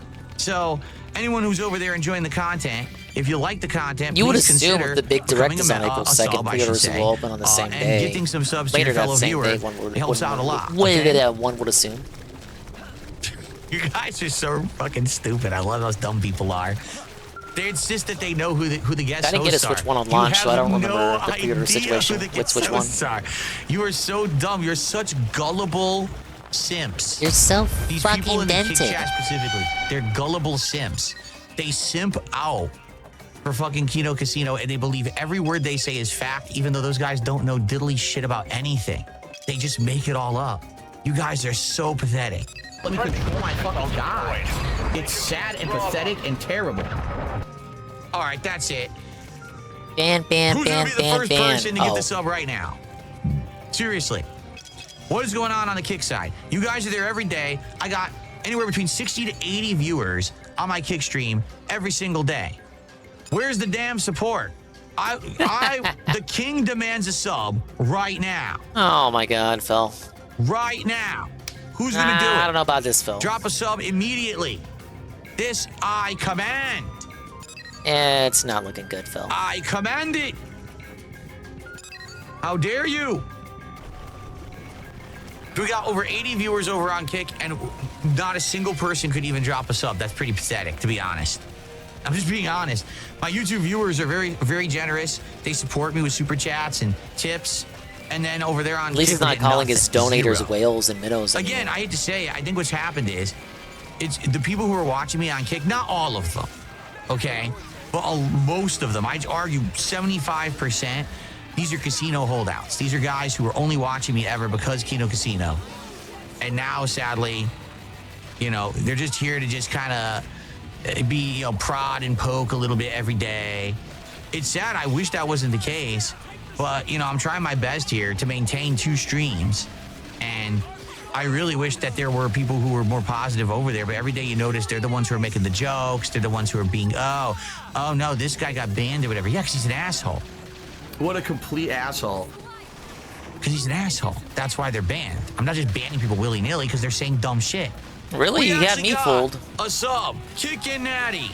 With a gifted sub over on Kick. Thank you. Finally a Kick contribution. I appreciate that. Again, I've said it before. I'll say it again. I find it sad that people can't separate what they like. Like, for example, obviously right now you're not going to see any more collaborations or positive interactions between me and Kino Casino. I think that's pretty clear. That doesn't mean you can't like both. That doesn't mean if you like their content, you could like it and support it. And if you like my still content, like their you trash show, that's okay. It doesn't mean that at all. It's okay. You don't have to still choose. like their trash, garbage No content. one's saying to you, their toxic hey, content. It's okay. You have to make a You choice, still like man. it. Because Holy shit! Thank you can't for your like permission, 2 fat different fuck. things. That's ridiculous. In my opinion, you can. And I think that I wish that more people would be of that opinion, but it seems like people are all or nothing, black and white thought process. As I've gotten older, I realized that's just not the case for me, right? Like, for example, today I'm having Ethan Ralph, of all people, on Smark. Almost called him on Ethan. March 27th, Evan the Ralph. 11th episode That's of named Smark Guys. Ethan Ralph's disabled My first brother, who he left to guest die in co-host America. will be Ethan Ralph. Hey, Dick, how you doing? Hey, what's up, bitch? What are you doing, bitch? Get the fucking... Fuck you, prick. You piece of shit. You fat little gun shit. Yeah, that's right, bleeding. Look at you. And you You might fat say, little gun shit there. why is he doing that? Lay in there, aren't you? Why is Phil having this Fat man little on the gun show shit. that so many people talk God shit was about so on the demented internet? for They say that. he's a heinous guy. And What this was guy he outright thinking? insulted Phil months prior. Okay, and you might say, well, Phil's doing it because he's just taking a jab at the casino. No, I'm not. That's not why I'm doing it. I'm doing it because I'm not the kind of person that believes that world is black and white, that everything is good or bad, evil or completely clean. You know what I'm saying? I don't believe that at all. I believe that everyone's different, that people go through different situations in life, and I'm willing to give anyone a shot. Ethan Ralph actually likes wrestling. He's a lifelong fan of wrestling. He knows a lot about it. He might actually be able to add bases his whole something significant to the persona show. around it. Maybe he can't. I'm well I don't aware. know, but I'm willing to try. You know, yeah, he talked shit about me months ago. I don't really care. I'd much rather try something different, something interesting, something wild. And if it doesn't work, that's okay, but at least I can say I tried, right? But in life, there's too many people right now who are just like, that's it. Since you're no longer 100% to this way of thinking or this line of thought or allied with these people, now you're my enemy, and now that's it. And I feel like that's what's been going on in the Kick chat this week, is that basically everyone who's there is kind of like a holdout from 8 months where I was doing stuff with the casino, and now you're like, well, we're just going to still be here, but we're not going to support, and so we're just going to sit here and try to be toxic and make drama. It's very toxic. I don't want that. I want to try to turn you guys out of that mentality. I don't know if it's going to work. I don't know. But I would like to give you guys a chance to see that if you don't live in a world filled with drama, that you can still have fun. Okay? Because I firmly believe that we can have fun together on streams, and it doesn't have to be drama. I thought that would have been a landmark, Mr. Pun. Respect each other and like each other, even though I'm never going to be aligned with the guys from the casino. We'll still have good times together. That's why I'm still streaming on Kick. Do you understand? That's why I didn't give up and throw in the towel and turn the streams off and say, fuck you. I don't understand. I want to keep trying. Fuck you. I feel like I can get there in time if I keep plugging at it, because that's why I'm still where I am after 17 years, because I don't give up. I never fucking throw in the towel. I never give up. I keep trying hard. I keep ramming my goddamn head into the wall, but the wall moves, surprisingly enough.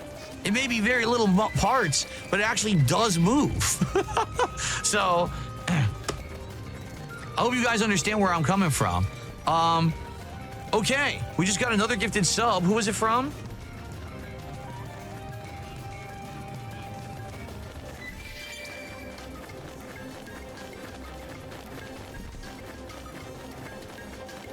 All right, thank you, Phil, for whatever that was. Quick little update there for what he did today. Makes sense. We also had Phil's direct reactions, but it really wasn't anything I did watch that part of his pre-stream. It ain't worth watching.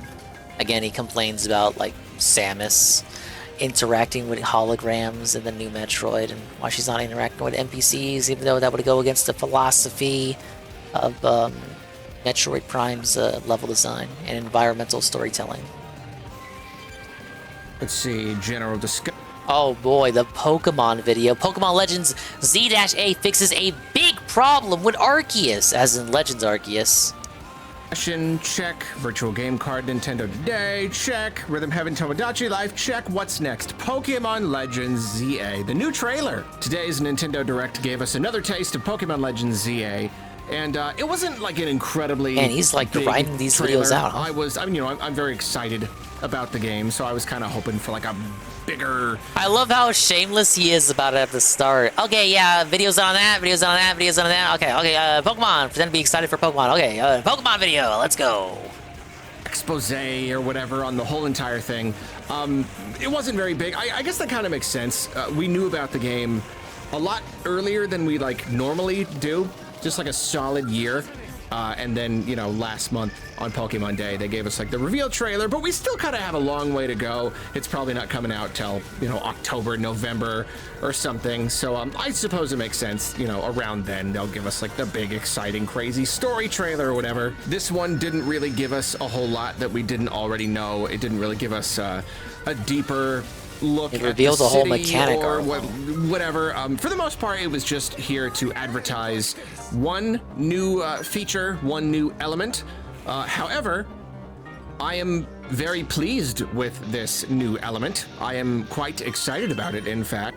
Well, wouldn't people like if in Metroid Prime, like Samus visits multiple planets, kind of like Ratchet and Clank, rather than being confined to a single planet for the whole game? So honestly, like in my opinion, what matters more are the biomes that you visit, less so than the planet. Because you can visit all the planets you want, but if they're boring, there's no point. The biomes, the actual like levels, environments matter more than that idea of her just like traveling the galaxy. It does help to sell the immersion that Samus is in a galaxy, so I understand why people want for there to be Metroid games where Samus goes from planet to planet, because it is a galaxy, it is a solar system out there in Metroid Land, but so many of the games are focused on only one planet, outside of Prime 3. So I would very much like to talk about it. Right now is now good? Like, are you good? Can we do? Yeah, we might as well just talk about it right now. I'm free. Pokemon Legends Arceus had a day-night cycle, which would, it would affect some of the behaviors of some of the Pokemon, maybe where and when some of them would spawn, a couple other little things. It seems that they're kind of overhauling the day-night cycle here in Legends ZA. It seems that during the day, you go out into the Prime 3 did it, but the planets just weren't interesting enough. Pokemon. So it gives you that. The thing is, like, it's space, when you're confined to a planet. I could get why people would feel that that's like restricting. What you need to do is have multiple planets, but also have each planet be a unique enough biome. You need to have, because it adds to that sense of scale. He is like Trainer Town. It's overrun with trainers looking to fight.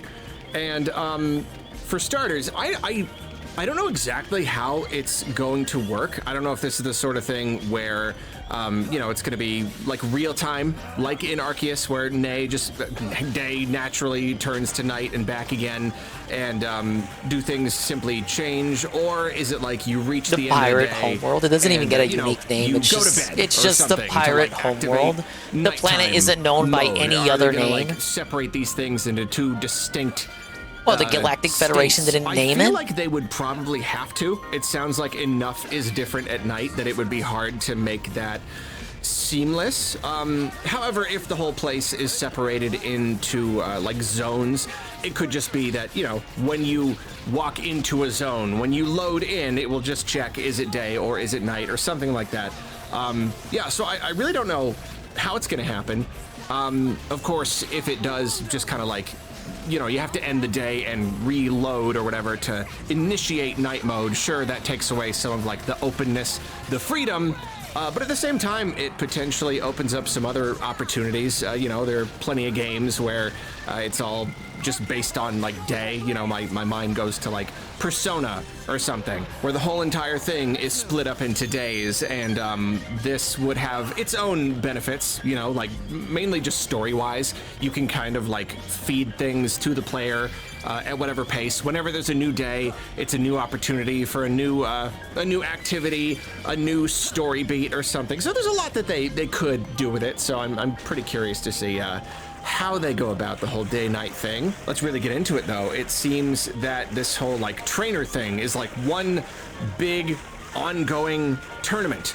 It's just like this thing just across the city. All the trainers are trying to be like the best, and it even shows that there's like a ranking See, I knew system. Prime 2's You gimmick start at was Z and the you light make your and way dark up to A, nonsense, and which is basically just I aping it love from this. Link to the Past. I really love this. Legends Arceus, I really did just absolutely adore my time with that game. It made playing Pokemon so fun, just so much more fun than it had been in so many years. It had been so long since I had had so much fun just raising up a team.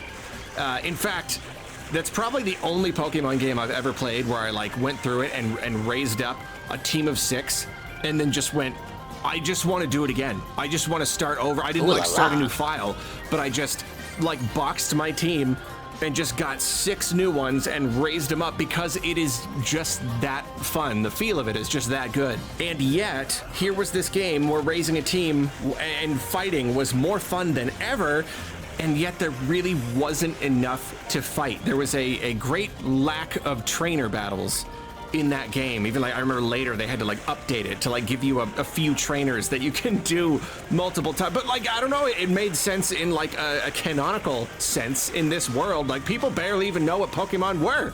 They barely even knew that you could be friends with them. So like, of course there just weren't a lot of trainers. I guess it made sense. But now knowing that like essentially like half of the game, oh shit, they want me just up here. At the very least one really big chunk of the game is all about trainers. You go out during the day, you do your adventuring, you fight in Pokemon, you're catching Pokemon, you're raising up Pokemon, all that stuff, and then when the sun goes down, it is just all about trainer battles. That is awesome. That is so awesome. Is it really that awesome? I guess it's okay. Why can't the trainer battles be in the daytime? I'm still buzzing from that reveal. That to me is, I mean, like, sure. You see, I watched the Arlo Restream. He was just kind of like, okay. I get it, but like, he wasn't buzzing. For the most part, though, I don't know. I need to play it myself. I need to get it in my own hands to know how it feels. Ah, yes, I will only fight trainers at night. Agile, strong style. What if my eyes cross with a trainer in the daytime? I don't fight them? And yet, like, to me, that was the kind of change Massive that Pokemon fan Arlo. Needing in these games, just something else to make battle a little bit more than just you ever heard him talk about Pokemon so like this now, before? Because there's so much potential here Arlo, in this new Arlo, combat why are system, you lying to if yourself? It can make just the act of Arlo, fighting Arlo, Pokemon you lied, you can go to hell. That much more fun. That motherfucker. Now you take you furry format, the motherfucker. formula that I fell in love with in Legends Arceus, but you make the combat that much more fun, and then you introduce this whole like ongoing tournament thing where there are just trainers all the time. I don't know, are they going to be like unlimited? Can you just always go out and beat trainers, or is it like you know, a limited number of trainers and you want to beat them all? It's true that if this is like a tournament thing, it could be that you're fighting each person once. Maybe they just give you a whole bunch.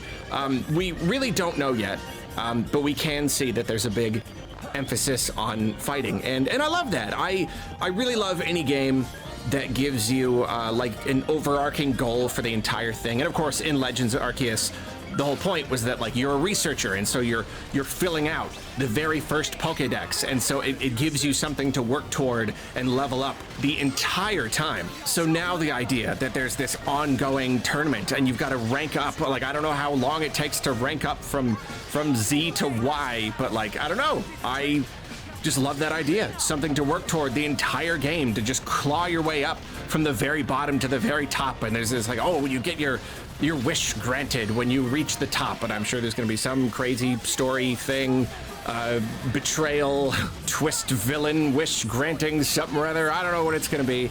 But I just think that's really cool. And yeah, it showed the player moving around these zones, and it's going classic style, where if a trainer locks eyes with you, then you gotta battle this them. has that well, it didn't really not as bad as Prime it didn't 4, really show anything, but it does seem to have have that issue where it's like, what's the Wonder Flower here around. I don't know how, for Pokemon Z-A? What is the Wonder Flower? There's no new Pokemon, no new Megas revealed so far, no new regional forms, when you want to fight them. no cross-gen evolutions. I don't know what exactly Are there no new do with Pokemon that, in this but game? we do know that you can sneak up on them. Why isn't which, Arlo see, mentioning this that? is- Where are the this new is one of those Pokemon things at? Where, like, in world, that does not make sense. The idea of starting a Pokemon battle by just surprising them and just launching an attack and smacking them when they least Well, suspect fossils it are as pretty a way to inconsistent. Not engage every in battle, generation has new that's fossils. absolutely cheating. That's completely not okay. You don't start a boxing match by sneaking up behind someone and punching them in the head. That's just not quite how it works. However, mechanically, I love the idea. It's really it's just an iteration on the idea of surprise strikes or whatever in Legends Arceus. The fact that you could sneak up behind a Pokemon and have a higher chance of catching them if you take them off guard and you hit them in the back. Now they are bringing that idea to trainer battles, which is also cool because, like, even just going all the way back to Red and Blue, I'm a kid, I'm playing, and like the sense of like helplessness when they see me, and it's like it does not matter what's going on. It doesn't matter the condition that your Pokemon are in. They could all be just about fainted. It does not matter. You have to fight this person. It was always so scary. So this is kind of a... Well, the only generations that don't have fossils are... Payback, Now it's like, no. 2? I have locked eyes with you. You're trapped in 7 here with me. I have made the opening and 9. move. You are at a disadvantage, and you are now 2, locked 7, into a and battle 9. that Johto, you might Alola, not be and prepared Paldea. for. I'm sure they will all be. Every other prepared. generation That's a funny introduced idea, though. fossils. I like the idea that you like surprise someone with a fight, and they're like, I wasn't even ready, and their Pokemon are like half health. That would be funny. They're not gonna do it, but I really, really like that idea. Anyway, yeah, that was basically it. Yeah, again, this trailer pretty much did just exist to show us this whole nighttime trainer battle thing. But yeah, Gen 2, you can forgive Gen 2 for a lot of things, because back then the format wasn't really what it is today. It was more conceived as a direct sequel rather than like it's a whole new generation, we're kind of soft rebooting. Think of it as like it was basically Pokemon 2 rather than Pokemon new version. More excited than ever, yeah. So they decided they didn't need fossils because they had already Pokemon done Legends, fossils, which I already loved, but you're introducing this new battle element, and also giving us potentially a really huge amount of trainers to fight with like an ongoing reason to fight them. It's not even just for XP, it's actually like building us up toward something, and I'm sure that your rank is gonna have something to do in the story. It's just, it's really shaping up, I'm... From the beginning, the idea of taking Legends Arceus, that kind of game, but putting it into a city, we still don't know the extent to which the city is going to alter the gameplay experience, but we're getting a lot of, we're kind of figuring it out some sort of city building. And so it's about I'm just excited. a Lumio City urban the game has redevelopment just plan. got a heck of a lot going for it, It's just a whole It tells lot me there'll be some sort to of look forward to. city And if I sim enjoyed situation in Arceus there. that much, then like, I don't know. This game has a lot of potential. Of course, you are going to lose some things, especially when it comes to feel. It's the Gen 1 expansion pack. But But literally, environments. I fuck. went over all that in like the main Should have activated the thing reveal first. trailer last month. So maybe it'll leave some stuff behind, or maybe I'll end up not liking the new active battle system. I really don't know, but for the most part, I'm just excited. It's a game that I really, really am excited to play. Do I wish it was a Switch 2 game?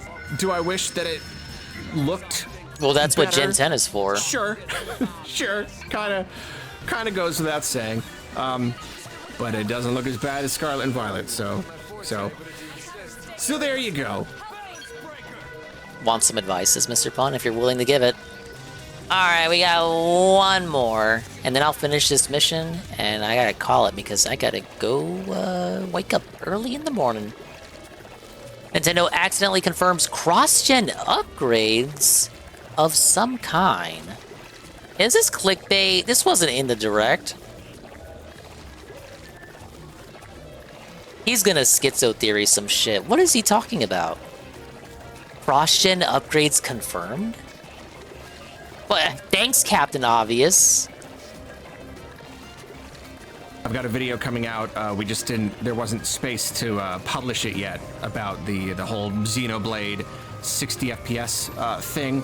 So apologies if the introduction to this video is pretty identical to the introduction to that video. And has an area effect aggro skill. Remove that so that the regard will stop aggroing maps who aren't fighting Switch it. One software, but the big question is, what else might happen to those games? Are we just going to be able to play the games, or is there going to be some sort of upgrade system? Is it Could this there one? be a simple performance patch, or will we get like full remasters? Like what? We really just don't know what the experience of playing Switch 1 games on Switch 2 is going to look like. We don't know if it's going to be something about every game or you just said individual skill. games that get the treatment. We don't know, but I am so incredibly curious. Is it I'm taunt? so looking forward potentially to playing the old games with better performance, especially because like it's the Switch. So many of these games, they look so good. Yeah, let me swap I just that want out. them to run a little bit better. And Nintendo has been very, very tight-lipped here. I imagine that we probably will get more information about this on April 2nd. It only makes sense. But up until then, or up until now, they've essentially not given us anything other than just the simple fact that the Switch 2 is going to be backwards compatible. But today, they just had that Switch 1 Direct, and it seems that they have, I mean, to me, this just seems like it seems real. Let me just say it. Sorry, I'm fumbling over my words. It basically seems like they have more or less confirmed some sort of cross-gen upgrade system, because this is not, it's not a leak, it's not a rumor. This comes from Nintendo's own website, because today they revealed the whole like virtual game card thing. They're implementing this sharing system so that people can share software with their friends. And on the website, there's a little write-up. And this is what it says. It's basically talking about how, there's Switch 1 games, but it's also going to work with Switch 2 games, but it specifies Nintendo Switch 2 exclusive games and Nintendo Switch 2 Edition games. Can only be loaded on a... Exposed! Hey, Pop-Tart. How you doing, Dingus? I'm doing great, thank you for asking. I'm just doing some exploring in Xenoblade X here, and listening to Arlo go over the Nintendo Direct. This is his last video that he put out for it. But hello. So yeah, Nintendo Switch 2 exclusive games and Nintendo Switch 2 Edition games. Oh, he was right. He wasn't bullshitting. It's true. Nintendo Switch 2 system. Let me read that again. So Nintendo Switch 2 exclusive games. Okay, yeah, makes sense. It has to go on a Switch 2 system. You can't put a Switch 2 game on a Switch 1. Okay, sure. And Nintendo Switch 2 Edition games. Nintendo Switch get 2 resold Edition. the same games that is a capital again. E, in case you were wondering. Nintendo Switch 2 Edition. That is not a thing that Nintendo has said or even suggested up until this point. And I mean, if Nintendo hasn't made an official announcement, you can never say that something has been, confirmed. Was it confirmed with the question mark? It's not confirmed until it's confirmed. But this is the Nintendo website. They are alluding to something. Armor stats should be able to craft that they Max have HP not X yet second announced, and and Marine yet, like, Retail. it's Those are easy to here. get. You can use a ticket to get It something is free. here So you get clearly. HP. Okay. It is in the words that they are saying to us. They are Keep that one in referencing mind. something called a Nintendo Switch 2 Edition game. And yeah, Mario Wonder really Switch does 2 Edition. Only seem to be one The thing save data better could carry be, over. and that is a Switch 1 game that is given a Switch 2 Edition. A Switch 2 playable version of a Switch 1 game. It feels like it all but confirms that there will be some sort of cross-gen upgrade system. And of course, we don't know if this is going to apply to every game again, or if it's just going to be like specific games that get the Switch 2 Edition treatment. We don't know, but like, this really does seem to suggest that at least some of their games will get special, specific versions for Switch 2.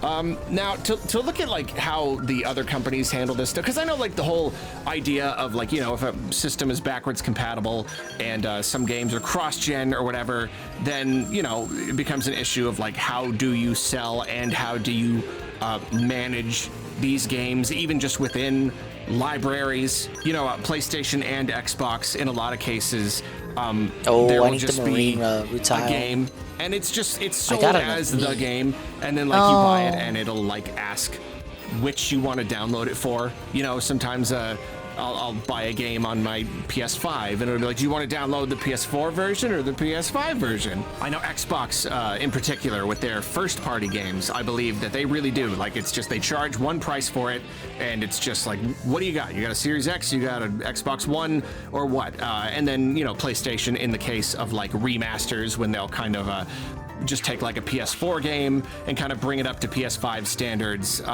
they'll charge like $10. You know, it's kind of like the same game, but you have to pay $10 to get it upgraded to the newest version. Of course, if they do like a full remake or whatever, then they're gonna like charge brand new for it. It really does depend on the game. So really, when it comes to how Nintendo is going to do it, we don't know precisely how they're going to handle this. We don't know if they're going to do it much in the same way that Sony and Xbox do it. But I see Switch 2 Edition meaning potentially three things. One, this could mean just like standalone, you know, remasters. It could be that they release Breath of the Wild Switch 2 Edition. Breath of the Guy. And this is a full-blown remaster that is sold standalone. If you want to buy it, there's no upgrade system or anything. You just gotta buy it. Presumably for $70. I don't know. Hopefully, if they do like a remaster system, then Arlo, they you're just wouldn't gonna write it charge off on full your price taxes. for 'em or Who whatever. But, cares? so yeah, that's option one. Standalone, purchasable remasters of Switch 1 games playable on Switch 2. Option number two, these are games with purchasable upgrades in the same way that Sony will sometimes do a remaster and they'll just charge you $10 to get the newest version. It could be something like that. The Switch 2 edition of a game, you know, you pay a little money, hopefully it wouldn't be much more than $10 or whatever, to upgrade your Switch 1 game to a Switch 2 edition of the game. And in a case like that, you would it would hopefully be pretty well upgraded, not just like a performance boost. You know, again, if you want to look at PlayStation, they put out the Pro version of a system. They're not charging you extra for just like the basic enhancements. That's literally just patched into the game. It's just right there. If you have the PS4 Pro, if you have the PS5 Pro, then you get to just enjoy the benefit of better performance. If it was just simple performance patches, I would not like it. If they're charging at all, I would want it to be a much more substantial remaster. But whatever the case, that's another option. It is a purchasable upgrade. Third possibility, the precious resource, so I can't just buy it. This is really just looking at cross-gen games. It's not even necessarily referring to games that have already come out and that will, you know... Oh, Age of Calamity would absolutely benefit from 60 frames on Switch 2. Man, because that ran so poorly on Switch 1, but it was a good game from what I hear. better on Switch 2, Oh, or be they gotta do remastered on nodes. Switch 2 Okay. or whatever. But it could be that, you know, again, we'll find out in a few days, but it could be that some of these games that are announced for Switch 2 are cross-gen games. That's not something that Nintendo historically has done very much. I feel like they pretty much just do it for Zelda.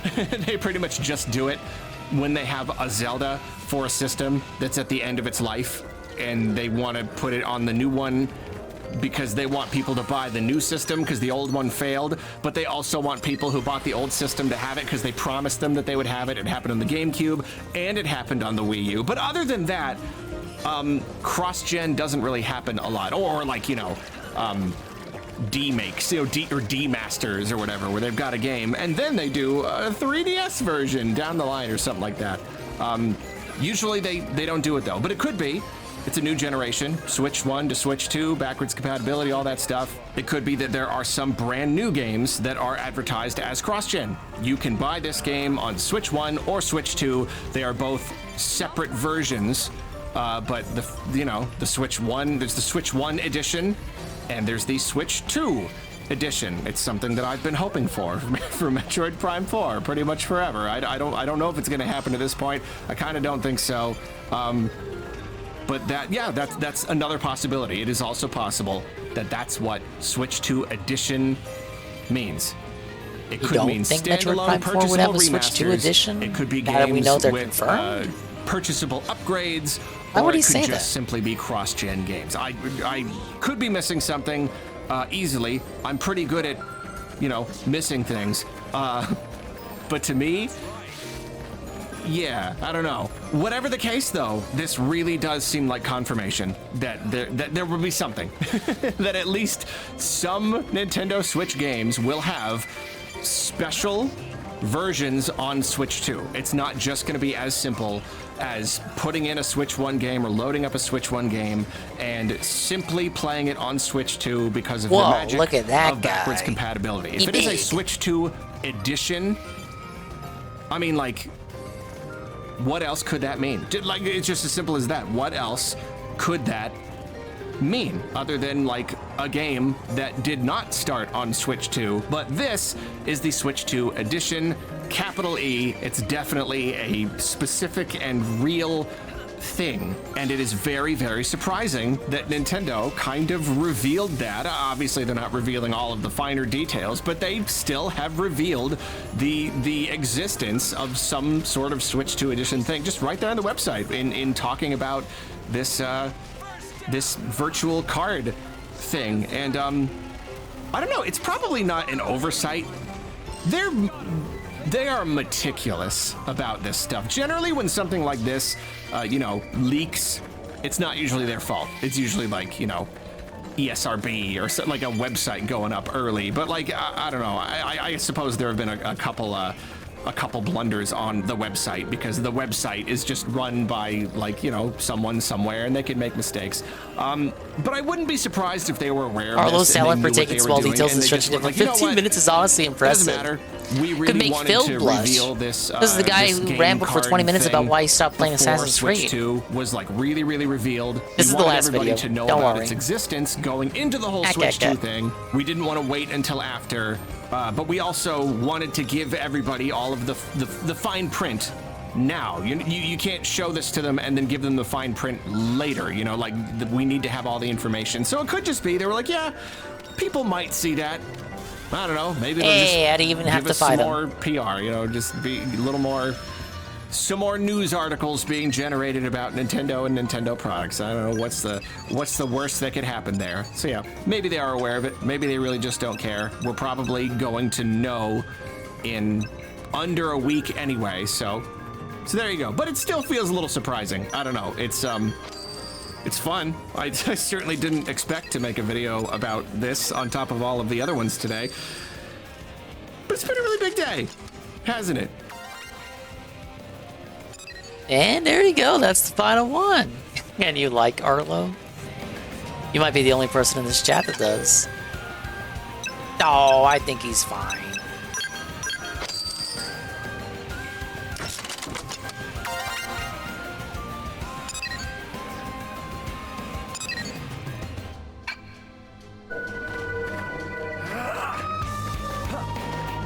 But yeah, that's all the videos he did for the Direct. So we're officially caught up on Arlo, at least as far as his Direct coverage goes. There's a shitload of more useless videos he put out. Like his Monster Hunter review, his 30-minute Monster Hunter review! Woo, buddy! Hey, he probably liked it.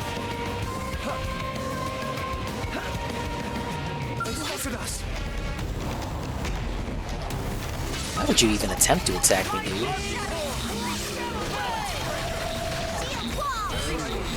Can't wait for Arlo to switch to milking like a human. I can't wait for it either.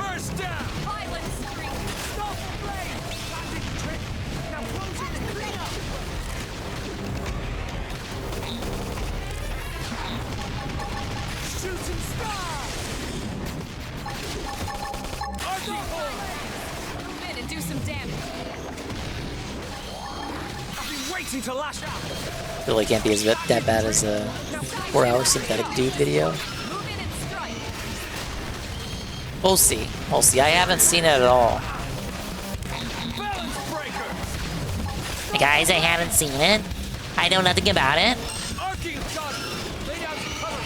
I just get the I get the impression that he liked it because his Muppet is smiling in the thumbnail. It usually means good things.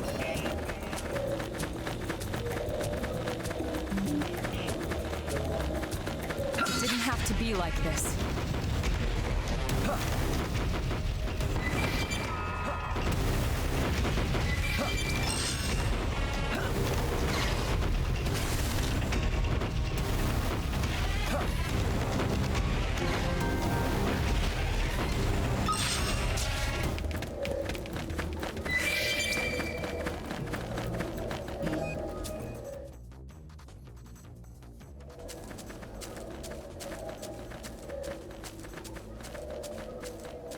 Friends, hold up! Something coming ahead!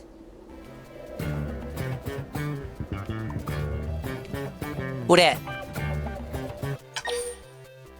Let's see, Shield Lin, act selflessly or selfishly.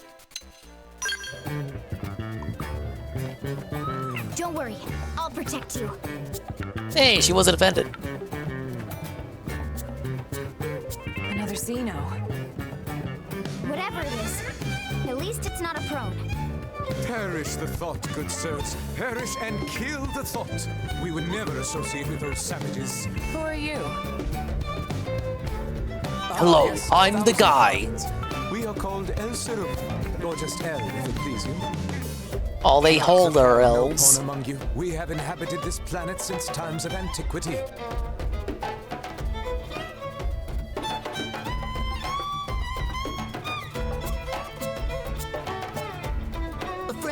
Knows about Nopon people? Yes, yes, of course. Nopon purchase my wares quite often. Check out this motion blur. They're excellent. Look at disable it. Say, suckers.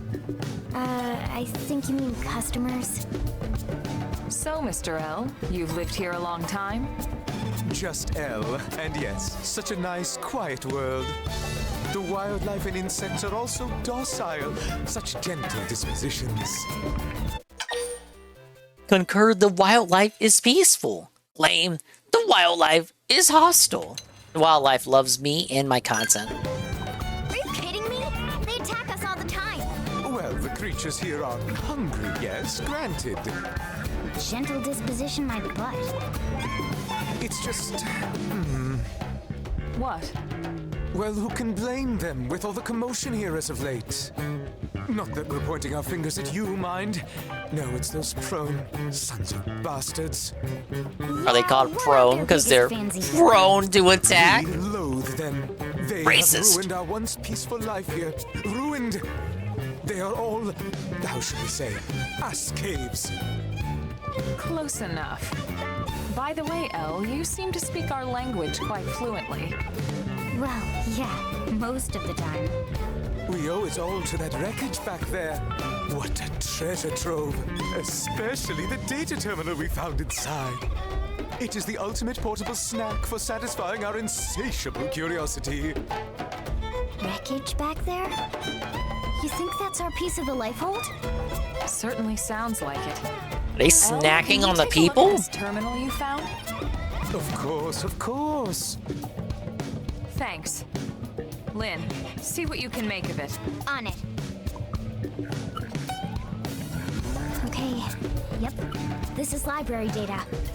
Let me see. Huh, so it is. The unit L stumbled upon must be part of the Lifehold's archives. So, not the core then. The entire ship was torn to bits when we came down. The odds of any single piece of Lifehold being the core aren't very high. Yeah, I guess not. Now, Lynn, don't be glum. The Lifehold archives are the sum total of all human knowledge. This is still a really big find. We should try and secure it ASAP. Yeah, you're right. Now might not be a good time. Why not? Why else? The ass caves. We just came from there, and prone are all over the wreckage. What? Uh-oh. This is bad. Very bad. Let's go. Apologies we didn't mention it before. We assumed you'd abandoned it. Allow us to show you the way. After all, as you say, too many heads are better than none, right? Close enough. I don't know what you're talking about. Looking at what?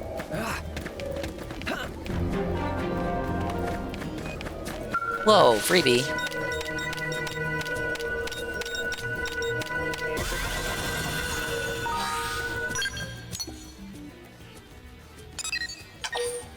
What do we want to plug here?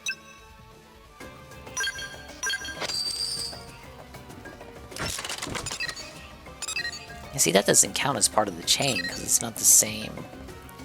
These are all two.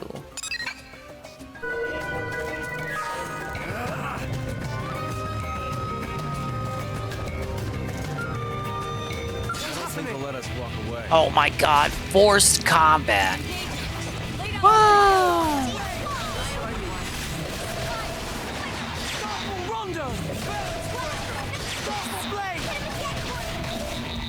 Sharper than ever. Lightning! First down! Shooting star! Shooting star!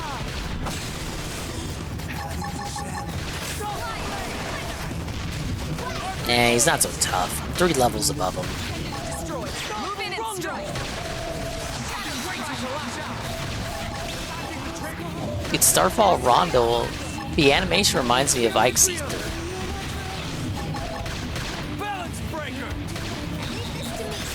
You know, from Fire Emblem.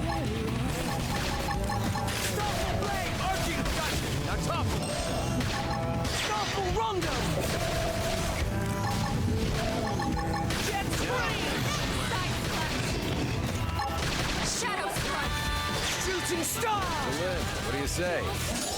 On the talking potato tonight? I say we fatten him up another 500 grams or so.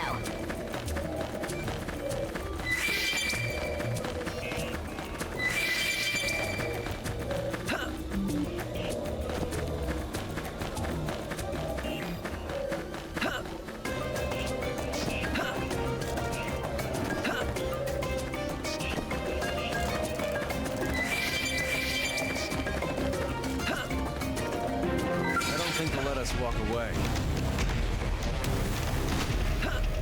What are we fighting? This thing? Stagger them with a melee attack. Shield wall! Appreciate it. Thanks. Hey, Stagger, give yourself a boost while you're at it.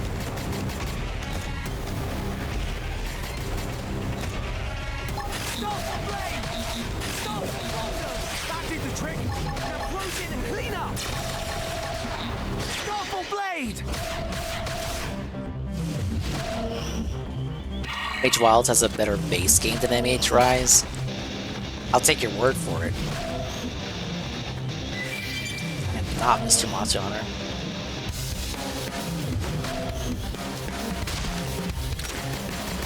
Yes! Hit him again for me! Arcing Horde! I feel sharper than ever! First down! Like that! Now strike them again! Not my forte, but if you insist.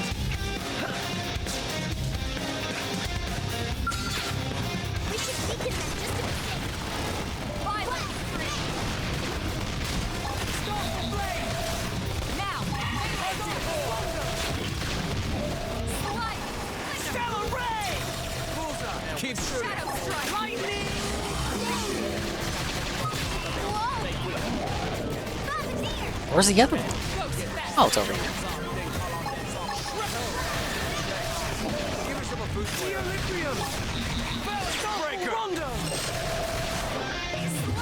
See, Wilds was following World, while Rise was following up Generations Ultimate, and the other one's on Switch.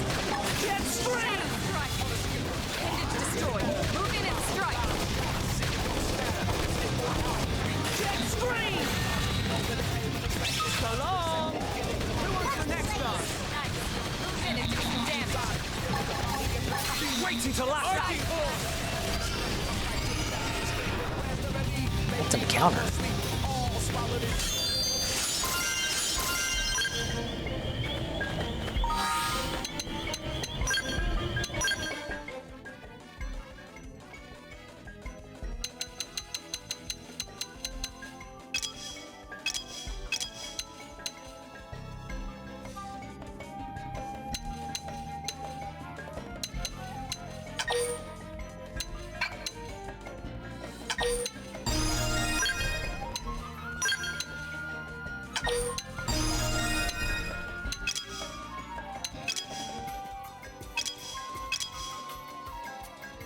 Dude is supposed to be like a rank 4 partisan eagle, no skills unlocked.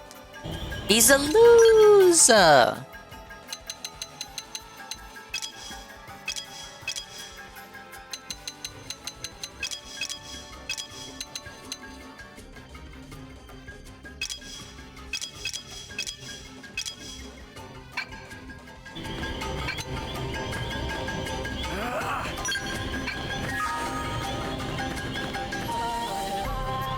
Oh, prone time. Time to get prone boned. Oh no!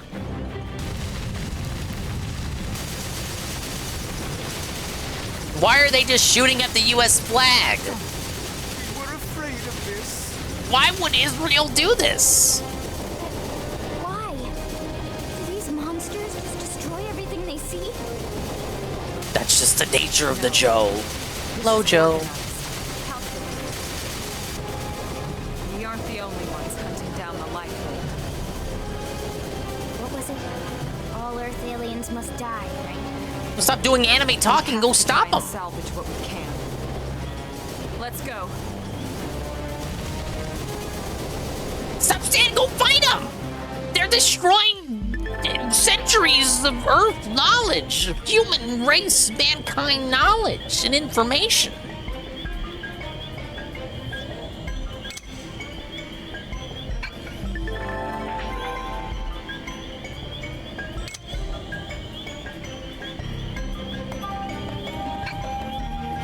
I don't think they'll let us walk away.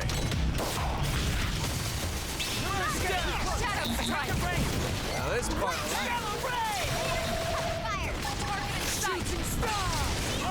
Oh man, I'm tearing through them. I should have fought these guys ages ago.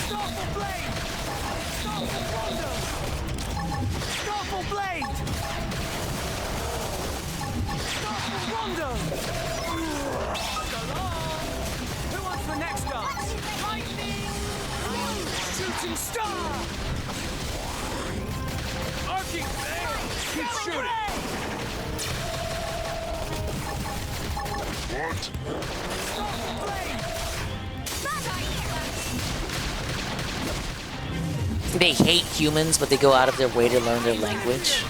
Think about it.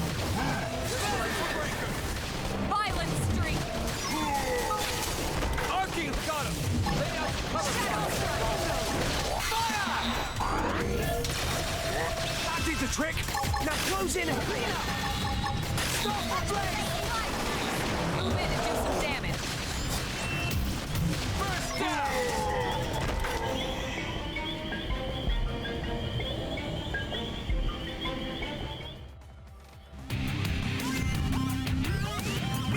Who do you work for? Goetia? That's a Fire Emblem tome. Well, well, well. Seeing truly is believing, isn't it? Who would have thought? She's the gal. Oh no!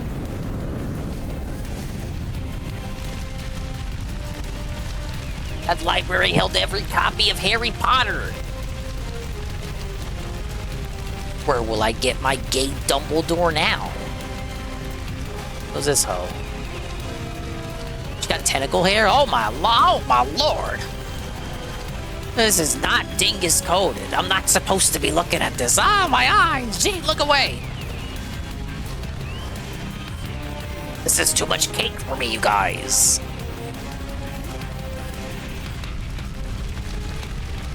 I thought this was a family-friendly game. She's not a pro. But they're working together. Why would you do this? Why do you hate us?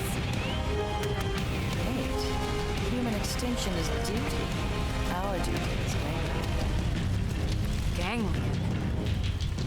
So that's what you call yourselves? Oh my god, that's the chapter title! Indeed. Wow! Humanity is a blight, a great cancer festering on the cosmos. That's mean. Our job is to eradicate Humanity is here in peace. What gives you the right to destroy the life form? Why specifically are humans an issue?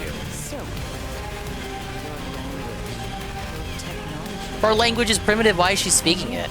so dangerous. You must be purged. This is our calling as Gangland. The cause of the righteous. Like, think about it. When the Shroobs invaded the Mushroom Kingdom, they didn't speak Mario's language.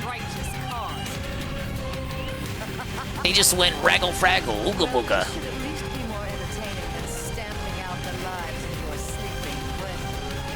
I feel like her voice work is getting drowned out by the music.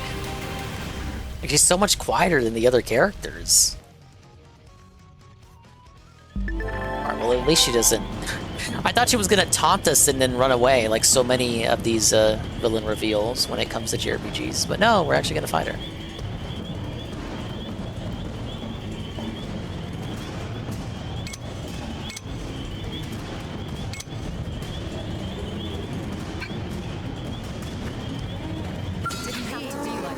She just popped up out of nowhere.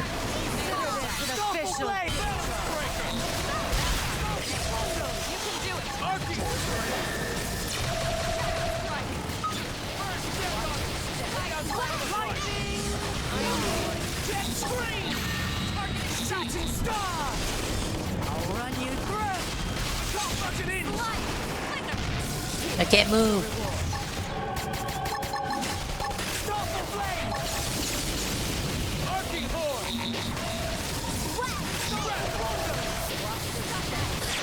I did that one too early. I want to get her back up first.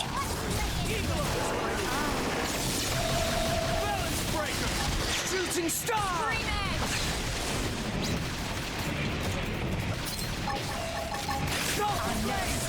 Arcing horn! Rondo! I can't move. You can do it. Now you see me?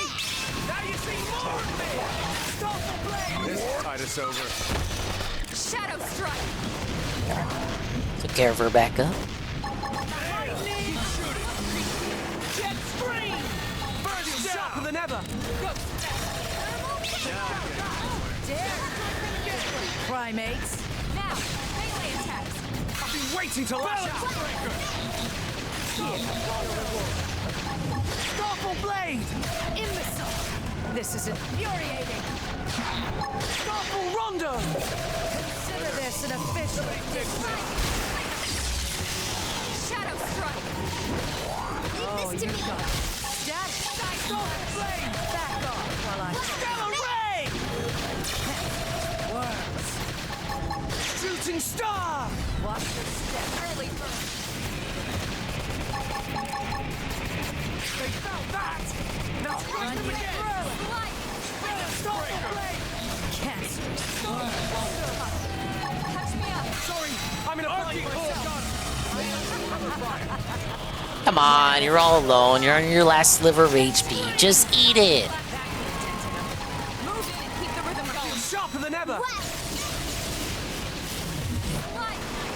Move in and do some Waiting to damage. lash out! He's almost cooked right here. There we go. Touch. It's level 17 for it. Alright, well, I'm not too over leveled then. I'm more or less where they want me to be. Alright, right away. Not even the real big bad. You don't know when to quit, do you? This isn't over. We're You the cannot real escape us villains. on this planet or any other. Sooner or later, your kind will be cleansed.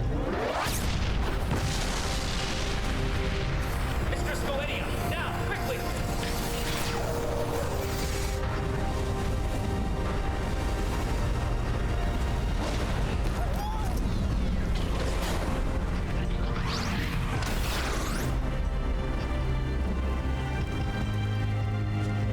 That mech.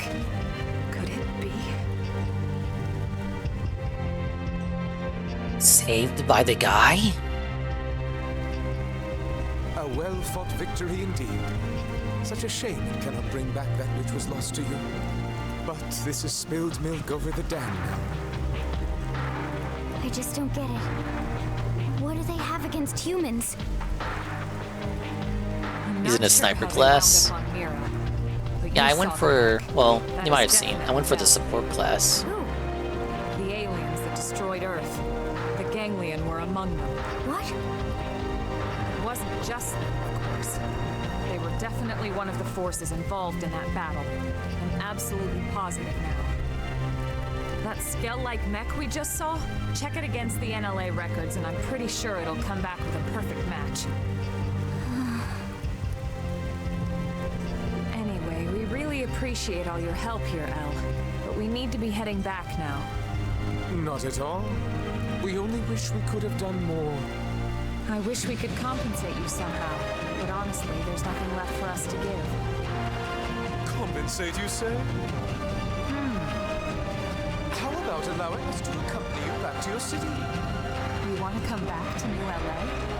Why exactly? Well, the treasure trove was destroyed. Without the archives, we're afraid our thirst for knowledge cannot be quenched. But an entire Earth city to explore? Such an experience would provide compensation beyond compare. The thought makes us tingle. Okay. What do you think, Rook? Yeah, he seems like a fun guy. Yeah, we're not like the Ganglion after all. We want to live in harmony with all the other species here. We're gonna make a diverse style Earth city. Excellent. Let's be off. The early worms for the birds. Right, let's start heading back. We should report to the commander at once.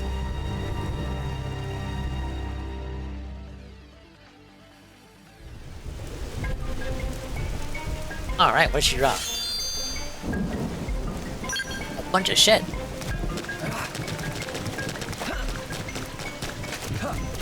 Nothing here. Nothing secret.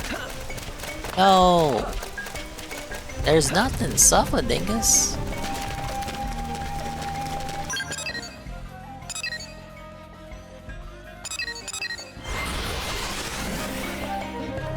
The weird guy's a good tank, I hear? Okay. I didn't even know he was gonna join the party. Want Tatsu in the party, damn it. He's just hanging out. Hey.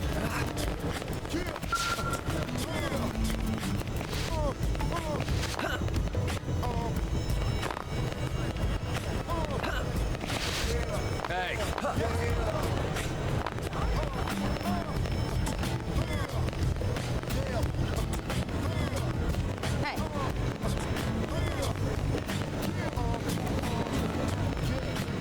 The game throws so many party members at you. And presumably you gotta customize all of them.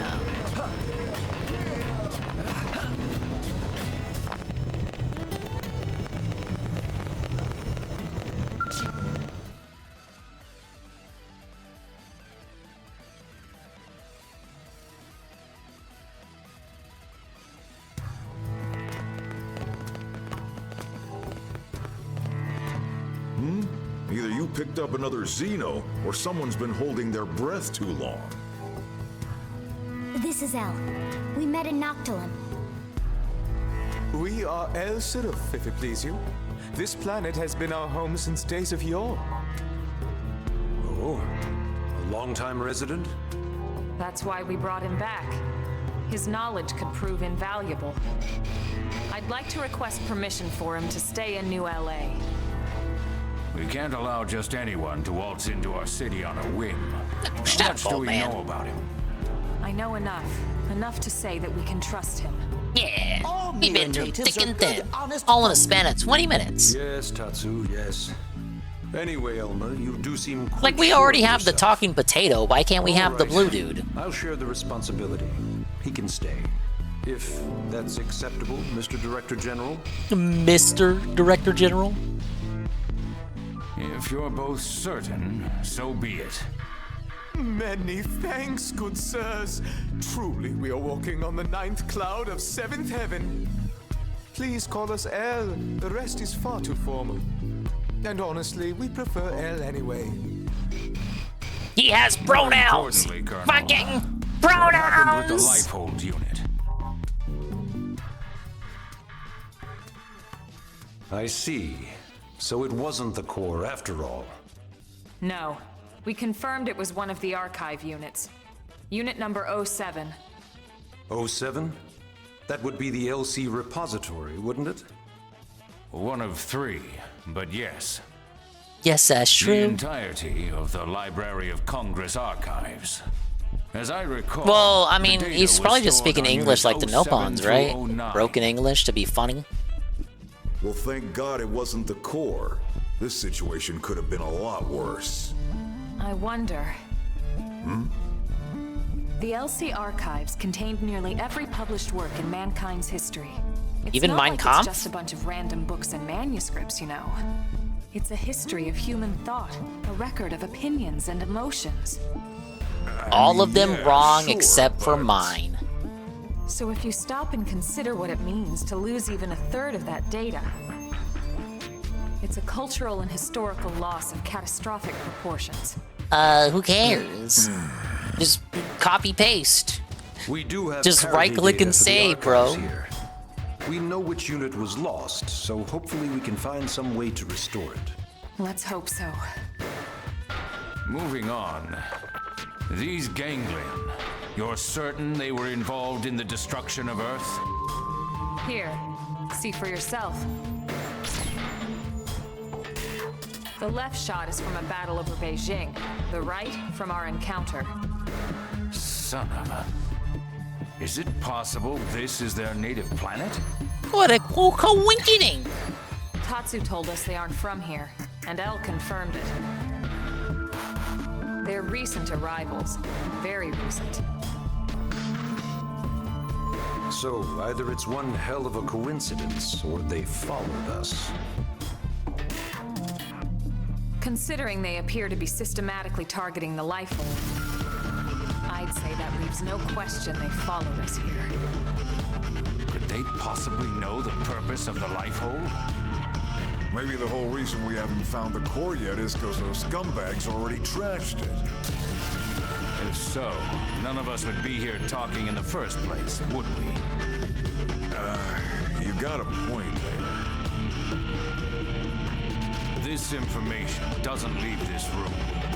But we've had several recent Pathfinder reports of Xeno sightings and contact. They may or may not be ganglion. But regardless, I propose we double down on our defenses going forward.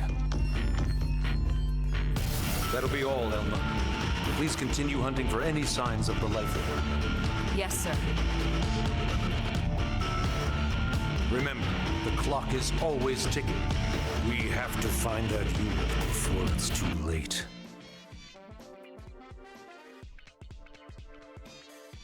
Anyone gonna agree with that? We're just gonna stand and look at them. Story mission complete.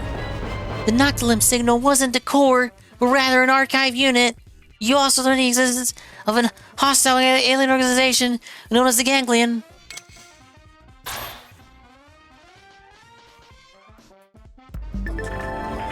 You know about the Collectopedia? Well, shit, buddy. I figured it out. I found out about it earlier tonight. It was like took until Chapter 5 to tell me about it. A database where all the mysterious items found on Mira. Operatives come across anything of significance during their travels or request to register an entry. You receive small rewards as you register items. How goes your survey of Mira? Remember that your survey rate can be boosted by more than just planting data probes. Doing recon for the segments surrounding a Frontier Nav site will also help, so try knocking out some recon whenever you can. There's a new arms manufacturer in town called Meredith & Company. Apparently, they're implementing new technology based on data from Xenocombat encounters. Sounds pretty cool, right? Head on over to the AM Terminal in Harmony Gallery to check them out. Oh, we got some hearts. I had one active, but I wasn't able to do it. I had lost sight of it. It was available a stream or two ago.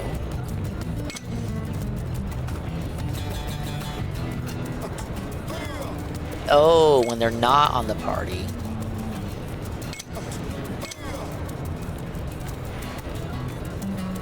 There's one for Elma. Oh, it's the guy. There he is.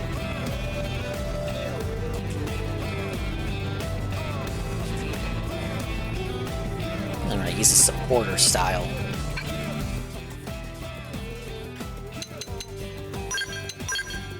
Let's put him in.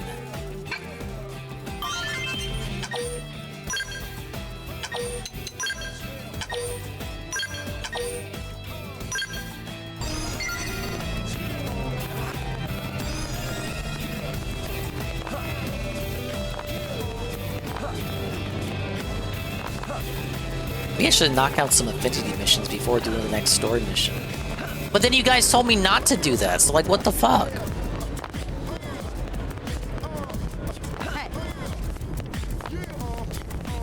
Wait, am I cock-blocked from story progress again?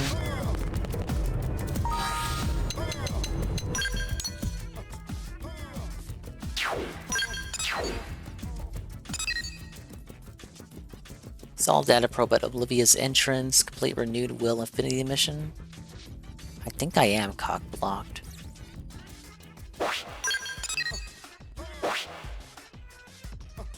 Don't do Lynn unless you know what you're doing. Okay. So I did plant one at Oblivia's entrance. I could just wander around, because I got some regular missions to do in Oblivia anyway. Look at how many affinities I got. Oh, here are the hearts. Okay. So I got Elma. Appears in the afternoon. Lynn appears at night.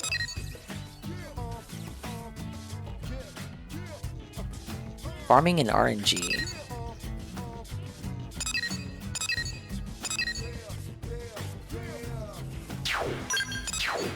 Is it this one?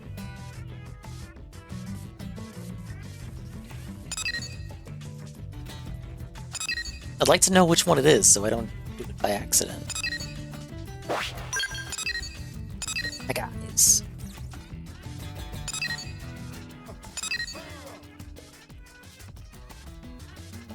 Okay, it's repair job. Alright, I'll leave that one off. So I think next time, start doing affinity missions. See, it's like this stream, I went to Noctilum and just did some exploring at the initial area here. But I also need to explore this greater area right here. And I haven't even touched these areas, but I don't even think I can get here yet to like get the robot, because like, I don't think I can cross this. Or I probably can, but I just haven't done it yet. And I haven't even touched Oblivia, so maybe next time I just do some regular missions in Oblivia and these green missions while also doing Infinity stuff. I can? Okay. Makes sense.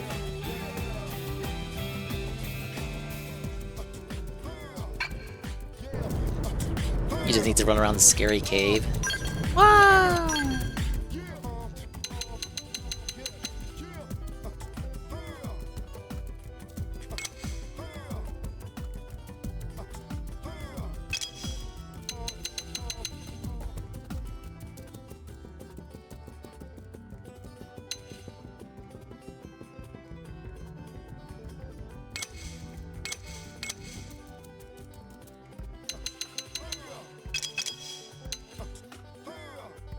Oh, I gotta pump some uranium into this.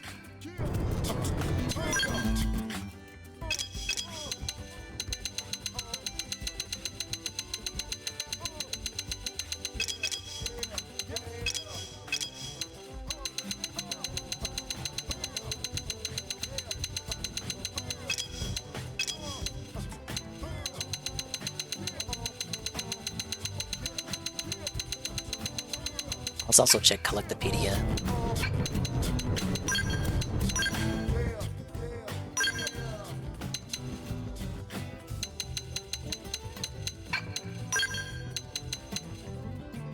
Whoa, we got a mushroom.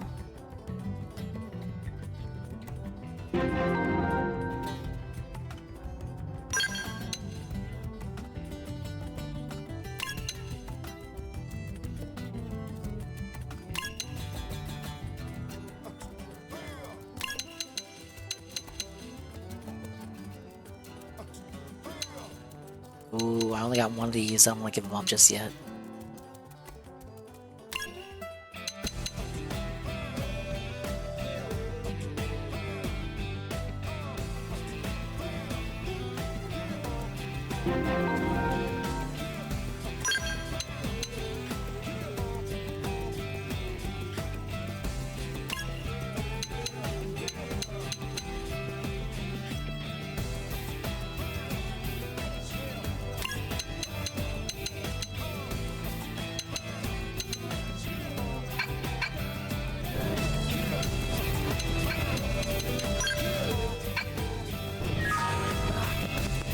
Alright, where's that terminal?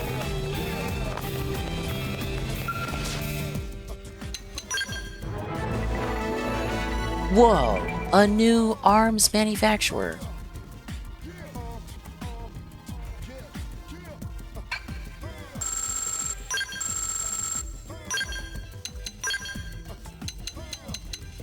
Oh, I can pump 5,000 easily, buddy. Ah!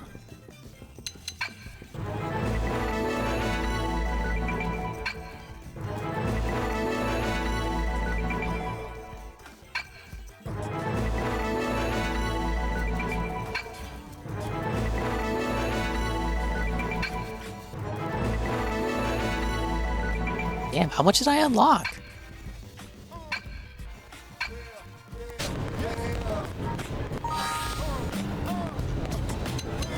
Jumped over the mountain? You're crazy. Congratulations.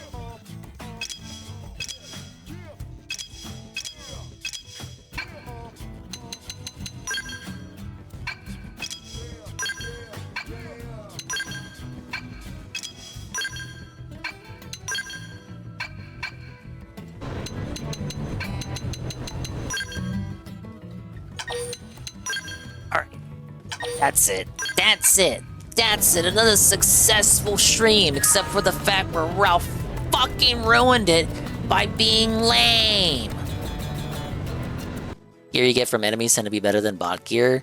I only really bought gear once, and that was earlier today. As in, like, buy gear for everyone in the party. I bought gear just for my character, but the stuff I had was pretty weak for the enemies that I was going up against. But yeah, that would make sense. Better gear for the enemies that you fight. Okay, I gotta be up in the morning. Thankfully, I won't have a wacky Friday shift that goes all the way to the evening time that ruins the Kino restream. The Kino will not be ruined. We're gonna do the restream, but they're probably not gonna talk about Phil and Ralph. They inevitably will, but they probably won't do an hour segment on it because it fucking sucked. I was right. I'm the one.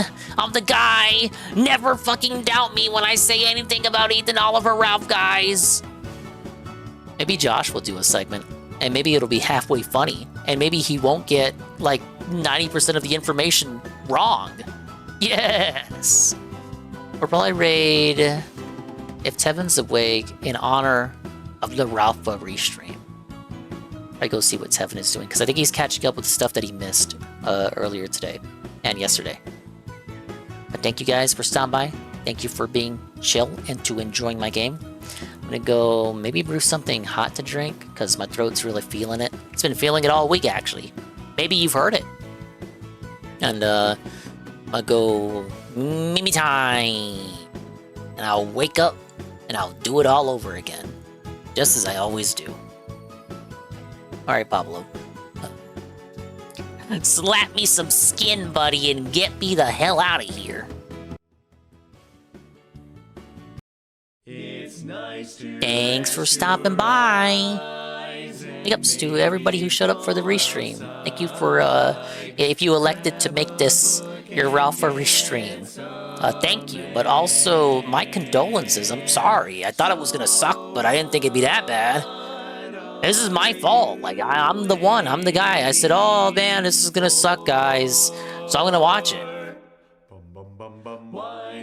And then when I choose not to restream something, then it turns out being like the event of the century that nukes Phil and destroys them and felts them forever. And I choose to restream something, and then it's just ass.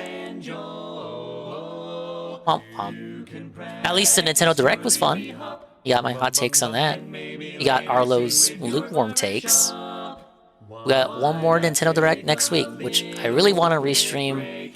We'll see if the work schedule will allow it. And if it allows it, we'll also see if my circadian rhythm will allow it. But I got a good feeling about it.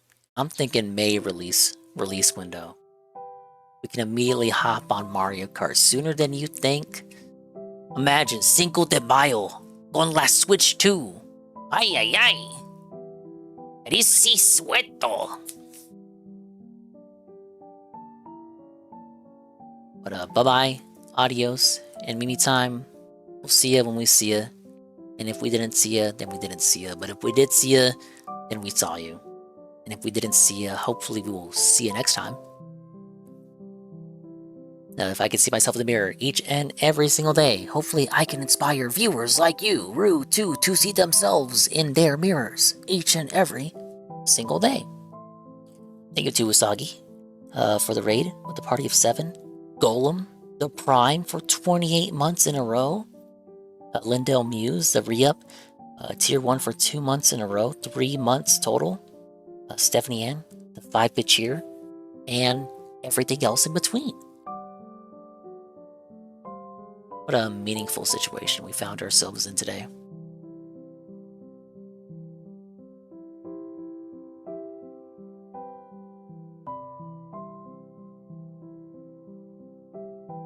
What's the raid message?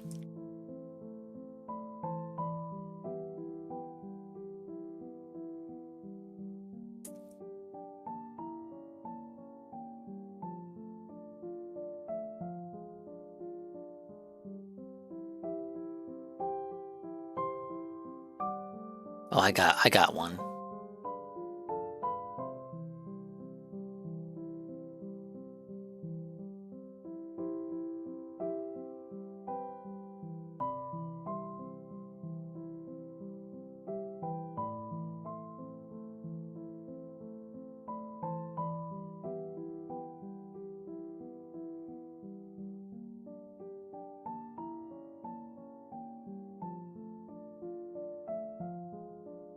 There.